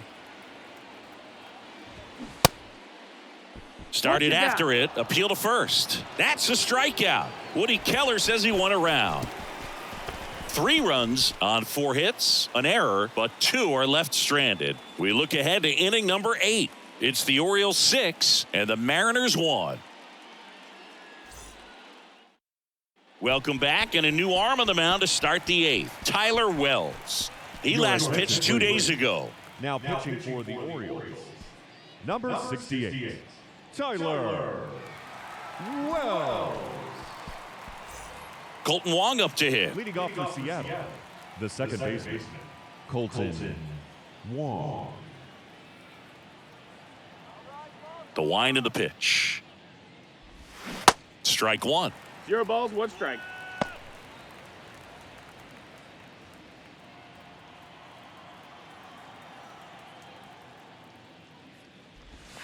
And he flips a breaking ball in there, or a changeup. 0-2. Either one. Something off speed. Good arm action on it, whatever it was.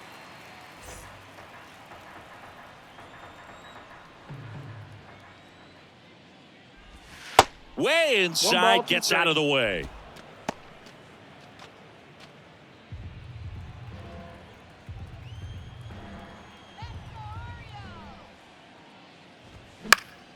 Fouls it off, still 1-2.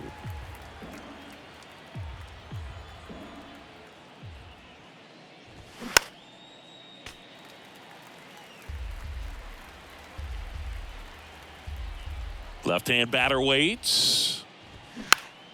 Gets a piece and stays alive. The 1-2.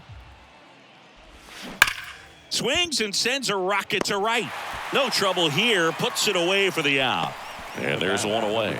Man, that's one of those at-bats where you have to remind yourself it's about the process. He did everything right there. Nothing to show for it. But in your mind, you have to convince yourself that it was a very good at-bat. And first offering is fouled off. A little early on that fastball. I'm sure the pitcher taking a note. Look for an off-speed pitch on this next one. Check swing, but he went too far. And it's 0-2.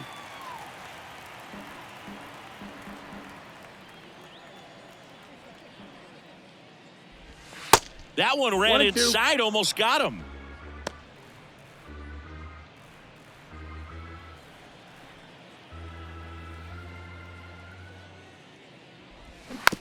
Slow roller to first. They put the tag on him, and that's out number 2. The center fielder, number 44. 2 outs, base is empty. Julio Rodriguez up next for the Mariners.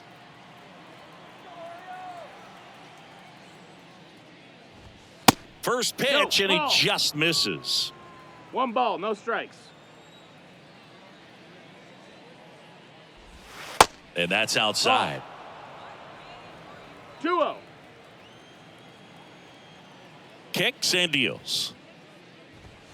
Late on that fastball. 2-1. Well, he came right at him right there, challenged him with the 2-0 fastball. Not sure exactly what he was looking for, but got to imagine that's a confidence booster on the mound. You're in that hitter's head a little bit. And the 3-1. Ripped on a line. Rodriguez out of the play. And that is that. And 1-2-3 go the Mariners. The lead remains 5. It's 6-1. So digging in, Adam Leading Frazier. off for the Orioles, the second baseman, Adam Frazier.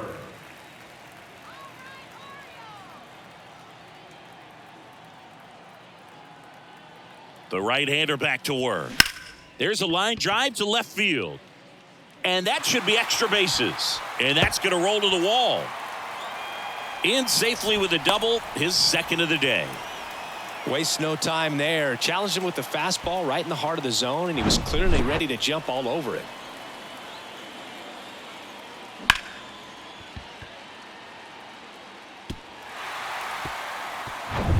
So back to the top of the Orioles lineup. And next for the Orioles, Jorge Mateo. And first offering is fouled off.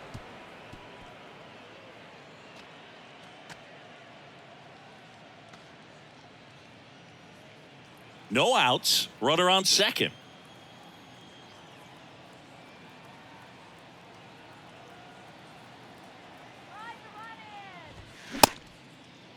Check swing. Tried to hold up. Now an appeal to first. And yes, he offered at it.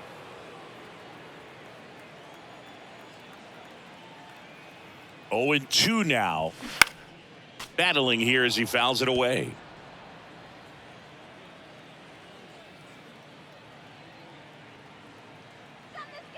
The 0-2. Good job to fight that one off.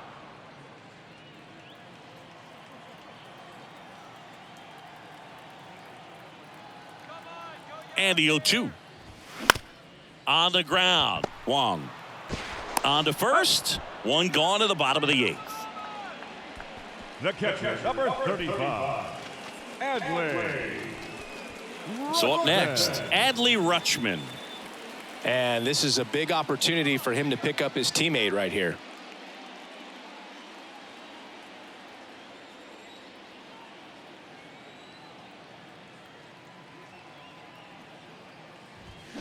First offering misses the mark. This is a situation where the hitter is looking for something up in the zone that he can get his arms extended. What you have to be careful of is that pitch that's up, that's in on your hands. That'll pop you up in the infield, and that's exactly what the pitcher wants. Next offering is in for a strike. 1-1. One away with a runner at third.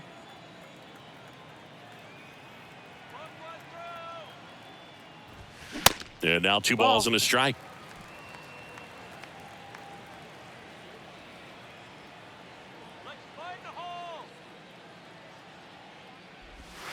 And there's a Ball, ball. that's down.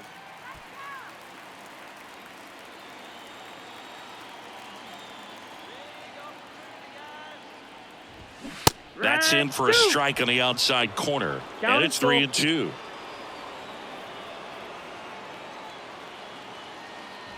The 3-2 Take the is base, ball off 4. the outside edge, and that is ball 4.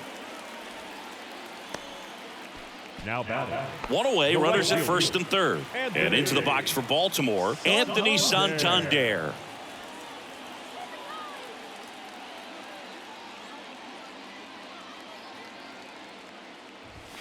First pitch, and that's in for a strike. Really good job in this spot to get ahead in the count. He's going to have to finish off this hitter. Swing and a pop-up in foul ground. Suarez under it, pulls it down, and he makes the catch. And there's 2 away. Up next for the Orioles, the first baseman, Ryan. And here's the first baseman, Ryan O'Hearn.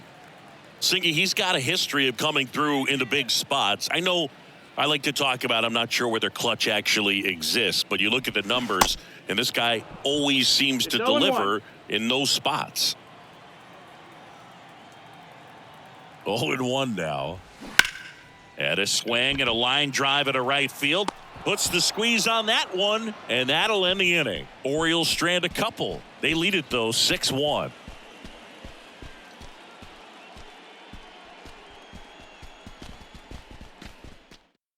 Ryan Baker on a pitch out of the pen here.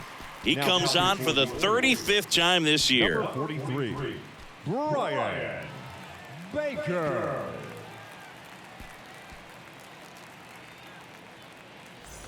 Now it's the DH, Ty France. He's already homered here in this one. France.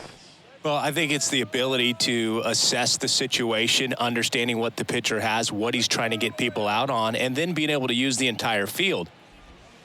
And the first pitch misses for ball 1. If you're a guy that can only hit to one field, then you're really not going to be able to come through in clutch situations because pitchers are going to adjust. But because he's able to use the entire field, that's why he's so successful in these situations.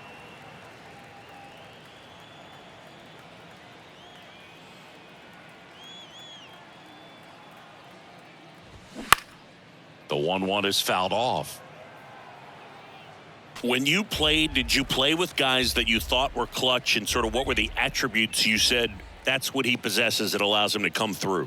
Well, we always used to joke, guys want to eat steak, and there were some that just had a knack, could understand that, all right, this is a big, payout if I can come through with a knock here. But I think when you really look at the numbers, you really audit everything, guys kind of are who they are.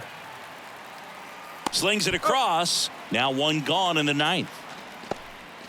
Now batting, right fielder, Teoscar Hernandez. Now it's the right fielder, Teoscar Hernandez. Remember Mark Kotsay was a real good defensive outfielder. Good instincts, not great speed. In there, and it's 0-1. Yeah, and I figured you would get Kotsay into this because you had a free dinner at his house the other night. That is true. And he deals. Swing and a ground ball up the middle. That's a base hit.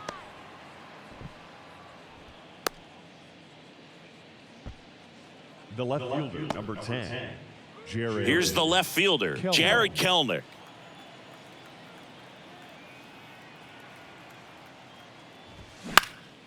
And first offering is fouled off. Baker, the tall righty, he features a 4-seam fastball, a cutter, and he works in a changeup.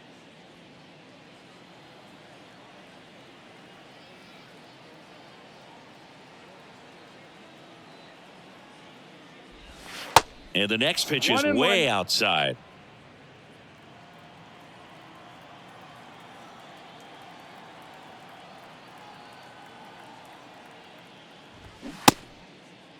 Kelenic checks his swing, appeal to third, no swing. He held up. Clyde Washington with the call there.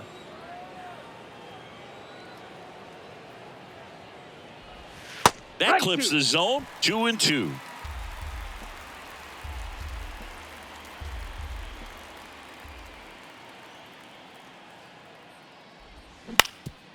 Up the middle. Oh, great stop. Frazier to second. The double play ends it right here. A little sigh of relief for the pitcher there, ending the ball game with a nice double play. You always love when you can get 2 for 1, especially when it wraps up the ball game. Nice win for these guys today. 6-1 is your final here today as the Orioles win this one. For Chris Singleton and our entire crew here at MLB The Show, thanks for stopping by. I'm John Shambi. Talk to you soon.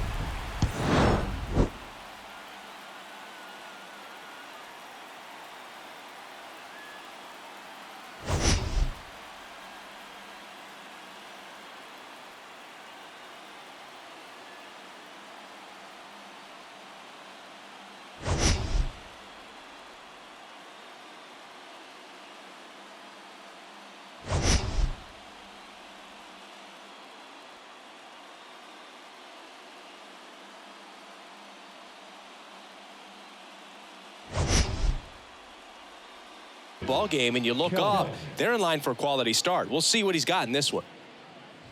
Jared Kellner, the leadoff batter, as he looks at ball 1. First pitch, 7:07. The 1-0. Ball.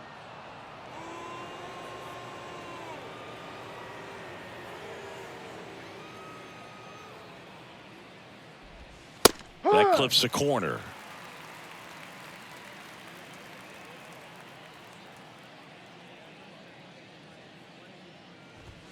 And that's in the dirt. 1 strike.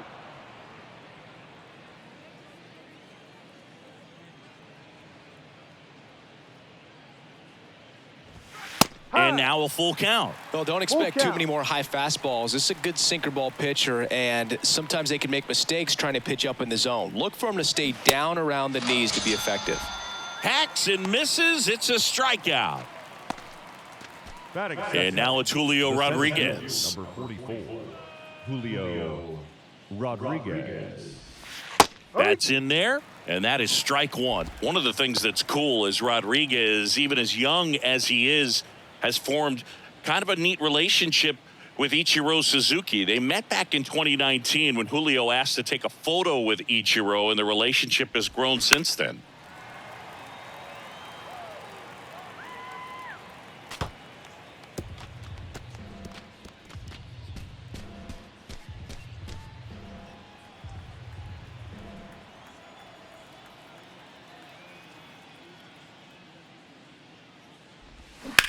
Oh, that hit him. Safe at first, and now we'll check on the right-hander. Hope he's all right. That comebacker got him down low, and you can really see him favoring the leg. That's just plant leg, which might be a concern, Chris. Yeah, you hope he's got some feeling in that leg so he can land on it, like you said. But from the way he's acting out there, I think it looks like he's going to be okay and try to continue, Boog. 1 gone, runner at first. And here's the first baseman, Ty France. Gibson checks on the runner, and he's back in on a dive. Well, no surprise that as a kid, Julio Rodriguez says he admired Alex Rodriguez, Manny Ramirez, David Ortiz, and Ichiro Suzuki, among others, as far as guys he looked. Dives, and he can't hang on. The throw is still in time, and now they have a base runner at second. The right fielder, Teoscar Hernandez. And now Teoscar Hernandez.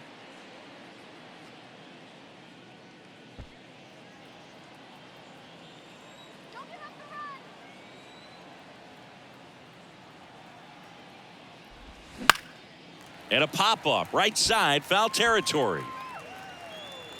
O'Hearn makes the grab, and that's the inning. So no runs here on a base hit, no errors, and 1 left. And now the O's will get their first crack at it. No score.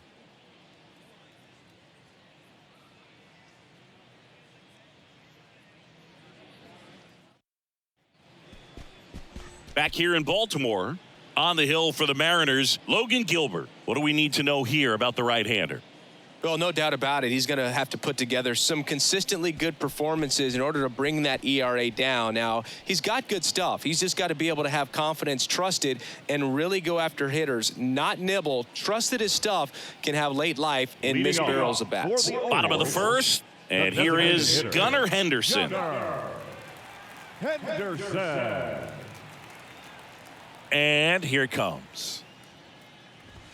Drilled in the air, right field, way back there, and that is out of here. His 12th of the season, the Orioles strike first. It's 1-0. Well, that one won't stay below the radar. That made a lot of noise.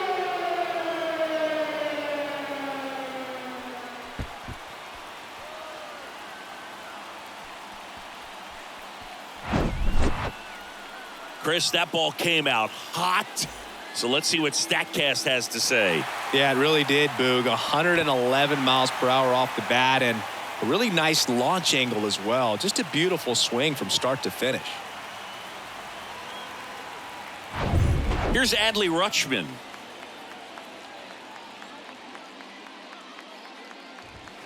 And he swings and misses at the initial offering. Always exciting to see a leadoff home run in an inning. Kind of gets the offense fired up, and you start to expect a big inning.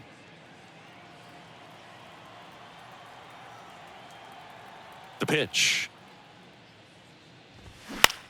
Center field. And it falls. Hitting is really easy for some guys. One thing that I can see already, his bat stays in the zone on plane for an extended period of time. And guys like that, they have a high contact rate and they have more barrels because of that bat being on plane. And even when you don't get it great, it's still hit hard enough to dunk something in like that in front of the center fielder. Anthony Santander in the box here lets that one go for a ball. Singy, maybe some nerves getting the best of him in the first? Well, it's hard to know exactly if it's nerves or not, but he just doesn't have it right now. Those hitters on the other side, they're going to say it's nerves and use that as a competitive edge to try to jump on him even more. Rutschman aboard here at first with nobody out.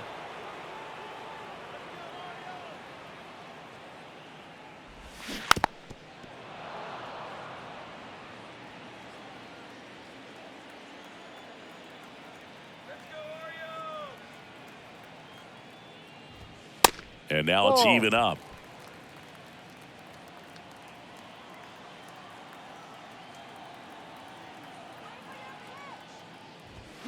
And that's down and away. Full count.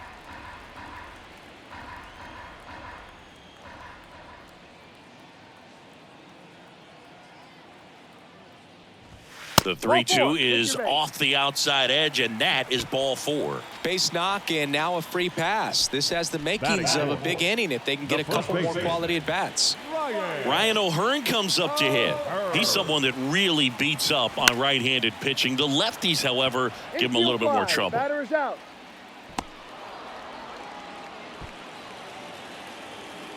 Batting fifth, the left fielder, Austin Hayes. And now it's Austin Hayes. What a season it's been for him. He has supplied a lot of power and that average.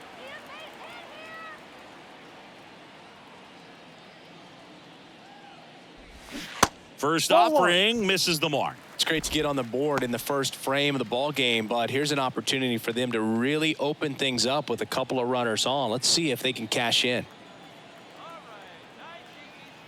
Kicks and fires. Ball 2. Good spot for the hitter. Definitely has the advantage in this count with runners on. Look for him to be aggressive on this next pitch. 1 out. Runners at first and second.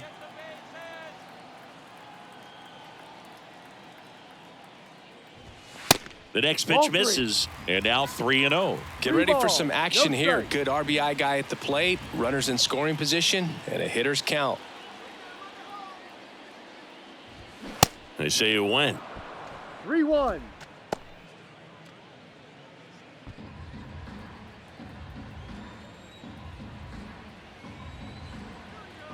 And the right-hander's 3-1.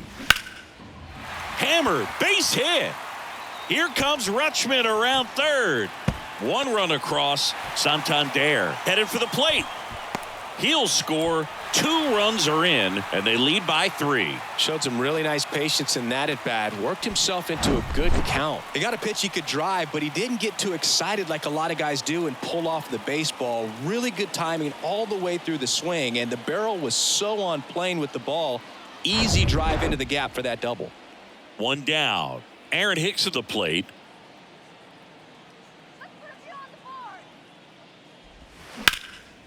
In the air, center field. Rodriguez settles under it. Makes the catch. And there are 2 down. Batting seven, the second baseman, Adam Frazier. Here's Adam Frazier. Hey now, Adam, come on,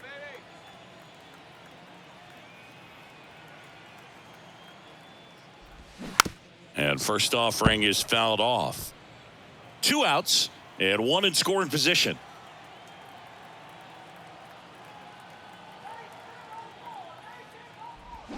Comes up empty on the swing. 0-2 now.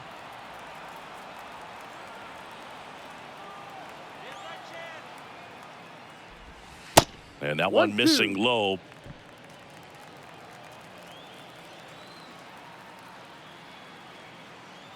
Man on second, 2 down. Swing and a high fly ball down the right field line.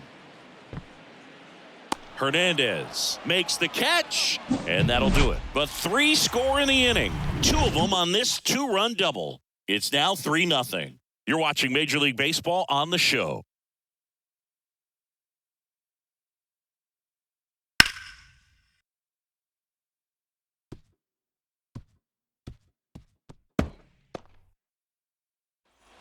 Back now at Oriole Park, and now the DH, Cal Raleigh.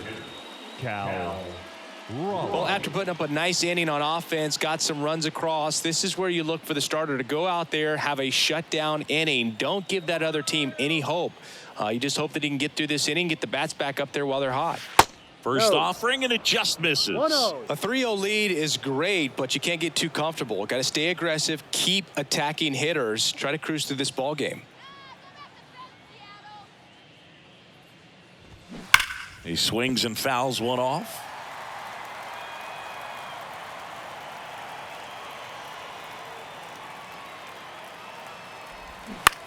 That one ripped. Santander ranging back some more. Hauls it in on the warning track. Maybe caught that one off the end just a little bit. Couldn't quite barrel it up enough to really drive it. Eugenio Suarez up to hit now.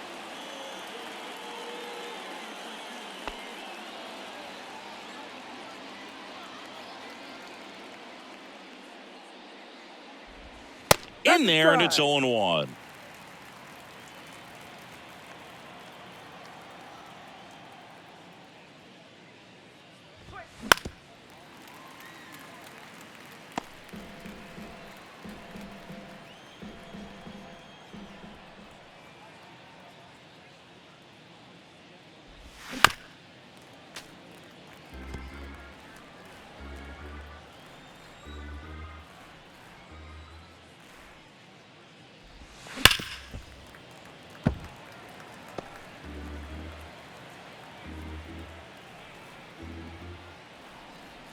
The wind and the pitch. Swing and a miss, and he struck him out. And 2 away now. Colton Wong up to hit.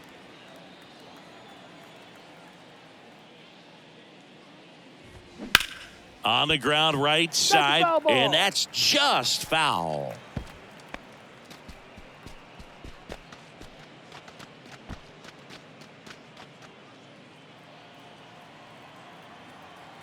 The 0-1. There's the strike.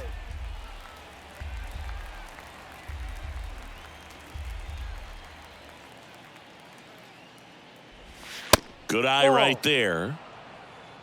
1 ball, 2 strikes. 2 down, nobody on. Swings through that, and it's a strikeout. And good work there as he gets a 1-2-3. Mariners are down in order. They trail in this one 3-0.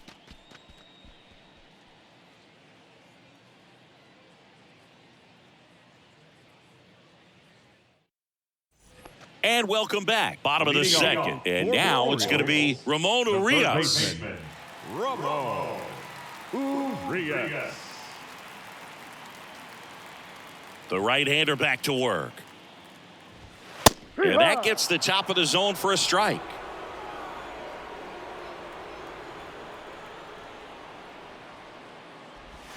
Slider clips the zone. Well, he didn't like those first two pitches. Now in an 0-2 hole. He's going to have to battle. Hope he gets a mistake.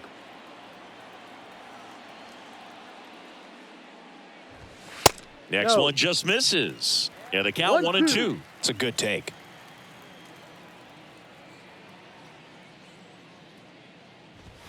Swing and a miss. The velocity blasted it right past him.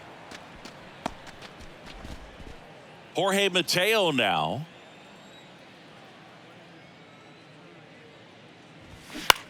Swing and a ball hit out towards left center field. Brings it in with a nice running grab. 2 down. The batter, number 2, designated hitter, Gunnar Henderson, the next to hit for the Orioles. The solo homer his first time.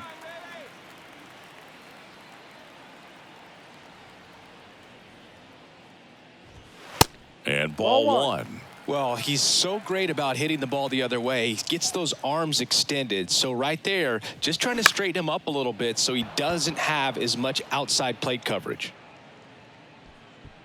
Caballero puts it away, and that ends the inning. 1-2-3 go the Orioles, but they lead at 3-0.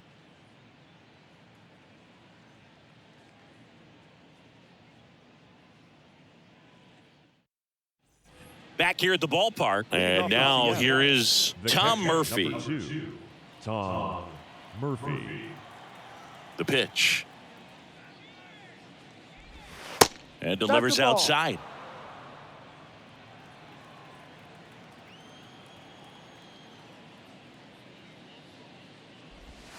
Swing and a miss, 1-1. strike one.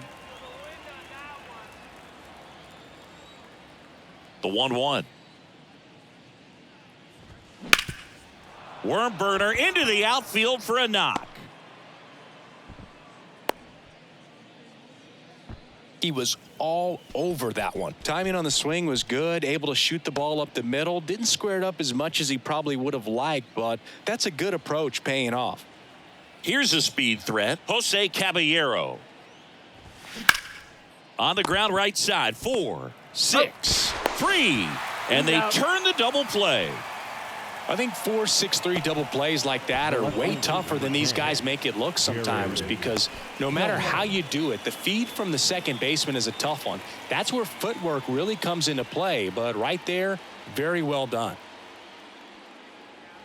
Kelnick hitting leadoff in today's game, and he's one of the few players in Major League Baseball born in Wisconsin. On the ground.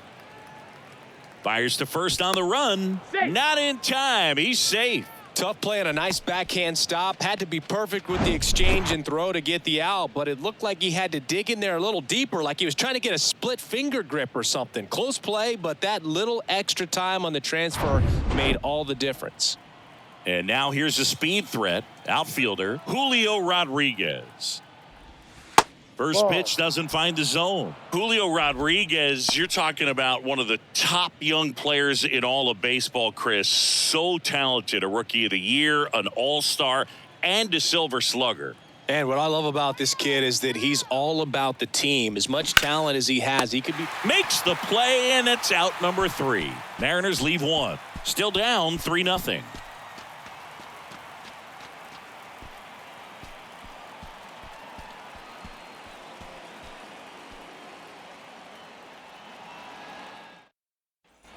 Welcome back. And now the switch hitting catcher, Adley Rutschman. The catcher. He is at the top of the game in terms of defense at the catching spot. Gilbert back to work.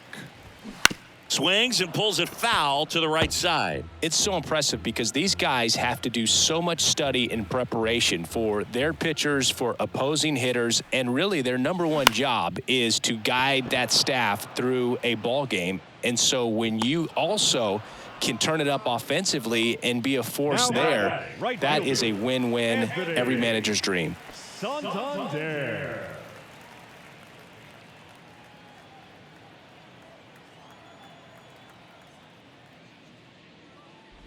Santander batting with one down takes a strike. 0-1.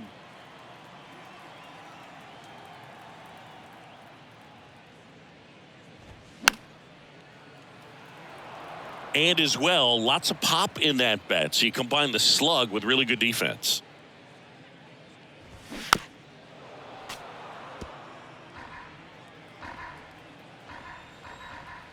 Oh, 0-2 now. Ball one there.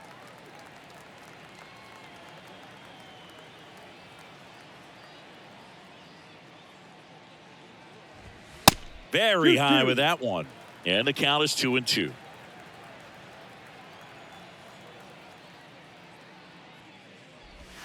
And down on strikes. 2 away. Up next for the Orioles. 2 outs, base is empty. Ryan O'Hearn, the next to hit. He's 0 for 1. This is important. If he can go 1, 2, 3 here, will be a very positive sign for him and for his team. Pitch misses, and that's ball 1.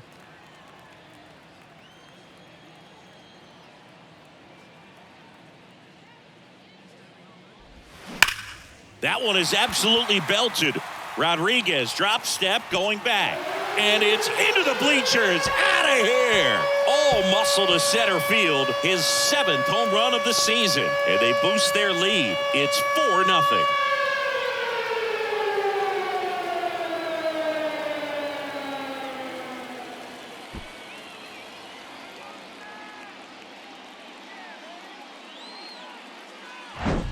A good hitter gets pitch recognition early. He saw exactly where that was going to be.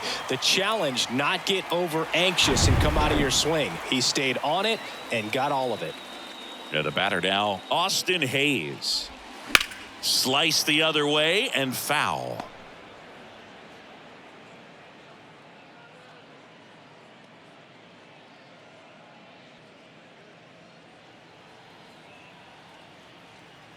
And a pitch. That's off the mark. And 1-1.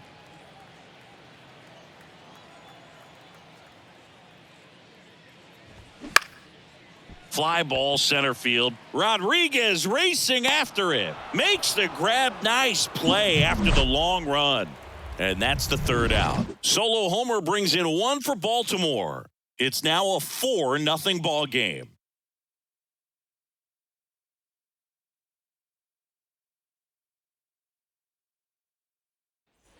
Back here in Baltimore, out of the 4th. And now the first baseman, Ty France.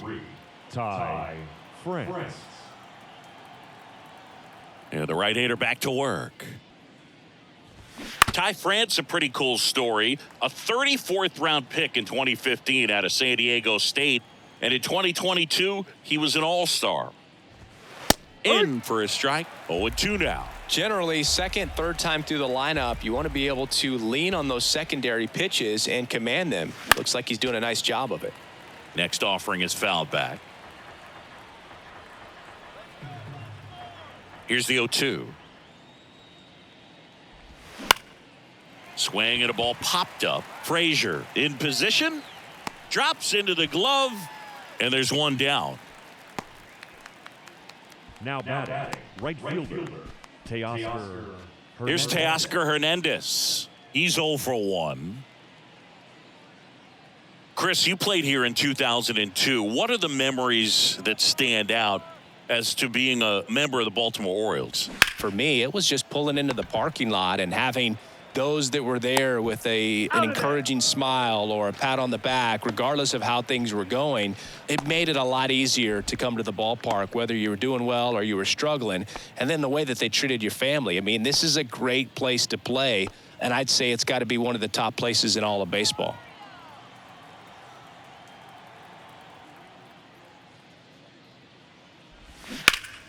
And first offering is fouled off. And you had a cameo in the movie Moneyball as an Orioles player in a highlight clip. 0-1 now.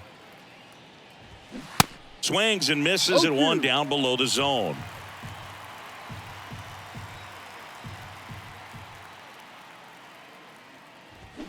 Swings and misses.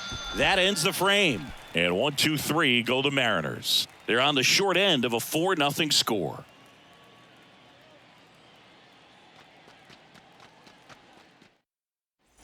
Bottom 4. Now it's the switch hitting outfielder, Aaron Hicks. The center fielder, Aaron Hicks. And a pitch. And there's a ball. Well, he hasn't quite settled in out there. 4 runs in 3 innings. He's going to have some quick 1, 2, 3 innings to pitch deep into this ball game. There's a strike.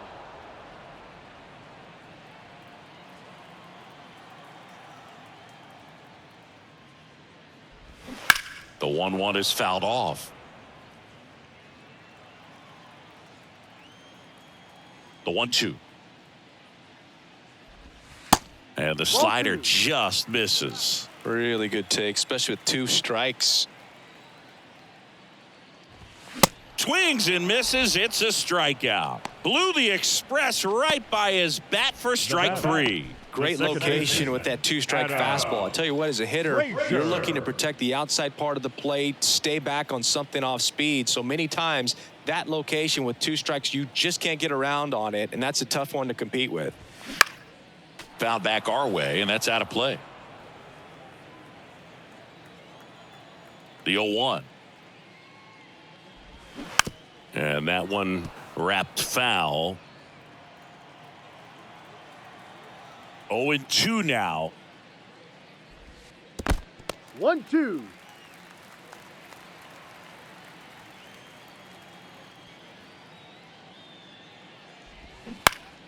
Gets a piece there. We'll do it again.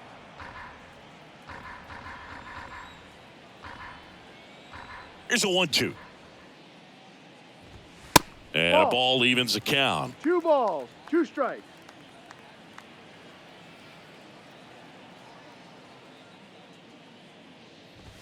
Ball And 3. now it's 3-2. Full count.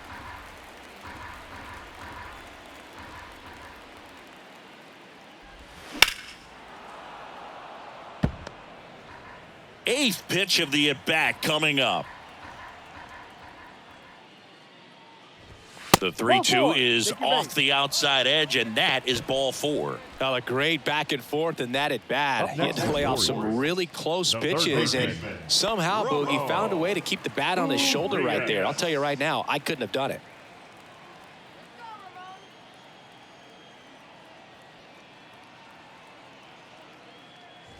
Urias, the next to hit, takes ball 1.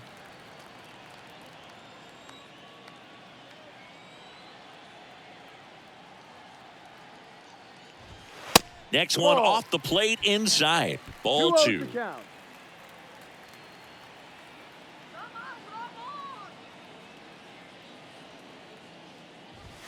And that's a little bit high.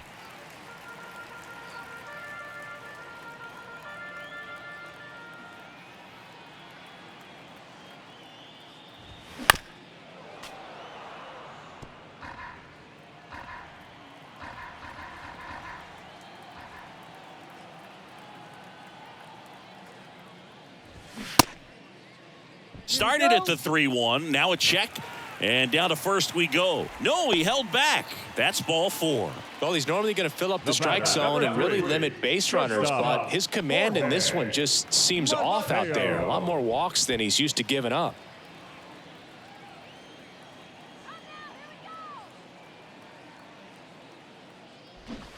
Going 1.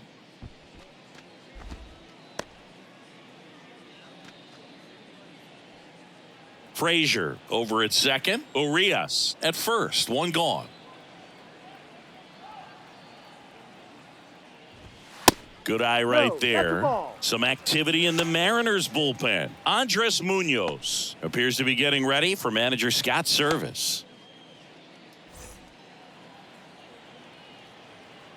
Come on, go yard here. Righty delivers. And strike 2.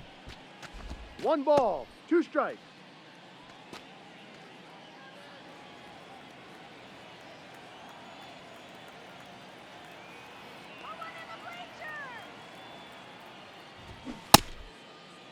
That's a check. Mateo Did he started swing? after it, tried to hold up.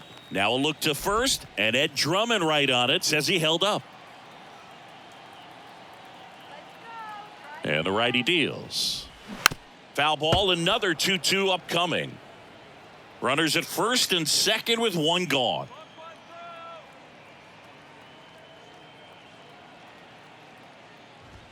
Ball That one 3. drifts inside. Full count.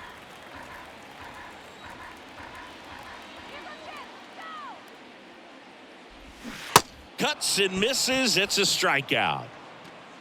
And Chris, that's a way to neutralize his speed by keeping him off base. And the defense breathes a sigh of relief because he puts pressure on everyone if he can put the ball in play. But that's how you do it. Keep him off balance, get him out of there, and deal with the next guy.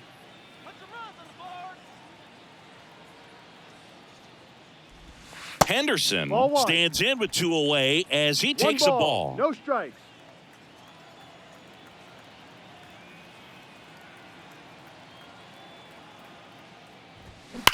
On a line out towards center. Rodriguez makes the grab on the run. So they're able to work around a pair of walks in the inning. We played 4.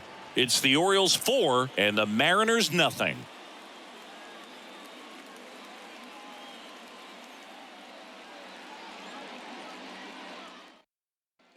Back now at Oriole Park. Leading off Top the 5, Mariners, John Sciambi with the Chris third Singleton. baseman, And leading it off, Eugenio Eugenio Suarez.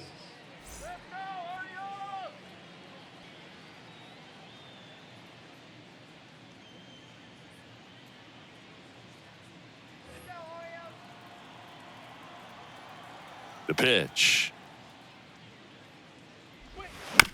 To the right side, O'Hearn. The flip to the pitcher That's out. covering. And the leadoff hitter retired in the 5th. The second baseman, Colton Wong. Colton Wong up next for the Mariners. He was a strikeout victim his first time.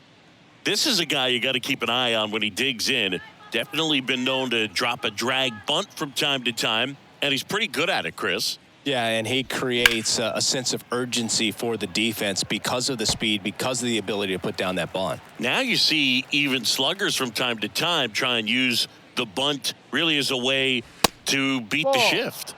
Ball 1 low.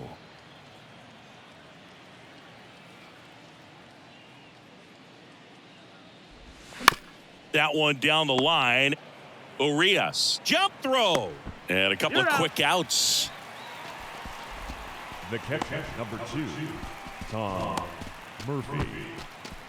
Now it's Tom Murphy. And he's already singled in this game.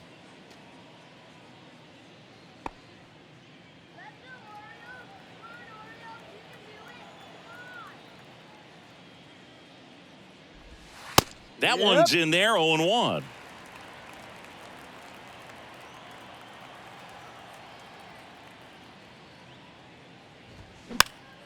Fought off foul. Now this offense has just been locked down. Almost 5 full innings of shutout baseball. Goes down looking. Mariners go down quietly there. They're down 4-0.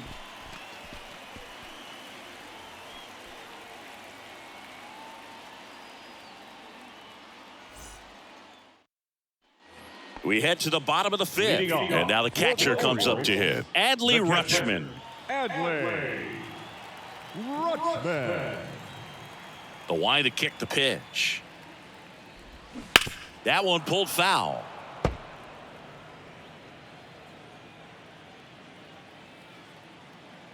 Now the 0-1. Now 1-1. 1-1.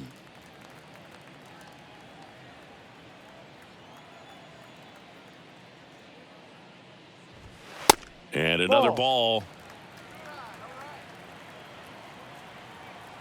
The 2-1. That's a ball. First pitch strike from the pitcher, but then no panic at all by the hitter. Very patient, showing good discipline. Now he's in the driver's seat with the 3-1 count. Breaking ball through there for a strike. Full count.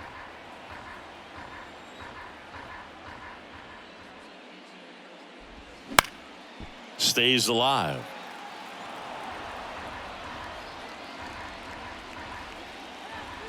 And the right-hander deals. And there's ball four. Take your base. You get a walk, and you get a walk. Leading Everyone off for gets the a walk, Orioles. Boo. And here comes Scott's service as he's ready to make a change on the mound. Logan Gilbert out of the game, and this is one he'd like to forget. Back with a new arm after this.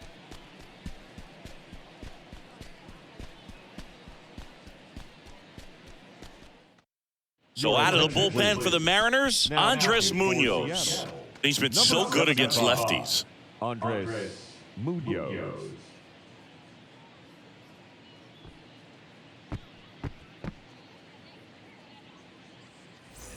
Man at first, Anthony Santander at the plate. A strikeout and a walk. Come on, Tony.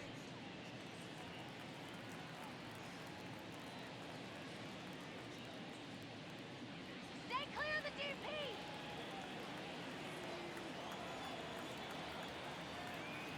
Let's go, O's. First No. pitch, and he just misses. You know, these Orioles really impressing me with the quality of their bats in this one. It's been fun getting a chance to see them go to work. It looked to me like they really wanted to get to the starter early, get him out of the game before he settles in. So I'd say mission accomplished. The 2-0 is in for a 2 strike. balls, 1 strike.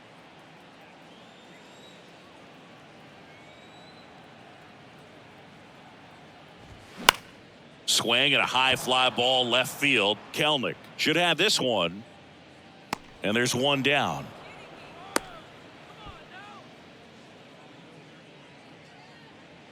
Up next for the Orioles, the first baseman, Ryan O'Hearn, the next to hit for the Orioles. He's already homered in this game. Let's go one more time, baby. We need a base hit here. And Ball. takes low for ball one. 1-0.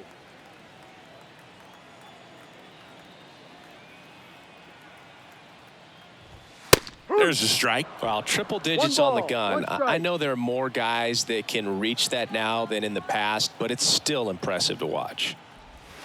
Next Hey. offering is in for a strike. That slider breaking in can be a tricky pitch. If you don't finish it and have that bite at the end and it stays out over the plate, it can get hit a long way. But that was a good one right there.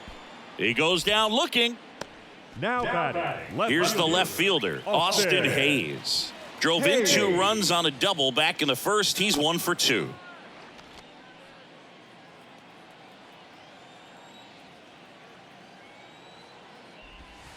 Close No, that's one, a ball. doesn't get the call. Ball 1 1. ball, no strikes.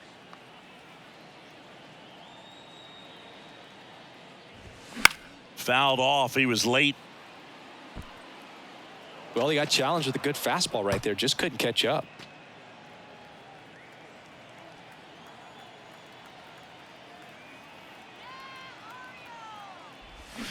Swing and a miss. 1-2. 1 and 2. He has a tendency to chase out of the zone, and that slider that's down, that's one of his money pitches to get that swing and miss. Right side. Hernandez settles underneath it. He's got it, and that'll end the inning. 1 left for the Orioles, but they're in front 4-0.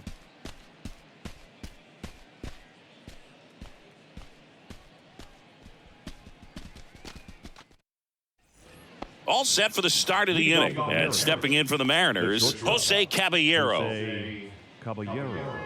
Caballero, 26 years old, and he was born in Panama. And first offering is fouled off.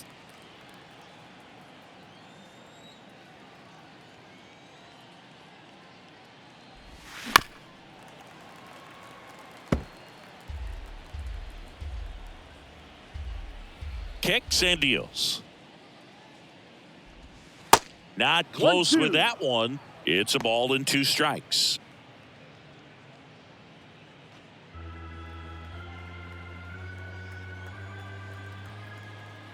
Here comes a pitch. Swings through it, and that's a strikeout. Definitely made him chase a little bit out of the zone right there. I don't think that's a strike if he takes it. Pretty textbook pitching. Get ahead in the count, Get the guy in the box on his heels and then force him to chase your pitch where he doesn't have much of a chance to do any damage. Here's Jared Kelnick. There you see his May and June numbers so far.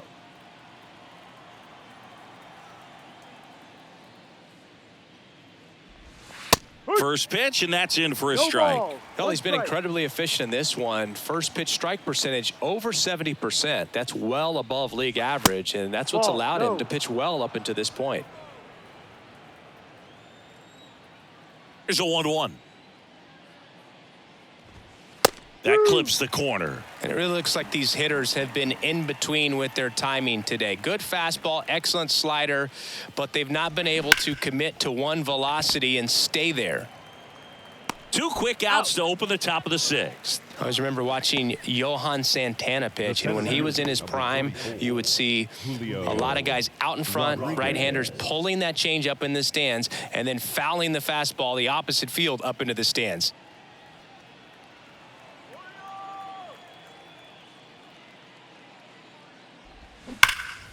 Swing and a ball lifted in the air, left field, pretty well struck. It bangs off the wall and into second easily with a 2-out double.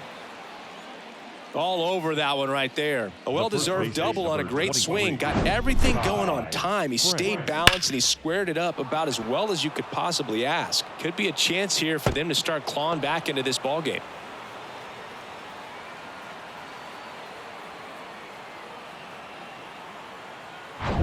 Ty France up next for the Mariners. There's a strike.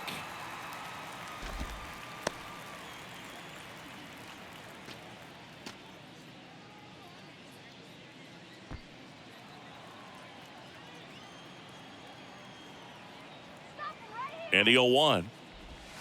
Late with the swing there. No ball. 2 strikes.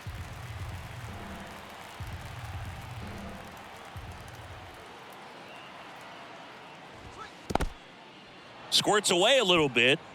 The tag, and that's out number 3, inning over. 1 hit in the inning, but no one left. 6, 7, 8 due in the bottom of the 6th. It's the Orioles 4 and the Mariners nothing.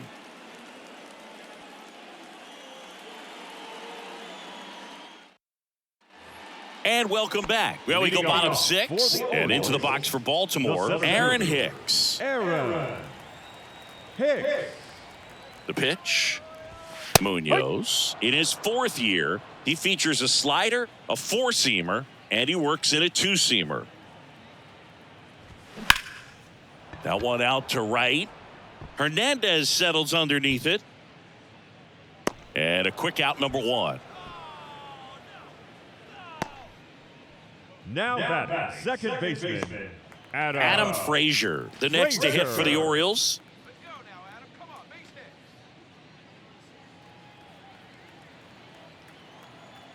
Let's go, Orioles. And a strike right through there. That one at triple digits.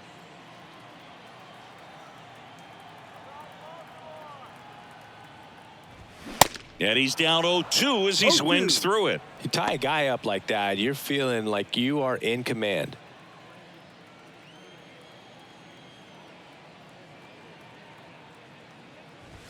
The punch out there, 2 out.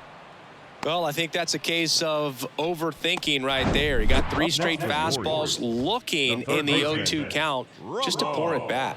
Urias. 2 outs, base is empty. Ramon Urias, the next to hit for the Orioles. That one's in there. That's strike 1. Urias measures 5 feet 10 inches, 185 pounds, and he won a Gold Glove last season.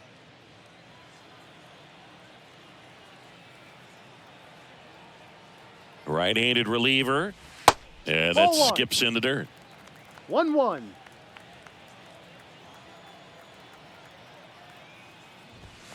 And it is 2-1.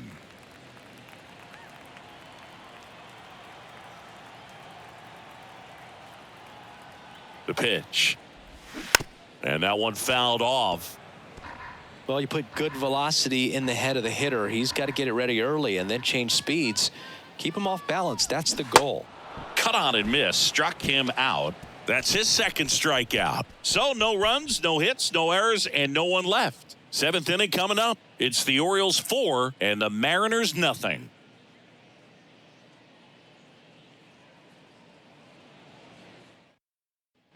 Welcome back. Top of inning number 7. And here's the first baseman, Ty France. The Mariners in striking distance, but have some work to do. Boog, it starts with the leadoff man. I need a good at-bat out of him right here. Foul ball. When a guy's throwing a lot of first pitch strikes as a hitter, you got to be ready to hit. Now, that's not going to help you get deep into his pitch count and into the bullpen, but you got to take what he's offering that day. Here's a rocket out to left. No trouble here. Puts it away for the out. Now one away. The right fielder, Teoscar. And now the right fielder, Teoscar Hernandez.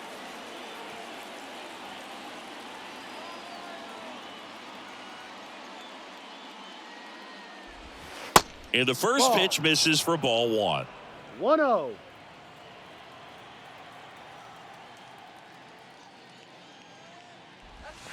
Just off the outside part of the plate. One down, base is empty. Just missed. A rare 3-ball count here. He's been throwing strikes all day. Got to be ready to hit if you're in the box.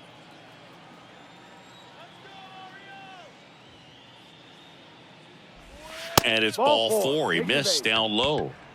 4 pitches. That's an easy walk, man. He could have walked me right there, Boog. The last one wasn't even close.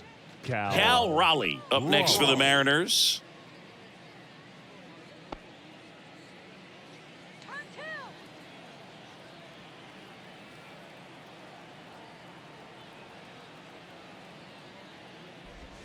2. And that's in there for strike 1.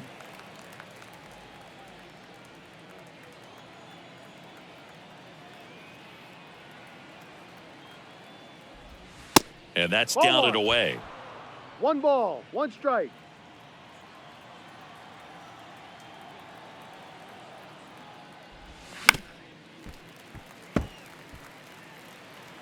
Hernandez stands at first with 1 out. That one in the dirt, and it's 2-2.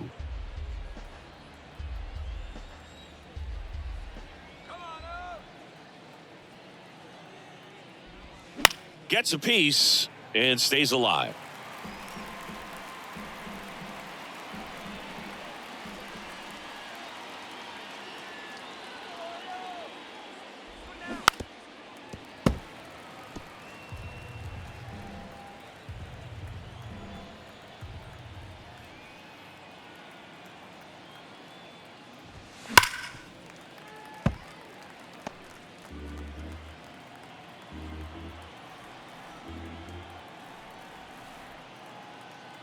Two now.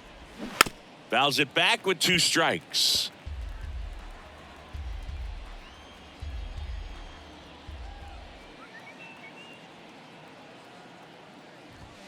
Swing and a miss.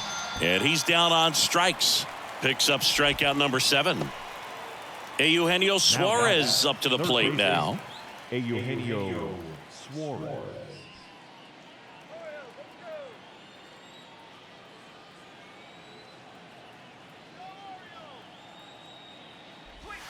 And the first pitch misses for ball 1. 1 ball, no strike.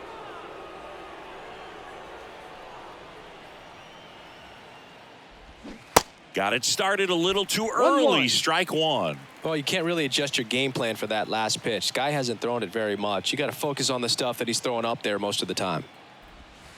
The next offering misses. And a count 2-1. 1 strike.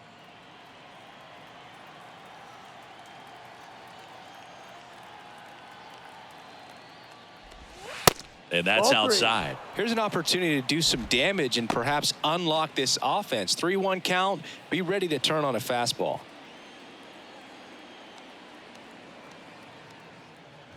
Good plate appearance there. Able to take the walk. Pretty easy walk right there. Last pitch wasn't even much to think about. The second baseman, Colton Wong. First and second, 2 down. And now for Seattle, Colton Wong.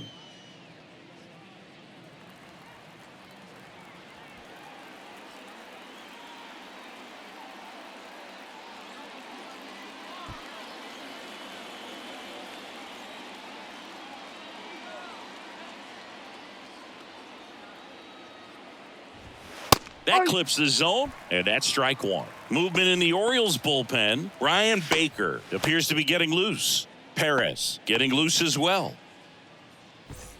2 outs. Couple of base runners at first and second.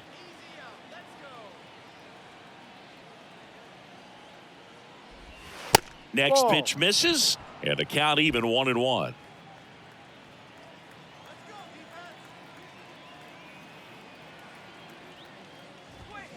On the ground to the left, That's and it foul. goes just foul.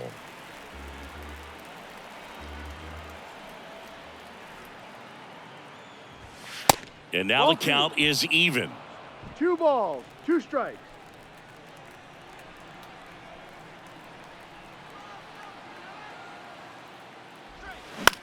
Swing and a high fly ball to left. Hayes has it sized up. Puts the squeeze on that one, and that'll end the inning. Starting to run out of outs as they're unable to chip away. Midway in inning number 7, and it's time to stretch. It's the Orioles 4 and the Mariners nothing.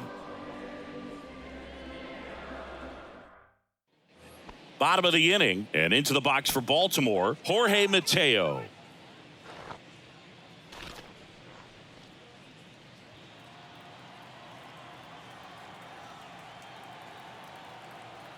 Munoz back to work. Ahoy! And there's a breaking ball that drops in there. Action in the pen down there. Gabe Spire, the left-handed reliever, appears to be getting loose. Brash, the right-hander, also getting loose.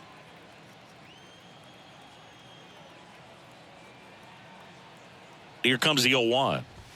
And that's in for a strike.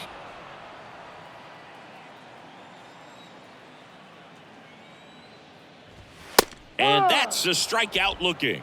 Not sure about that call. Pitcher might have gotten a friendly strike 3. Wow, that's a tough call for the hitter, but the pitcher will take that all day long. Not quite in the strike zone, but he found a spot that the umpire is going to, at least for now, allow him to get that call. So hitters are going to have to make an adjustment, but pitchers are going to learn from those things and really try to exploit them if they can. So back to the top of the Orioles lineup, and here is Gunnar Henderson. That Ball, misses no. the zone. 1-0. 1-0.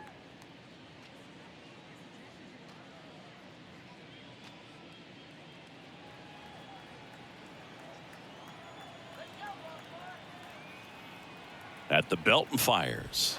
That clips the corner. Wow, just a beautiful backdoor slider right there. If you've got any chance of hitting that pitch, you have to wait until the absolutely last millisecond.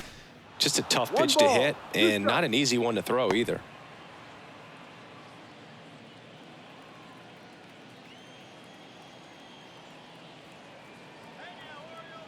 One, 2 now. And that one is Ball. inside. 2-2.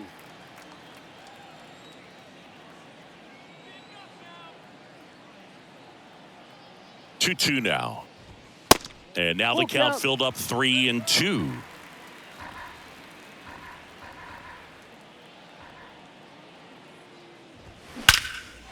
Swing and a ball hammered left field. That's back, and it slams off the bottom of the wall, and that's a double. 2 hits for him in this one, both for extra bases. Got to feel good about that. Just missed out on a home run right there, but he certainly hit it hard enough. Just didn't have the right launch angle to carry it over the wall, but still an excellent swing of the bat. Adley Rutschman digs in now. In there for strike 1.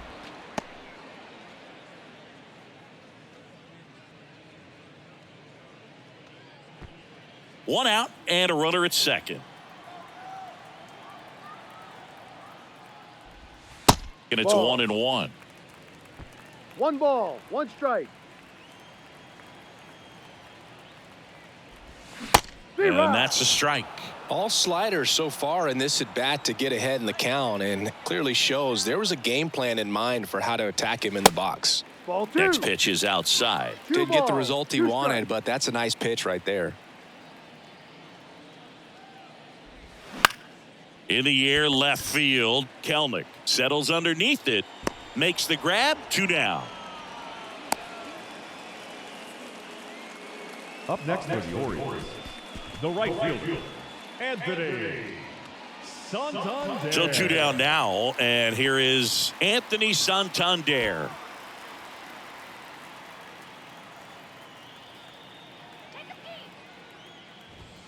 And that one Outside. just missed off the outside edge.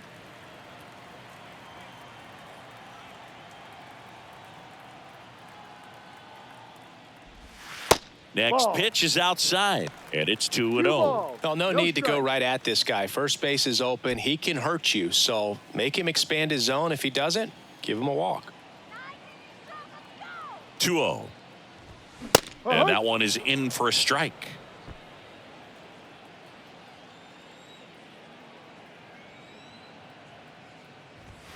Swing and a miss, and now 2-2. He got away with one there, but he knows he can't go into that spot very often against a guy like this. And a pitch. Fouled off the plate. They'll do it again. Runner at second, 2 down.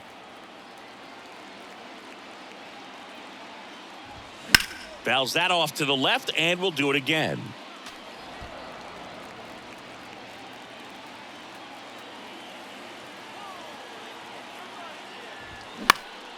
Good job to fight that one off.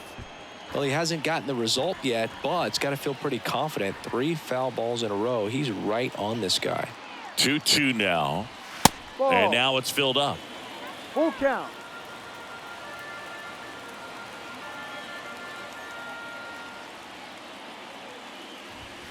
Hit up, 99 miles per hour to finish him off. And the Orioles leave one, but they lead it 4-0.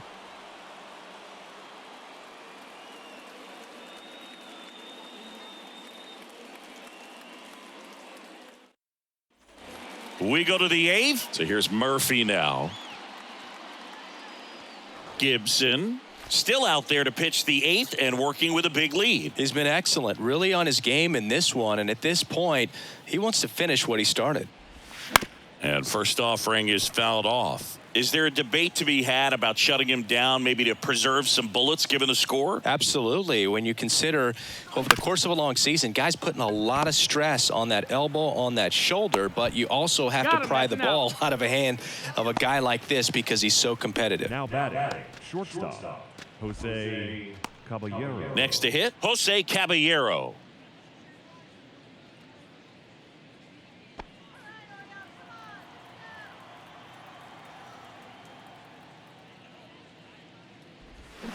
In there, and it's 0-1. Movement in the bullpen. Ryan Baker is up and throwing for Brandon Hyde.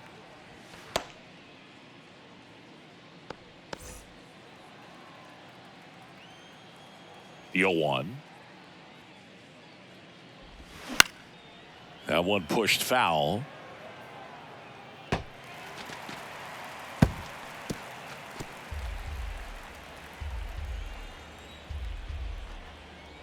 The 0-2. In the air, out towards left center. Hicks makes the grab. Out number 2. The left fielder, number 10. And up next for Seattle, Jared Kelnick. 1 for 3.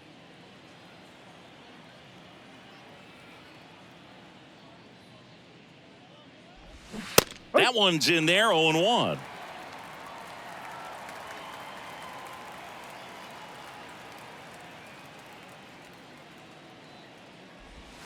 And that's 1-1. too high.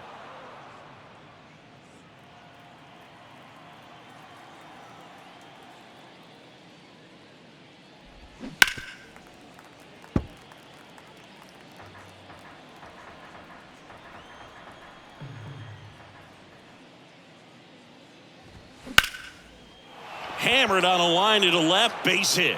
And that's going to roll to the wall. Around first, heading for 2. In safely, it's a double, and his second hit. Really nice job of 2-strike hitting in that at bat. I'll tell you, man, it's such a good feeling when you smoke a line drive into the gap like that. I mean, sure, home runs are king, but I feel like nothing makes you feel like a true professional hitter more than a bolt the other way. Man at second here with 2 away. Now the number 2 hitter, Julio Rodriguez. Drove it off the wall last time, just missed out on a home run. Ball one. First offering misses the mark.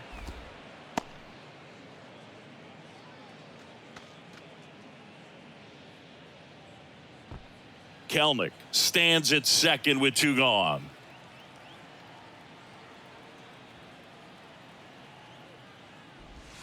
Next Hee-haw. offering is in for a strike.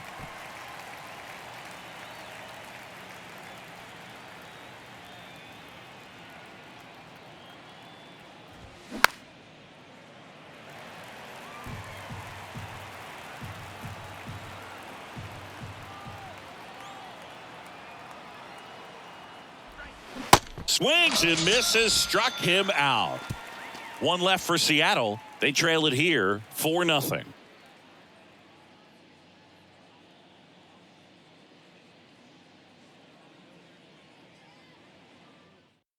Back now, new pitcher on the mound as we roll into the bottom of the 8th, Matt Brash. He's got a wicked breaking ball in his arsenal, and it's definitely one of his go-to pitches when he needs an out. And now, Ryan O'Hearn. He's already homered here in this one. The first baseman, Ryan O'Hearn. And here it comes. That's a Ball little one. bit low. Definitely a swing and miss One slider ball, down no and in. He strike. finished that really well. Just couldn't get him to offer at it. The 1-0. 2-0. Not showing great command so far in this at bat. 2-0 count. He's got to execute here or this could get ugly.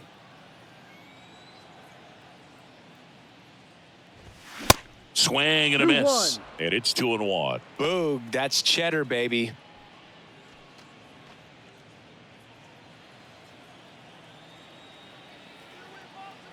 Right-hander kicks, deals. Fouls one off. 2-2. Left-hand batter waits. Swing and a miss. Handcuffed him with that slider. And now 1 away. Man, that slider bearing in on your hands like that, it's just so tough to fight off. It's kind of like a cutter and just can eat you up, saw you off. I'll tell you what, hitters have nightmares about that pitch. Perfectly executed out there on the mound.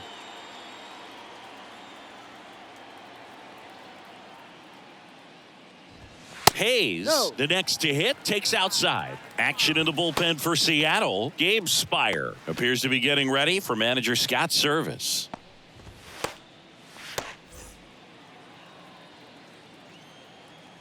The wind of the pitch. He ride.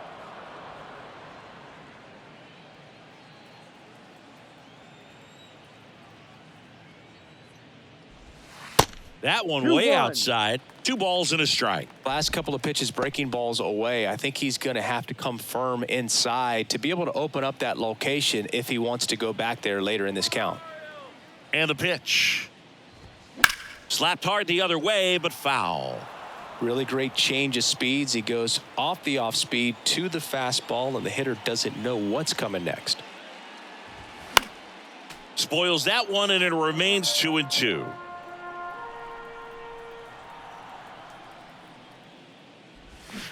Keeps the at-bat going with a foul ball.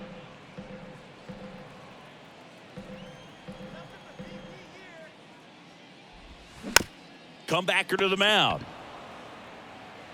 On to France. Out. 2 up, 2 down. Up next for the Orioles, Here's Aaron Hicks. Aaron Hicks.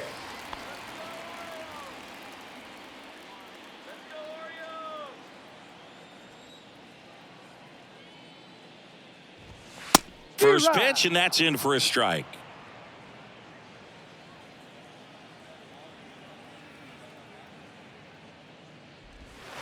A little bit low.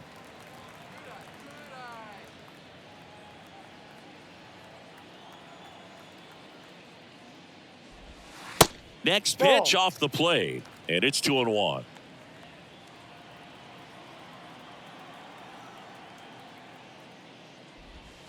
Just missed. That's a ball. Tried to backdoor him with that slider right 3 there, but balls, just 1 strike. missed off the plate. Good pitch, though.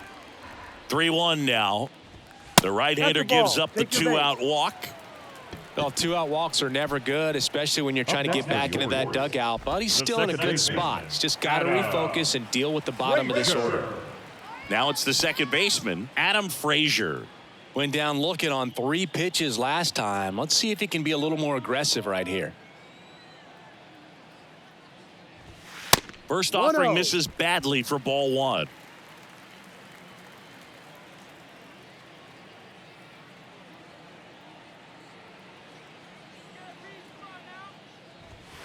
Upstairs.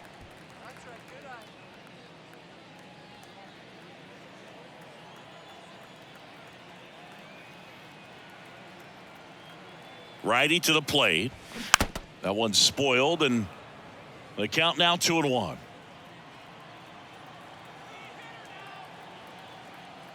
Kicks and fires. Out to short. Caballero. They get the That's force. Third out. Looks like he's heading back out for the 9th as he'll go for the shutout when we get back. All set to start the 9th in this one. And now the first baseman, Ty France. 23, Ty France. Gibson back to work. There's a strike.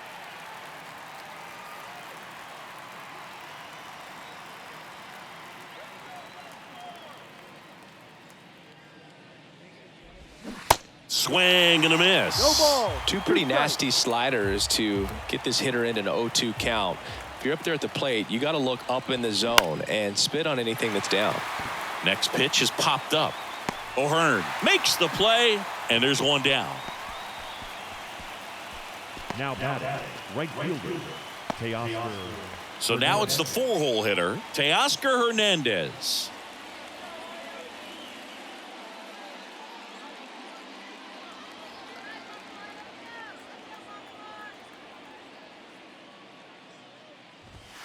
And first offering is fouled off. Well, just very efficient out there on the mound. I mean, just a great outing. He's just now getting to 100 pitches.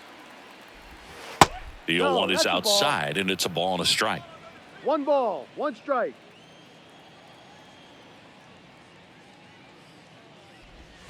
Next offering is Ball 2. outside.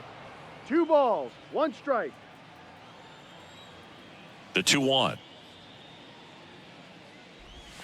And a strike. 2 balls, 2 strikes.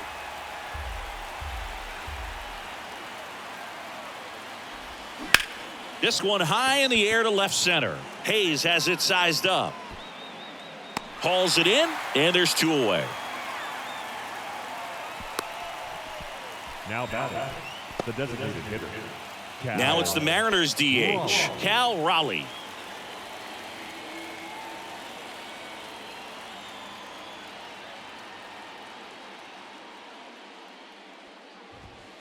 And there's a strike. Well, this guy on the mound's done a lot better than we would have expected, and the hitters just don't seem to have the right game plan. They're taking too many mistake pitches for called strikes.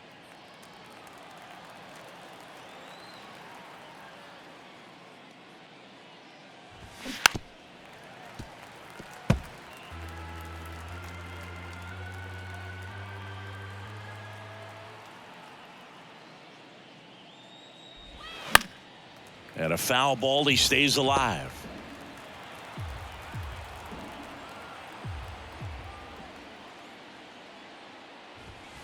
Foul ball, it stays 0-2. The wind of the pitch. Misses. Ball, no. Now 1-2. That turns out to be a really good take right there, but you don't want to end this game with the bat on your shoulder. Here's a 1-2. Ball. 2-2.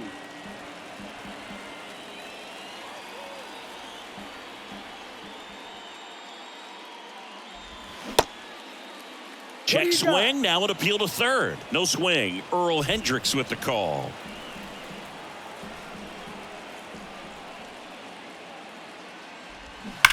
foul. We'll see another payoff pitch.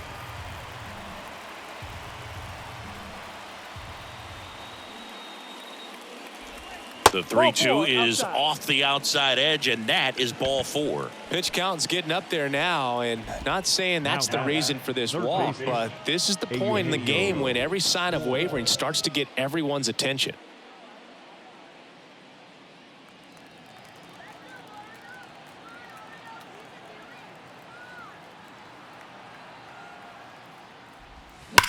On the ground, right Foul ball. side, and foul ball. Raleigh off of first with 2 away.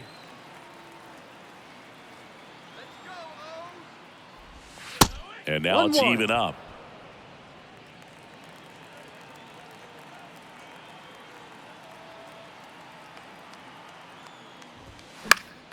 The 1-1 is fouled off.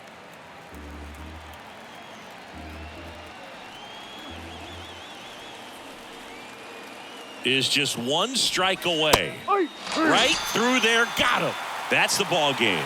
It has become increasingly difficult to throw a complete game shutout because of all of the offensive prowess that these hitters are showing around the league today. But he had total command of this game, and he saw it all the way through to the end. Nice win. A 4-0 shutout in this one as the Orioles win this one. For Chris Singleton and our entire outstanding crew here at MLB The Show, I'm John Shambi. Thanks for joining us.